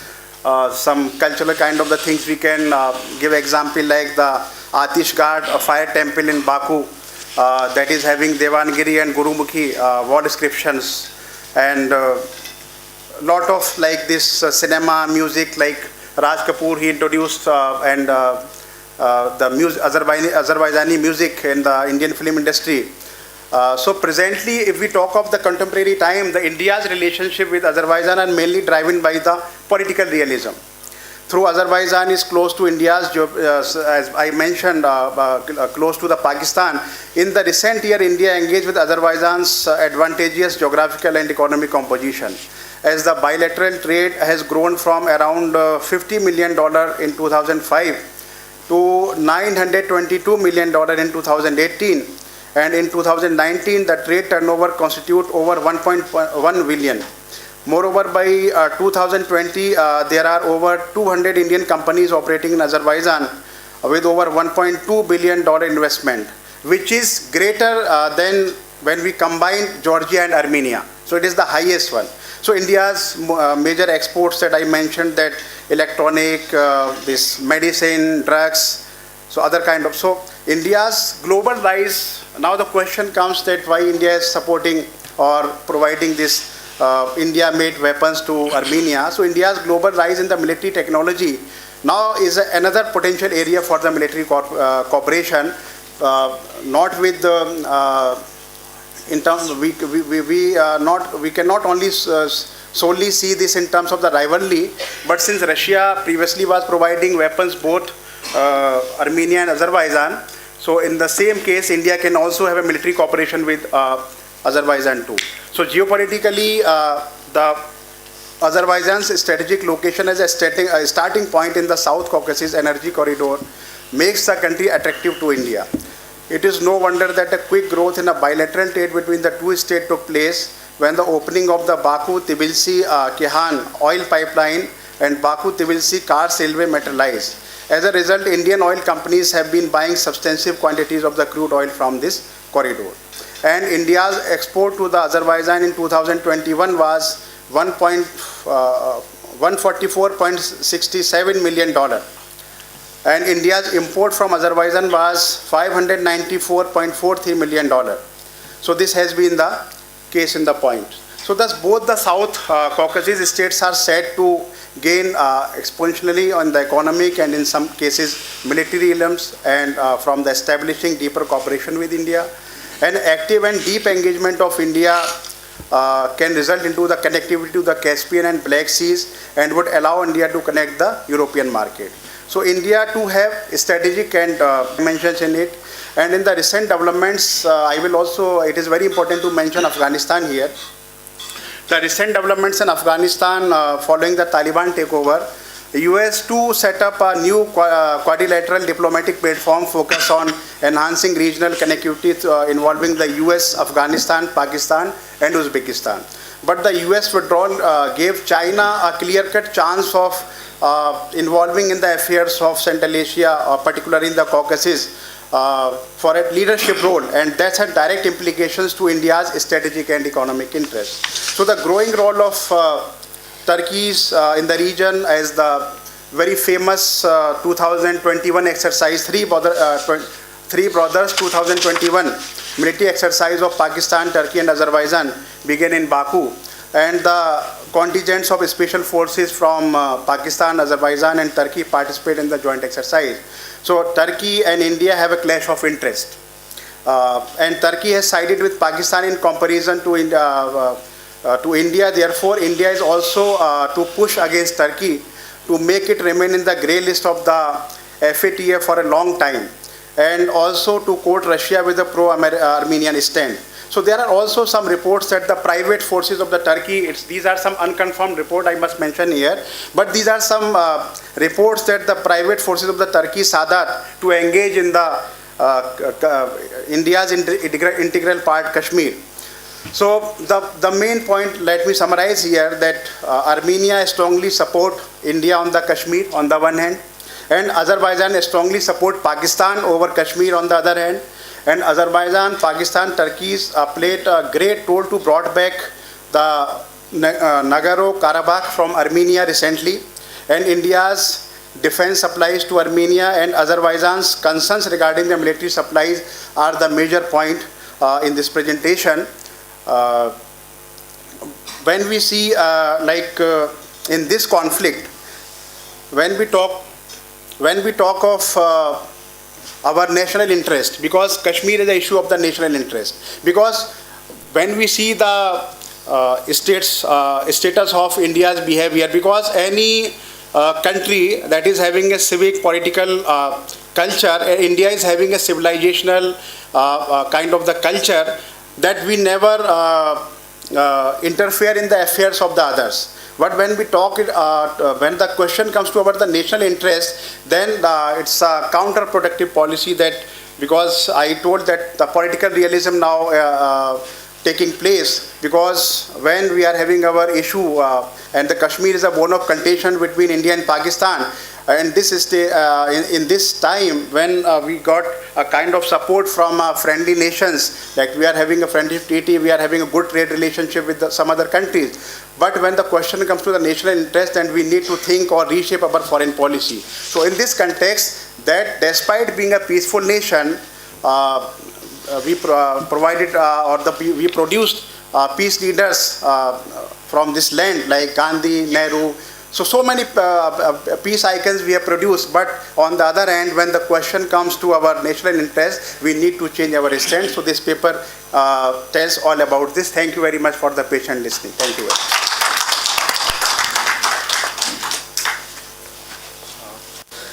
Thank you very much, sir. The complexity of geopolitical relationship and diplomatic stance in connection with India, Azerbaijan and Armenia is nicely discussed by you, sir. Now I would like to request Dr. Abuzar Khari, sir, who is a senior colleague of mine also. He is a professor in Academy of International Studies, Jamia Millia Islamia, New Delhi. He has done his PhD topic on Central Asia from Center of Russian and Cultural Asian Studies, School of International Studies, Jawaharlal Nehru University, New Delhi. He had commendable experience of research supervision, currently supervising 6 PhD scholars. And his area of specialization includes Central Asia, including Russia, Caucasus, East Turkestan and Balkan regions, resurgence of local and regional culture, languages and religions in Central Asia, the present political and cultural dilemmas of regions, the pre-modern basis of modern society and economic etc., the geopolitical context and compulsion of the region. So his topic is on India's policy towards Central Asia. I'm handing over the mic to him, sir. Thank you very much, Dr. Satyaji. No need to give introduction here. This is my home institution where I learned what is Central Asia today. I remember in 1988, when it was in my Periyar hostel days, some Central Asian scholars who came here for the Soviet times was called a cultural exchange program. And in the mess table, we learned, like first time I saw some students, they are using chai and naan. It was very amazing. This was the first time for me and I asked where you come from. Then told me several names from the Central Asian region. That time I was not aware about the region. And then when after 1991 Central Asian states got independence, and then I tried to learn so many things, and then I joined my program for MPhil and PhD program here in SIS. And during that time, really I'm telling you, very few books it was there in our hand. But now we can see how the things has changes. Because of the so many things, this my point is that because several things has already discussed, and there is a very, less time, I cannot cover all these aspects. So again, once again, I thankful to the chairman and organizing committee also, who has reconnected and united my old friends from the Central Asian countries, and this is very much interesting this time. I am feeling very happy. Anyway, from Indian perspective, if we'll see how the India is very close to Central Asia. See, this is not a new phenomena. If we look, because so many since morning we are listening and we are discussing since ancient times, Kushan, and that time we are a very close relation. It's true, but we can see I'm mentioning one thing, because when after the independence of Central Asia, former Prime Minister Narasimha Rao, when he visited to Tashkent, because during Soviet time, all the Indian dignitaries who were used to go to that in the Soviet places, land, that dignitary has to visit Tashkent, because there are so many things is there, because the Lal Bahadur Shastri Tashkent Pact took place there, and they have opened this Lal Bahadur Shastri Academy there, and that is, they maintained their relationship between India also. And Narasimha Rao, he was mentioning so many times, we had a good relations with Mughal Empire, we had relations with so many, but then he realized the audience, those who are sitting there, they are not feeling uncomfortable. Then he asked Professor Amin, he was the historian from Delhi University, why these people are looking, feeling like this. Then Professor Amin mentioned, see, later on, these people, they know Babar, he is Uzbek, and he is from the Fargana Valley. That's why he is like this. So this thing, and then we know in the 20th century, our Indian scholars like Rahul Sanskritayana, who went from here and he left his hometown, Eastern UP, and his wife, she, waited till he is coming from that land. And there was one song, Sona lene pee gaye, Sona kar gaye desh, na sona mila, na pee mile, rupa ho gaye kesh. It means he has gone just to take some treasure and from the Central Asian land, but I am waiting, and he couldn't return from there, and my hair, it has already become a white. Means he became old. So that is the Indian scholars, like we cannot forget. From the both sides, we know that morning we had already discussed how the Al-Biruni, he traveled from there, and he has written the Kitabul Hind. That is a marvelous book, and we are knowing this is a wonderful book. And Rahul Sanskritayana works, he has written Madhya Asia in Hindi, and from Volga to Ganga. This is a marvelous book which he has written. So anyway, this is all the aspects we are covering, because my point is that today we are working on all the aspects. For example, we started from Chabahar, INSTC, and several others, multilateral organizations. We joined with the Central Asian region and our neighboring. We extended neighborhood, concept of extended neighborhood, and the Connect Central Asia policy. Every aspect we are working, because of there is a natural resources in Central Asian countries also. See, in Kazakhstan, there are a lot of uranium is there. And natural resources. In Uzbekistan, even Turkmenistan, we have a TAPI program, Turkmenistan, Afghanistan, Pakistan, India pipeline. If it will materialize, then we can see how we can get the cheapest price of the fuel from there, because that is connected to the Caspian Sea, and now the Caspian Sea, it has become the hub of oil. So that is the point. But there is some kinds of things we are now we are struggling. But what we can say, this cultural aspect, this cultural diplomacy, it is the very good for us.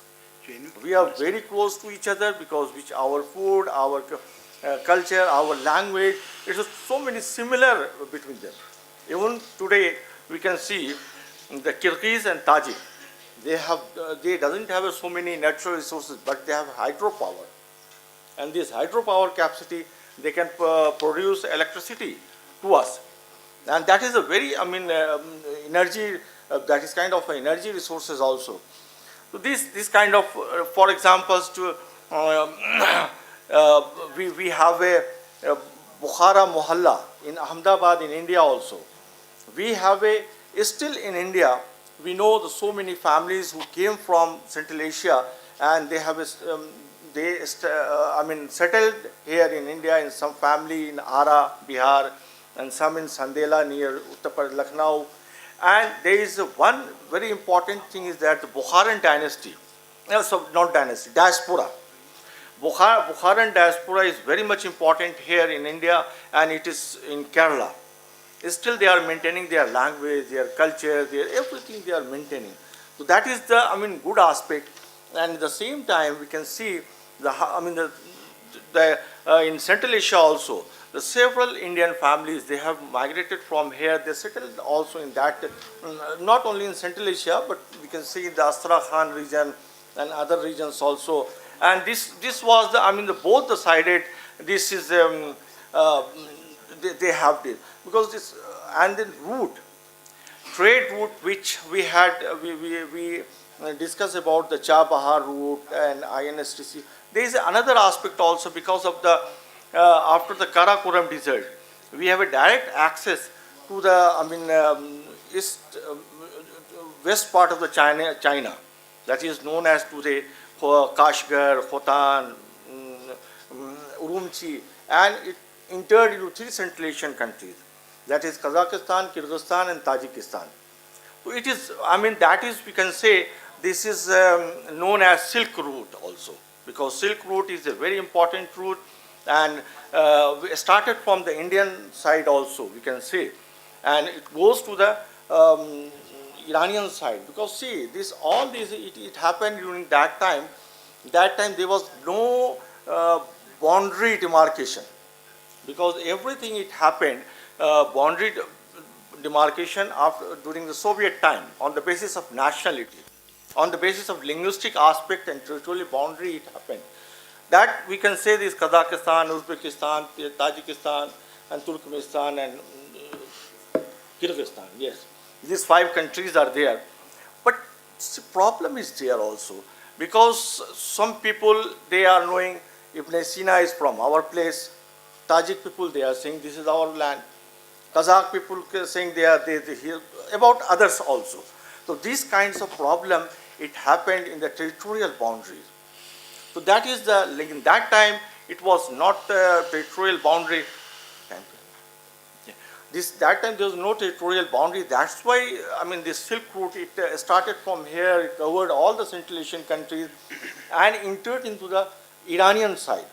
See, Iranian side, today we are saying this Azerbaijan, Baku. This is in the part of the Soviet, the Caucasus, Caucasia area. But if we look to the history, it was a part of the Iranian.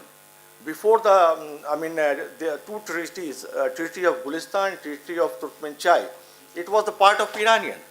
And that they entered in that area because there was the, even the Shahnameh Firdausi, he has mentioned in his Shahnameh Firdausi, Shahrae Abresham.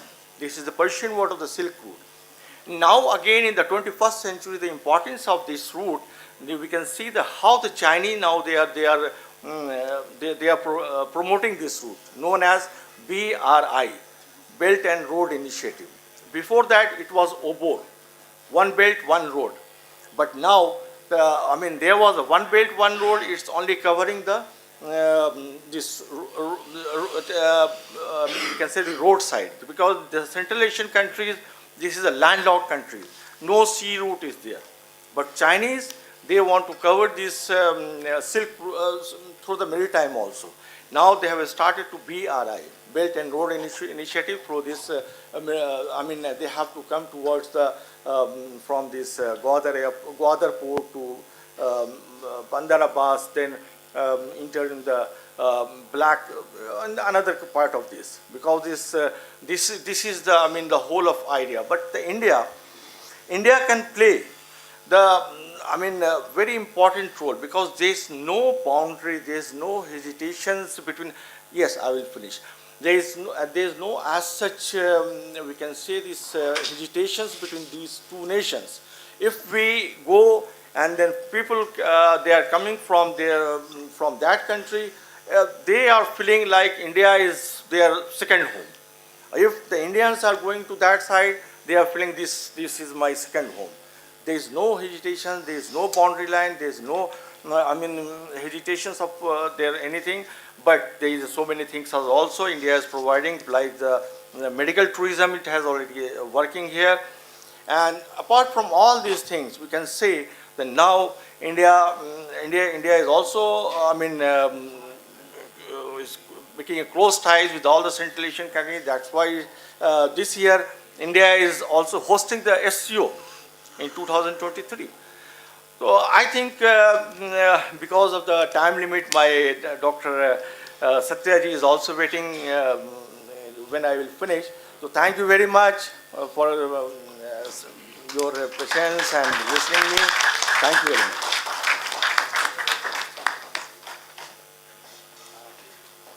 Extremely sorry for reminding continuously that we have got limitation of times, but nonetheless it is always delightful to hear you, sir, from anecdotes to the important issue of international relationship. That is how you have built your argument here. I would like to request Dr. Muhammad Munir Alam, who is former Director, Department of Strategic and Regional Studies, University of Jammu. After completing his doctorate from School of International Studies, Jawaharlal Nehru University, New Delhi, he served as fellow at Maulana Azad Institute of Asian Studies, Kolkata. After joining University of Jammu in 2002, he has been actively engaged in teaching and research.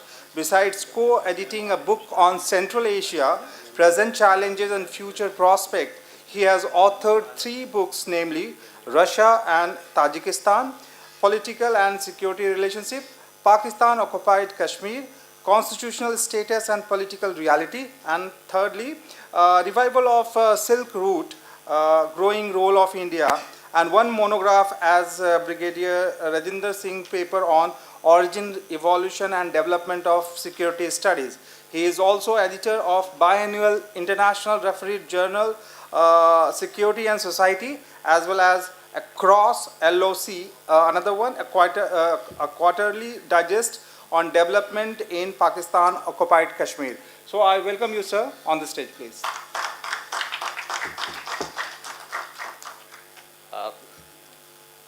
Respected chairperson of the session, fellow panelists, the organizer, participants coming from various countries, dear students, ladies and gentlemen. My paper is basically India, Central Asia, renewing a traditional relationship.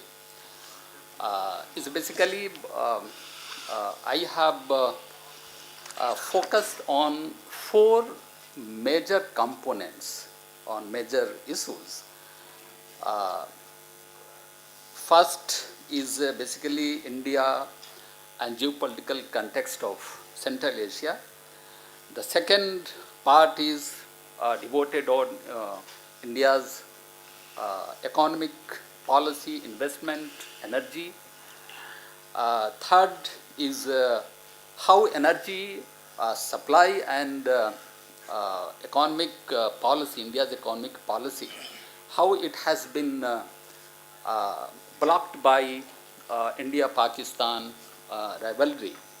And then the fourth one is basically the fallout of the exit of US military forces and the formation of Taliban government in Central Asia. In the first part, in the previous session as well, many speakers, they had mentioned about the close and historical relationship with Central Asia. And they had also mentioned how Buddhism, the transmission of Buddhism as a religion, how it had spread in that part. Silk Route, the first transcontinental trade route of human civilization, it also passed Central Asia. In fact, 2 years back, I went to Kyrgyzstan, and the organizers, they took all the participants to a place they call Burana Tower. That basically, Burana Tower, it's a center where the traders, the caravan from India and the traders from Iran and other parts, basically they used to stay there. So that kind of, the relation we had. In fact, the many scholars, the historians, Al-Biruni, the many others, basically they had also came to India from Central Asia, from Central Asian region. So we had a very close relationship with Central Asian states. But if you will see after collapse of Soviet Union, in 1991, our policy makers, the establishment, the policy, the foreign policy, the members, basically they were somehow, we had realized that they were slow to respond to Central Asian region. I myself, my Professor Abu Zaidi, we were batchmate, and we joined JNU at the same time. We were watching how Soviet Union is collapsing. First, Russia had declared, Boris Yeltsin, the first president, declared independence. And the way a mighty empire, a power during the Cold War time, it collapsed. In fact, the Central Asian states, the Kazakhstan, Uzbekistan, they were the last one to declare their independence. They were not ready. In fact, Nur Sultan Nazarbayev, the president of Kazakhstan, even Islam Karimov of Uzbekistan, Imam Ali Rahmanov from Tajikistan, Sabah Murad Niyazov from Turkmenistan, the president of Turkmenistan, they were the state secretary of their respective states. They had never visualized, they had never realized that the Soviet Union will collapse. But it collapsed. And the Central Asian, the brunt basically, it goes to the Central Asian states. All kinds of the transitional economy, the position of ruble, how it collapsed. And then the people, everyone, they were trying to buy, the dollar. The way today, the people from Pakistan, they are having a race to buy, the dollar to just to accommodate. So that was the period. Basically, sir, we had witnessed the emergence of Central Asian states, the collapse of Soviet Union. At the same time, as I mentioned, the Indian leaders, they were slow to respond. They were not very, very, active to respond. The way Pakistan has responded, the way Turkey has responded, Iran, and moreover the China and the extra power, the so-called United States had also, emerged, and basically they tried to fill the gap that was created after the collapse of the Soviet Union. But the problem is with this, I just mentioned the Turkey, Pakistan and Iran, that basically they try to have a kind of, the ethnic relationship, the Turkic relationship, primarily Turkey, but that has not materialized the way they have visualized. In fact, they were also trying to have a kind of Islamic, the bloc comprising all Central Asian states. But I salute the leaders, from Nur Sultan Nazarbayev to Islam Karimov, Sabah Murad Niazo, Imam Ali Rahmano, they had not impressed by the kind of, what Iran had tried to visualize, nor Turkey. They adopted their own political system. They adopted their own relationship. They very, very tactically, they handle even United States also, and of course the Russia. So India, I just, previous speakers and in the previous session also, they had mentioned about the India's, that relationship, how it is emerging. But, sir, after the fallout of the US army from Afghanistan and the formation of Taliban, the both parts, the Central Asian leaders as well as India, they have realized the importance. In fact, Afghanistan is the one place where right from 1990 onwards, from Najibullah, Hamid Karzai, all this government, India has made a huge investment. That investment is, now we are not going to say where is, how our investment is going to be saved, and where we are. So in this situation, our Prime Minister, he has hosted the summit meeting of, the Foreign Minister of Central Asian State. He has also adopted the various policies to connect Central Asia, is going to be a recommendable effort on the part of Indian government. In this situation, in my understanding, Russia is very, very important.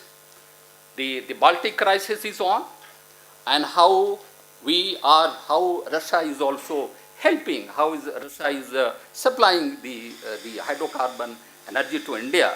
In fact, we have realized, the prices of petroleum is constant. It's not going up. It's only because of Russian, the support. Otherwise, after every 2 or 3 days, we must, the 50 paisa it increase or something like that. But it's a constant. So in this situation, there is a need for India-Russia cooperation in Central Asia.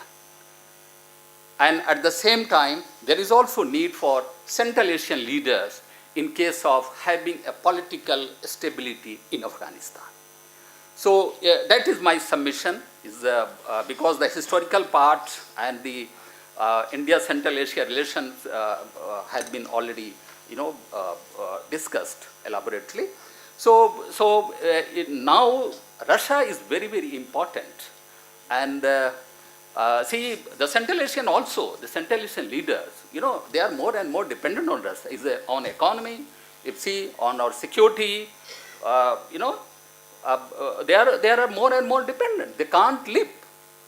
Their trade is more, with Russia in compare with other states. So India should have a kind of that relation, India, Russia, and Central Asia, must, a relation, and that is also going to be very, very effective in restoring political stability in Afghanistan. Thank you, sir.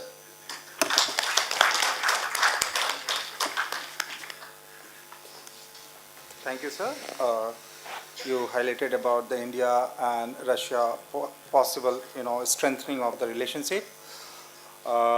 Now it's time to hear in the chairman's remark on the proceedings. I would like to request Dr. Ravikant Mishra ji to come on the stage.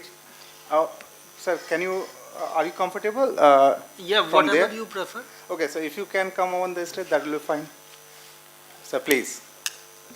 Is there no question answer session? It's up to you, sir. You can open it. Yeah, we should. Let us see. Now that I thank the speakers for their wonderful presentations, and I would now like to request the members of the audience, if they have any questions addressed to the speakers, please come up before the concluding remarks by myself.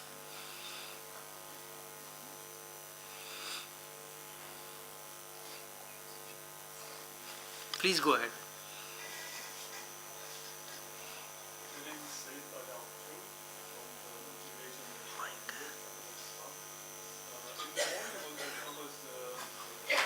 No, this one.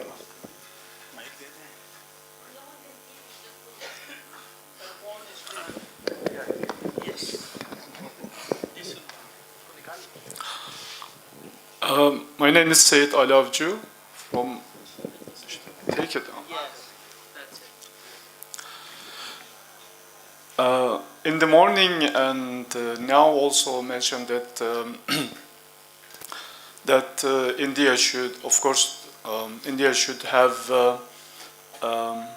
better relations with Russia to have even better relations with Central Asia. Did I understand correctly that like India should go through Russia to reach Central Asia, or is this like the name of the conference implies that India and Central Asia should have their own relations? So also in the morning we didn't have the discussions, question sessions that Central Asians themselves trying to get rid of this colonial power, and now the Kazakhstan is also being threatened by some Russian pundits that Kazakhstan might be next after the Ukraine. So now that Central Asians actually, on the other hand, they are trying to balance Russia with China and possibly with India, and of course like smaller powers like Turkey and Iran. So do you think this is a really good policy to, and now the Russia become a rogue state that become an aggressor and isolated and excluded from international system? Do you think this is a good strategy and good policy? Thank you. Hello.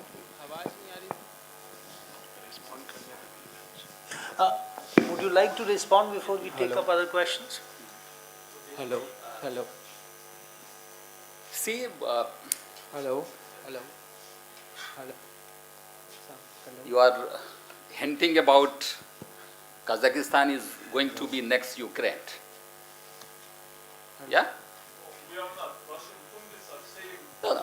See, Central Asian states, so far as my understanding goes, I have visited Kazakhstan, I have visited Uzbekistan, I have gone to Kyrgyzstan as well. Russia has its own,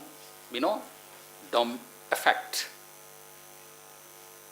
If you can feel, in economy, trade, security, investment. Kazakhstan, of course, Kazakhstan, having a border with China, the Chinese many companies, and primarily, the Chinese petroleum company, Sinopec, they are there. But at the same time, Russia has also, the Russians, they are also very, very, the visible. If you go back 1990, when the Russians, they demanded for dual citizenship in Kazakhstan. I think, must be remember the Central Asian, the few states they had given. But apart from that, see, these all kind of color revolutions, this basically is the orchestrated by the Western power, United States Organization for Security and Cooperation in Europe, in the name of human rights violation. You can see this all, Kyrgyzstan, Uzbekistan, everywhere. That, basically it has been, the control by the Russian itself. See, my point is, in case of Afghanistan,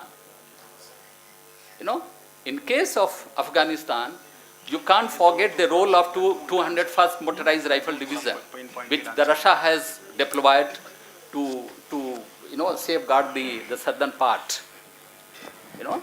So my point is, Russia has its role, and if Central Asian can join together, the problem in Afghanistan, the political stability in Afghanistan, somehow it can be restored.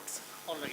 Dr. Aslam Khan also wants So I want to give my observation on this, because since you asked that Kazakhstan may be next target, and the kind of the situation whether India is going solo a relationship with the Central Asian republics or through Russia.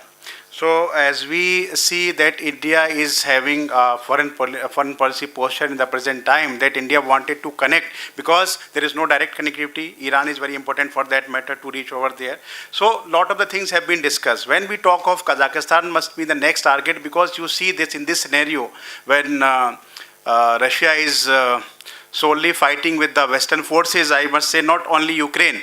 So in this kind of the situations, these are some pressure remarks are being made by so many political analysts that someone can be a next target to just align those particular states with them. So that can be the one strategy. It is only assumption. Huh? So in this case, nobody can, it's a prediction or kind of the assumptions people are making. So it's only my submission. Thank you very much. I think you got it. Yeah. Is there any other question?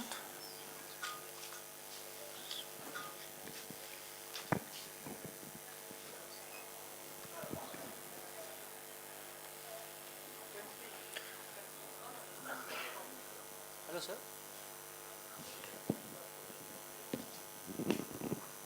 Hello. Yes. Hello. Yes. Go ahead.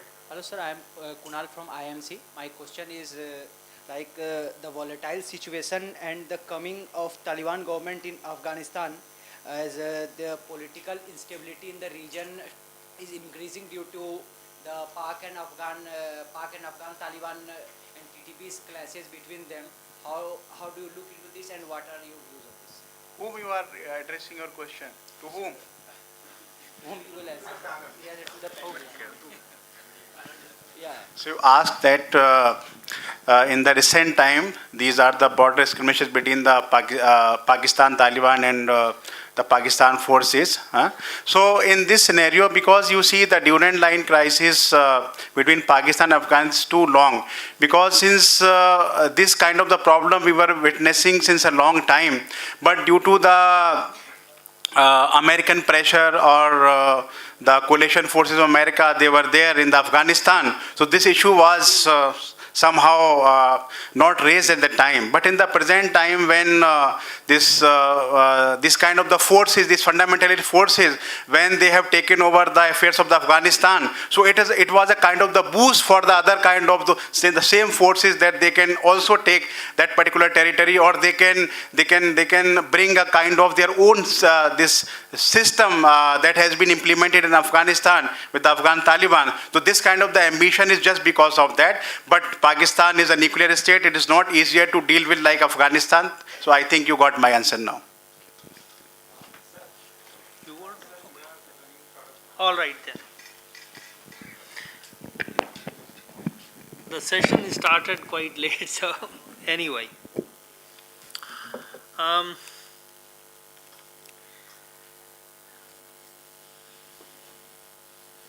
This is indeed a very, very important conference. The subject of the conference, India and Central Asia, historical, cultural and economic connectivity, is extremely important. I would like to thank the organizers for organizing this wonderful conference. Now, the papers presented in this panel have highlighted various aspects of India's relations with the countries of Central Asia, including the South Caucasus. Dr. Yusuf Qurashi's paper has focused on India-Iran relations, on how these relations have been very strong, very deep, and there has been cooperation in the field of infrastructure, especially energy and so on. And he has also highlighted the fact that this relationship has an important impact on Central Asia also. Of course, in terms of energy, in terms of economic partnership, in terms of transit routes and so on. Chabahar, of course, is an important point of that cooperation between India and Iran. And he has also highlighted how, under the leadership of our current Prime Minister, Shri Narendra Modi, India-Iran relationship has been further strengthened. Now, the second important paper, or the second paper by Dr. Ulzit Lufsange was on India-Mongolia strategic partnership. As he rightly said, Mongolia is a country with a lot of geography, roughly half the size of India, but with very little population. And he has talked about how the relationship between India and Mongolia, the diplomatic relationship, was established in 1955, and then Jawaharlal Nehru played an important role in the UN membership of Mongolia in 1961, and how in the recent years, especially in the time of Mr. Narendra Modi, this relationship has been strengthened. And he has also talked about how democracy and freedom are the shared values of both India and Mongolia, rightly so. Dr. Aslam Khan's paper, India's Geopolitical Ambitions in Caucasus and Armenia-Azerbaijan Conflict, a Critical Analysis, is also very important in that it highlights some of the recent events and interactions between India and Armenia, especially in the context of Armenia's conflictual relationship with Azerbaijan, and how Azerbaijan, on the other hand, has been siding with Pakistan in many ways. So kind of triangular rivalry has been created, and in that context, the strategic relations and also the economic relations and trade has flourished in the recent years and recent decades, become very, very important. And he has also highlighted how people-to-people contact between India and Armenia are quite important. And of course, India has continued to engage with Azerbaijan also, despite its conflict with Armenia, and about a large number of companies are investing in Armenia. Dr. Abuzar Khairi's paper, India's Policy Towards Central Asia, it gives a wider sweep of how this policy or how the relationship between India and Central Asia has evolved. He has talked about Rahul Sankirtayan's long visits to Central Asia. Sankirtayan was one of those people who visited large parts of the world, and he has referred to his famous book, Volga to Ganga, which used to be a part of our syllabus in our school days. So very important book. Probably it's not much talked about now, but at one time it was very popular. And of course, he has talked about the deep historical and cultural relations, also the possibilities of cooperation in natural resources, rare natural resources like uranium. And then of course, Professor Munir Alam's paper, India and Central Asia, Renewing Traditional Relationship, again which talks about the close historical and cultural relationship between India and Central Asia. And he talks about Silk Road in Kyrgyzstan, Burana Tower in Kyrgyzstan, and I believe that Dr. Abuzar Khairi has also talked about Silk Road. I will come to this later. And of course, as he has noted, that in the immediate aftermath of the collapse of the Soviet Union, India was rather slow to respond, but that in the recent years, India has responded well, and of course it has received good response from Central Asia also. So therefore, now the relationship between India and Central Asia is at a very good level, and it has been strengthened. And and of course, he has also noted the recent takeover by Taliban in Afghanistan, which makes the India-Central Asia relationship all the more important. And the point that he made about Russia's importance in Central Asia, which of course has been disputed here. So I thank all the speakers for their wonderful papers. There are a few larger points that I wanted to make about Central Asia and India's relations with Central Asia. You see, I said at the beginning that this is a very important conference. One reason I regard this as very important is that I believe that the history of the world, and as a student of history, probably it would be important that I focus on history.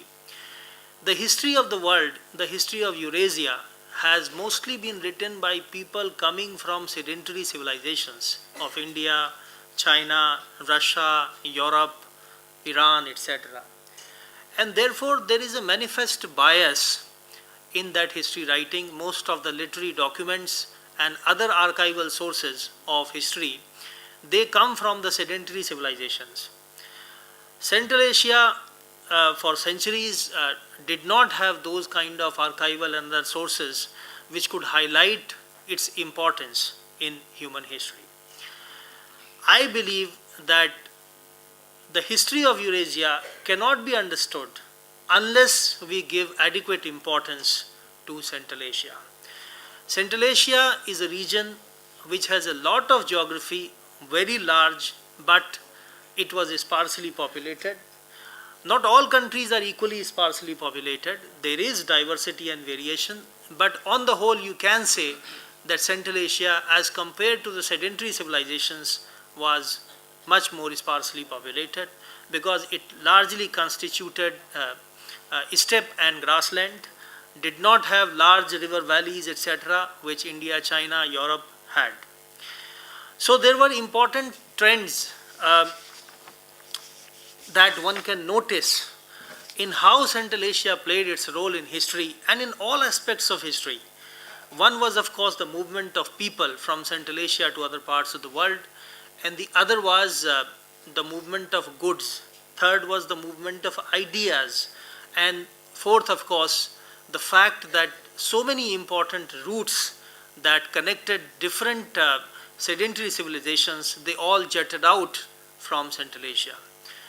So my point is that these things are not appreciated as much as they should be appreciated, and that is why it is important to study Central Asia. As far as the movement of people is concerned, we know that since Central Asia was sparsely populated, and in some sense before the modern period, nature was not as bountiful in Central Asia as in sedentary civilizations. So throughout human history, in different ways, there was a movement of people from Central Asia to China, India, Europe, Iran, etc.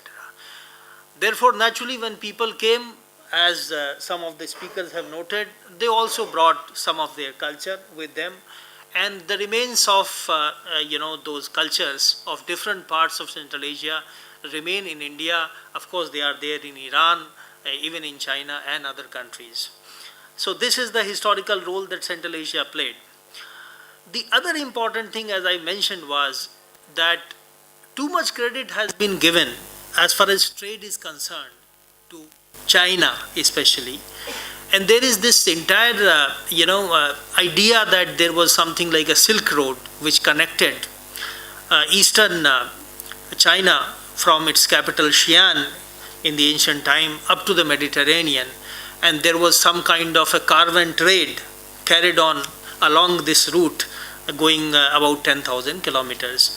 I have argued elsewhere that this was not at all the case. There is hardly any evidence to show that silk was the dominant commodity of trade over thousands of years, that there was some kind of a straight road on which the not road or route or whatever on which the traders carried on trade. The reality is that trade was based in Central Asia. The sedentary civilizations connected themselves to Central Asia, and what happened was that trade was largely a localized trade between one oasis town to another, and only some of the goods that might have traveled from China or even from India for that matter actually went up to a distant land, say the Mediterranean, or from the Mediterranean to China. This entire confusion has been created from the 19th century onward, when the West wanted to prove that it was at the center of human civilization, and therefore it imagined that since China was an important ancient civilization, India was colonized anyway, so they did not want to give that importance to India. But they gave importance to China. It was a result of Sinophilia, which was so prevalent in the West. And they invented this idea that there was this kind of a Silk Road. And unfortunately, the idea caught up, and now, of course, China is using it for its own geopolitical expansion. So we have to be very, very careful about it, and we must also understand that this idea of Silk Road denies the importance of the critical role that Central Asia played actually in connecting all the sedentary civilizations and in passing on the goods from one sedentary civilization to the other, and therefore we must be very, very careful about it.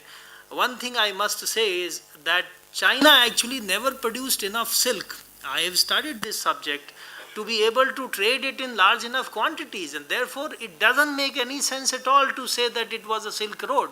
In fact, silk was generally used by China only in its diplomatic relations when it wanted to win over some nomadic king or empire or wanted a marital relationship. Then silk was traded as a luxury commodity for goodwill, but China never produced enough silk for it to become an important commodity over what has been erroneously described as the Silk Road.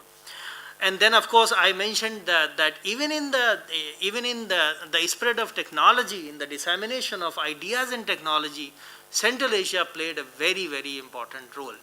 You see that military technology, for example, it is little acknowledged that Central Asians, throughout the age of cavalry for about 1,000 years, they were at the forefront of military technology.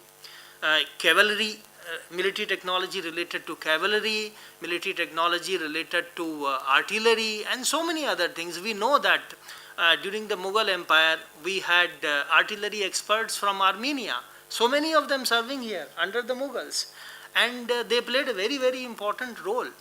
So the larger point I wish to make is that this conference and this subject is very important, because as a student of history, I can see that though we talk about Central Asia's strategic importance in the contemporary times, we largely ignore the deeper historical role that Central Asia has played. The nomads of Central Asia and other cultures of Central Asia have played in the history of human civilizations. For that reason, I think it is very, very important to talk more about Central Asia. So once again, I thank the organizers for organizing this wonderful conference, and I thank all the speakers for their papers and all the members of the audience for their participation.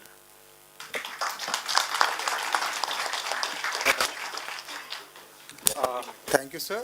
It was such a thought-provoking sum up of this session.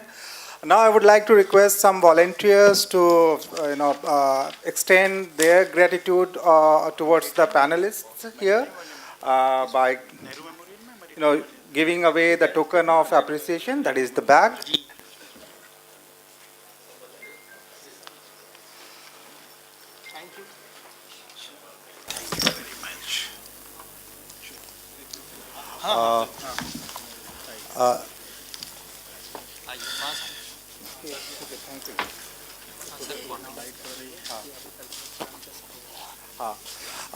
The next will follow the cultural program.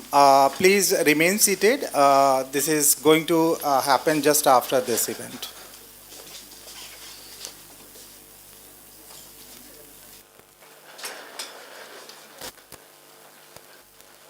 Thank you.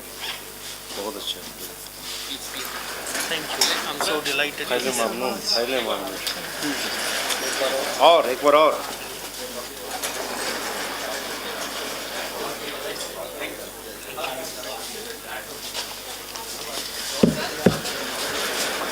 Thank you.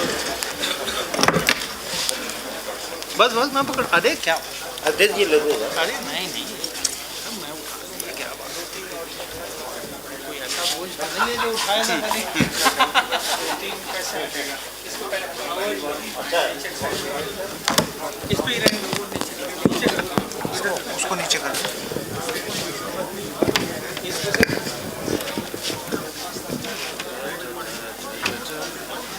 Asif भाई आ जाओ।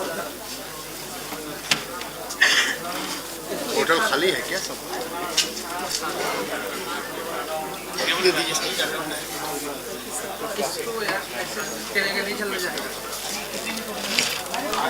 Our esteemed audience, please remain seated. Soon we are going to have a cultural program. It is going to be a captivative cultural program, so please remain seated.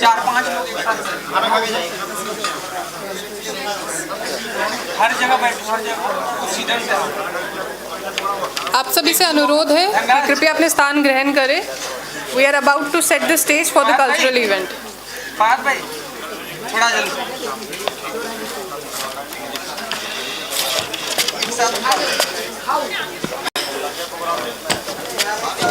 उधर वाला में खाना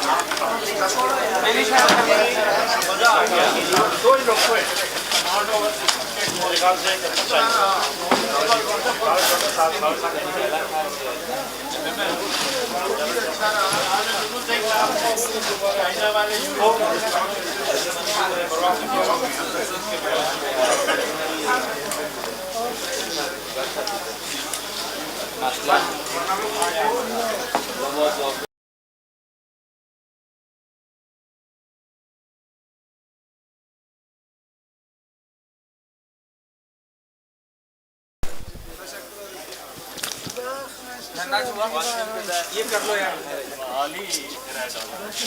हो गया done.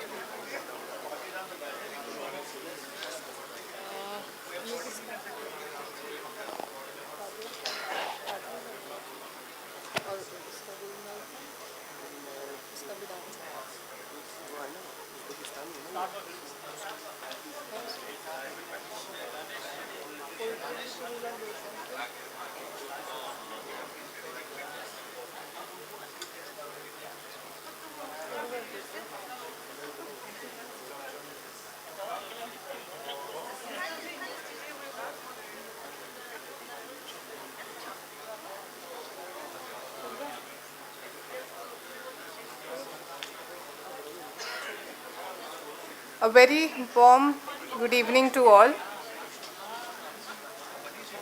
I welcome you all again to the cultural session. We have 4 dynamic presentations collated for all of you.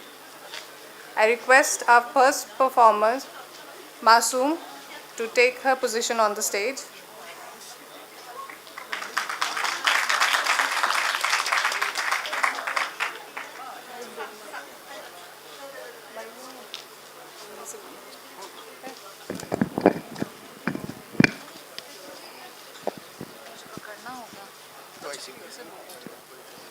Masoom is a student from Persian Center, JNU, and she will perform a Persian poetry recitation for us.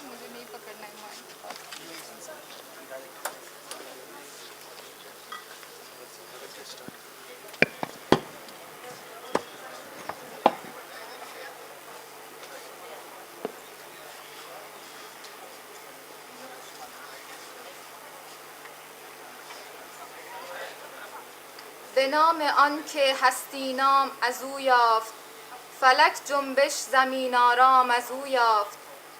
به نام خداوند شعر و غزل، به نام خداوند عزوجل. دوستان، یاران، میهمانان گرامی، سلام. این جانب معصومه ابراهیمی مفتخرم چند اشعاری را از علامه اقبال لاهوری تقدیم شما کنم. امیدوارم لذت ببرید. ای غنچه خوابیده چو نرگس نگران خیز، کاشانه ما رفت به تاراج غمان خیز. از ناله مرغ چمن از بانگ اذان خیز، از گرمی هنگامه آتش نفسان خیز. آن خواب گران خیز، از خواب گران خیز. خورشید که پیرایه به سیمای سحر بست، آویزه به گوش سحر از خون جگر بست. از دشت و جبل قافله ها رخت سفر بست، ای چشم جهان بین به تماشای جهان خیز.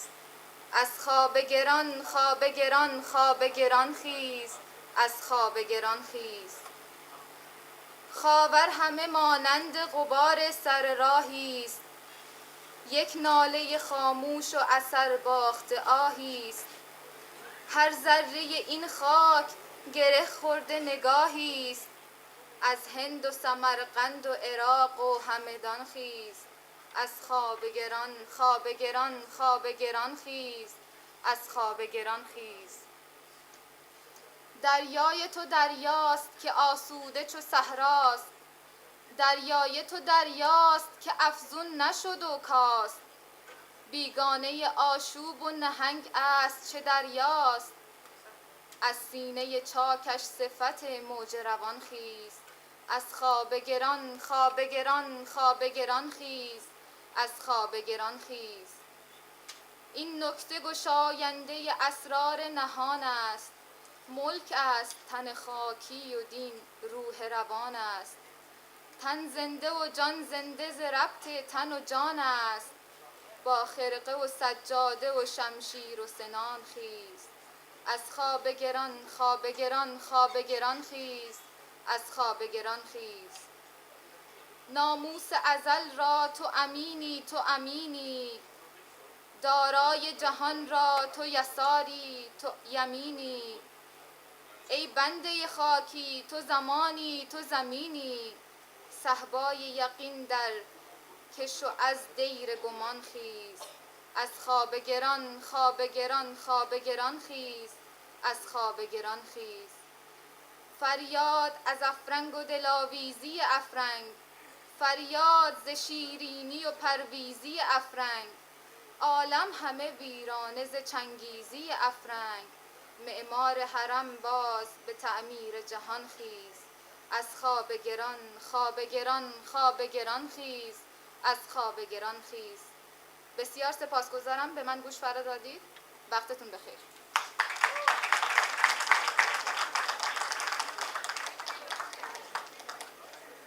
Thank you, Masoom, for your mesmerizing words. Now, I call upon stage Kajal Kumari. Kajal is a student from the Persian Center, JNU, and she will present a dance on a Tazaki song. Kajal.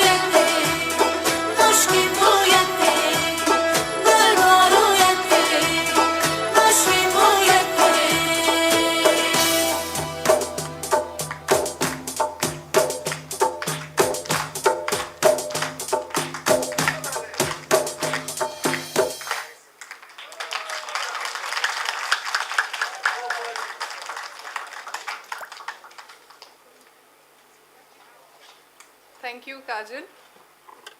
It was definitely a much needed one.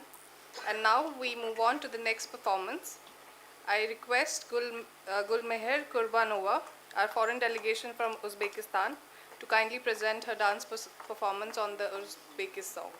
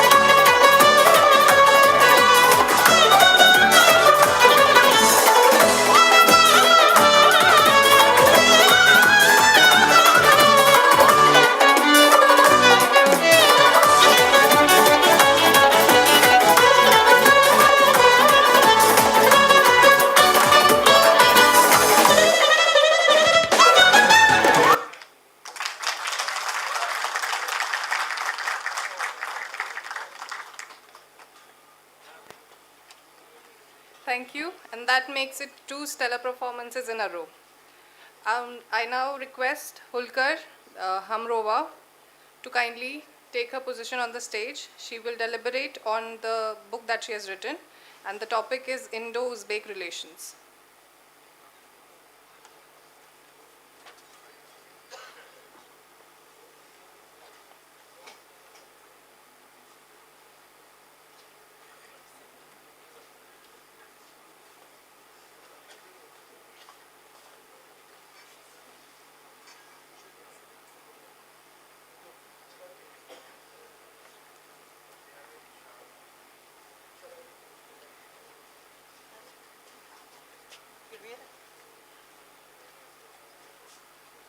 Assalomu alaykum. Qor bosgandi Toshkent bog'larim, qat-qat edi ko'ngil zorlarim. Yuragimda gulladi birdan Hindistonning o'rik zorlari. Ko'rdim sizni, yorishdi ko'nglim, ortdi xasta dilning shukuhi. Sizga doim yor bo'lsin deyman, Bobur mirzolarning tabarruk ruhi. Xumor, ko'ngil xumordir juda. Baxt yozilsin peshonamizga, sog'inchimiz tumordir, tumor.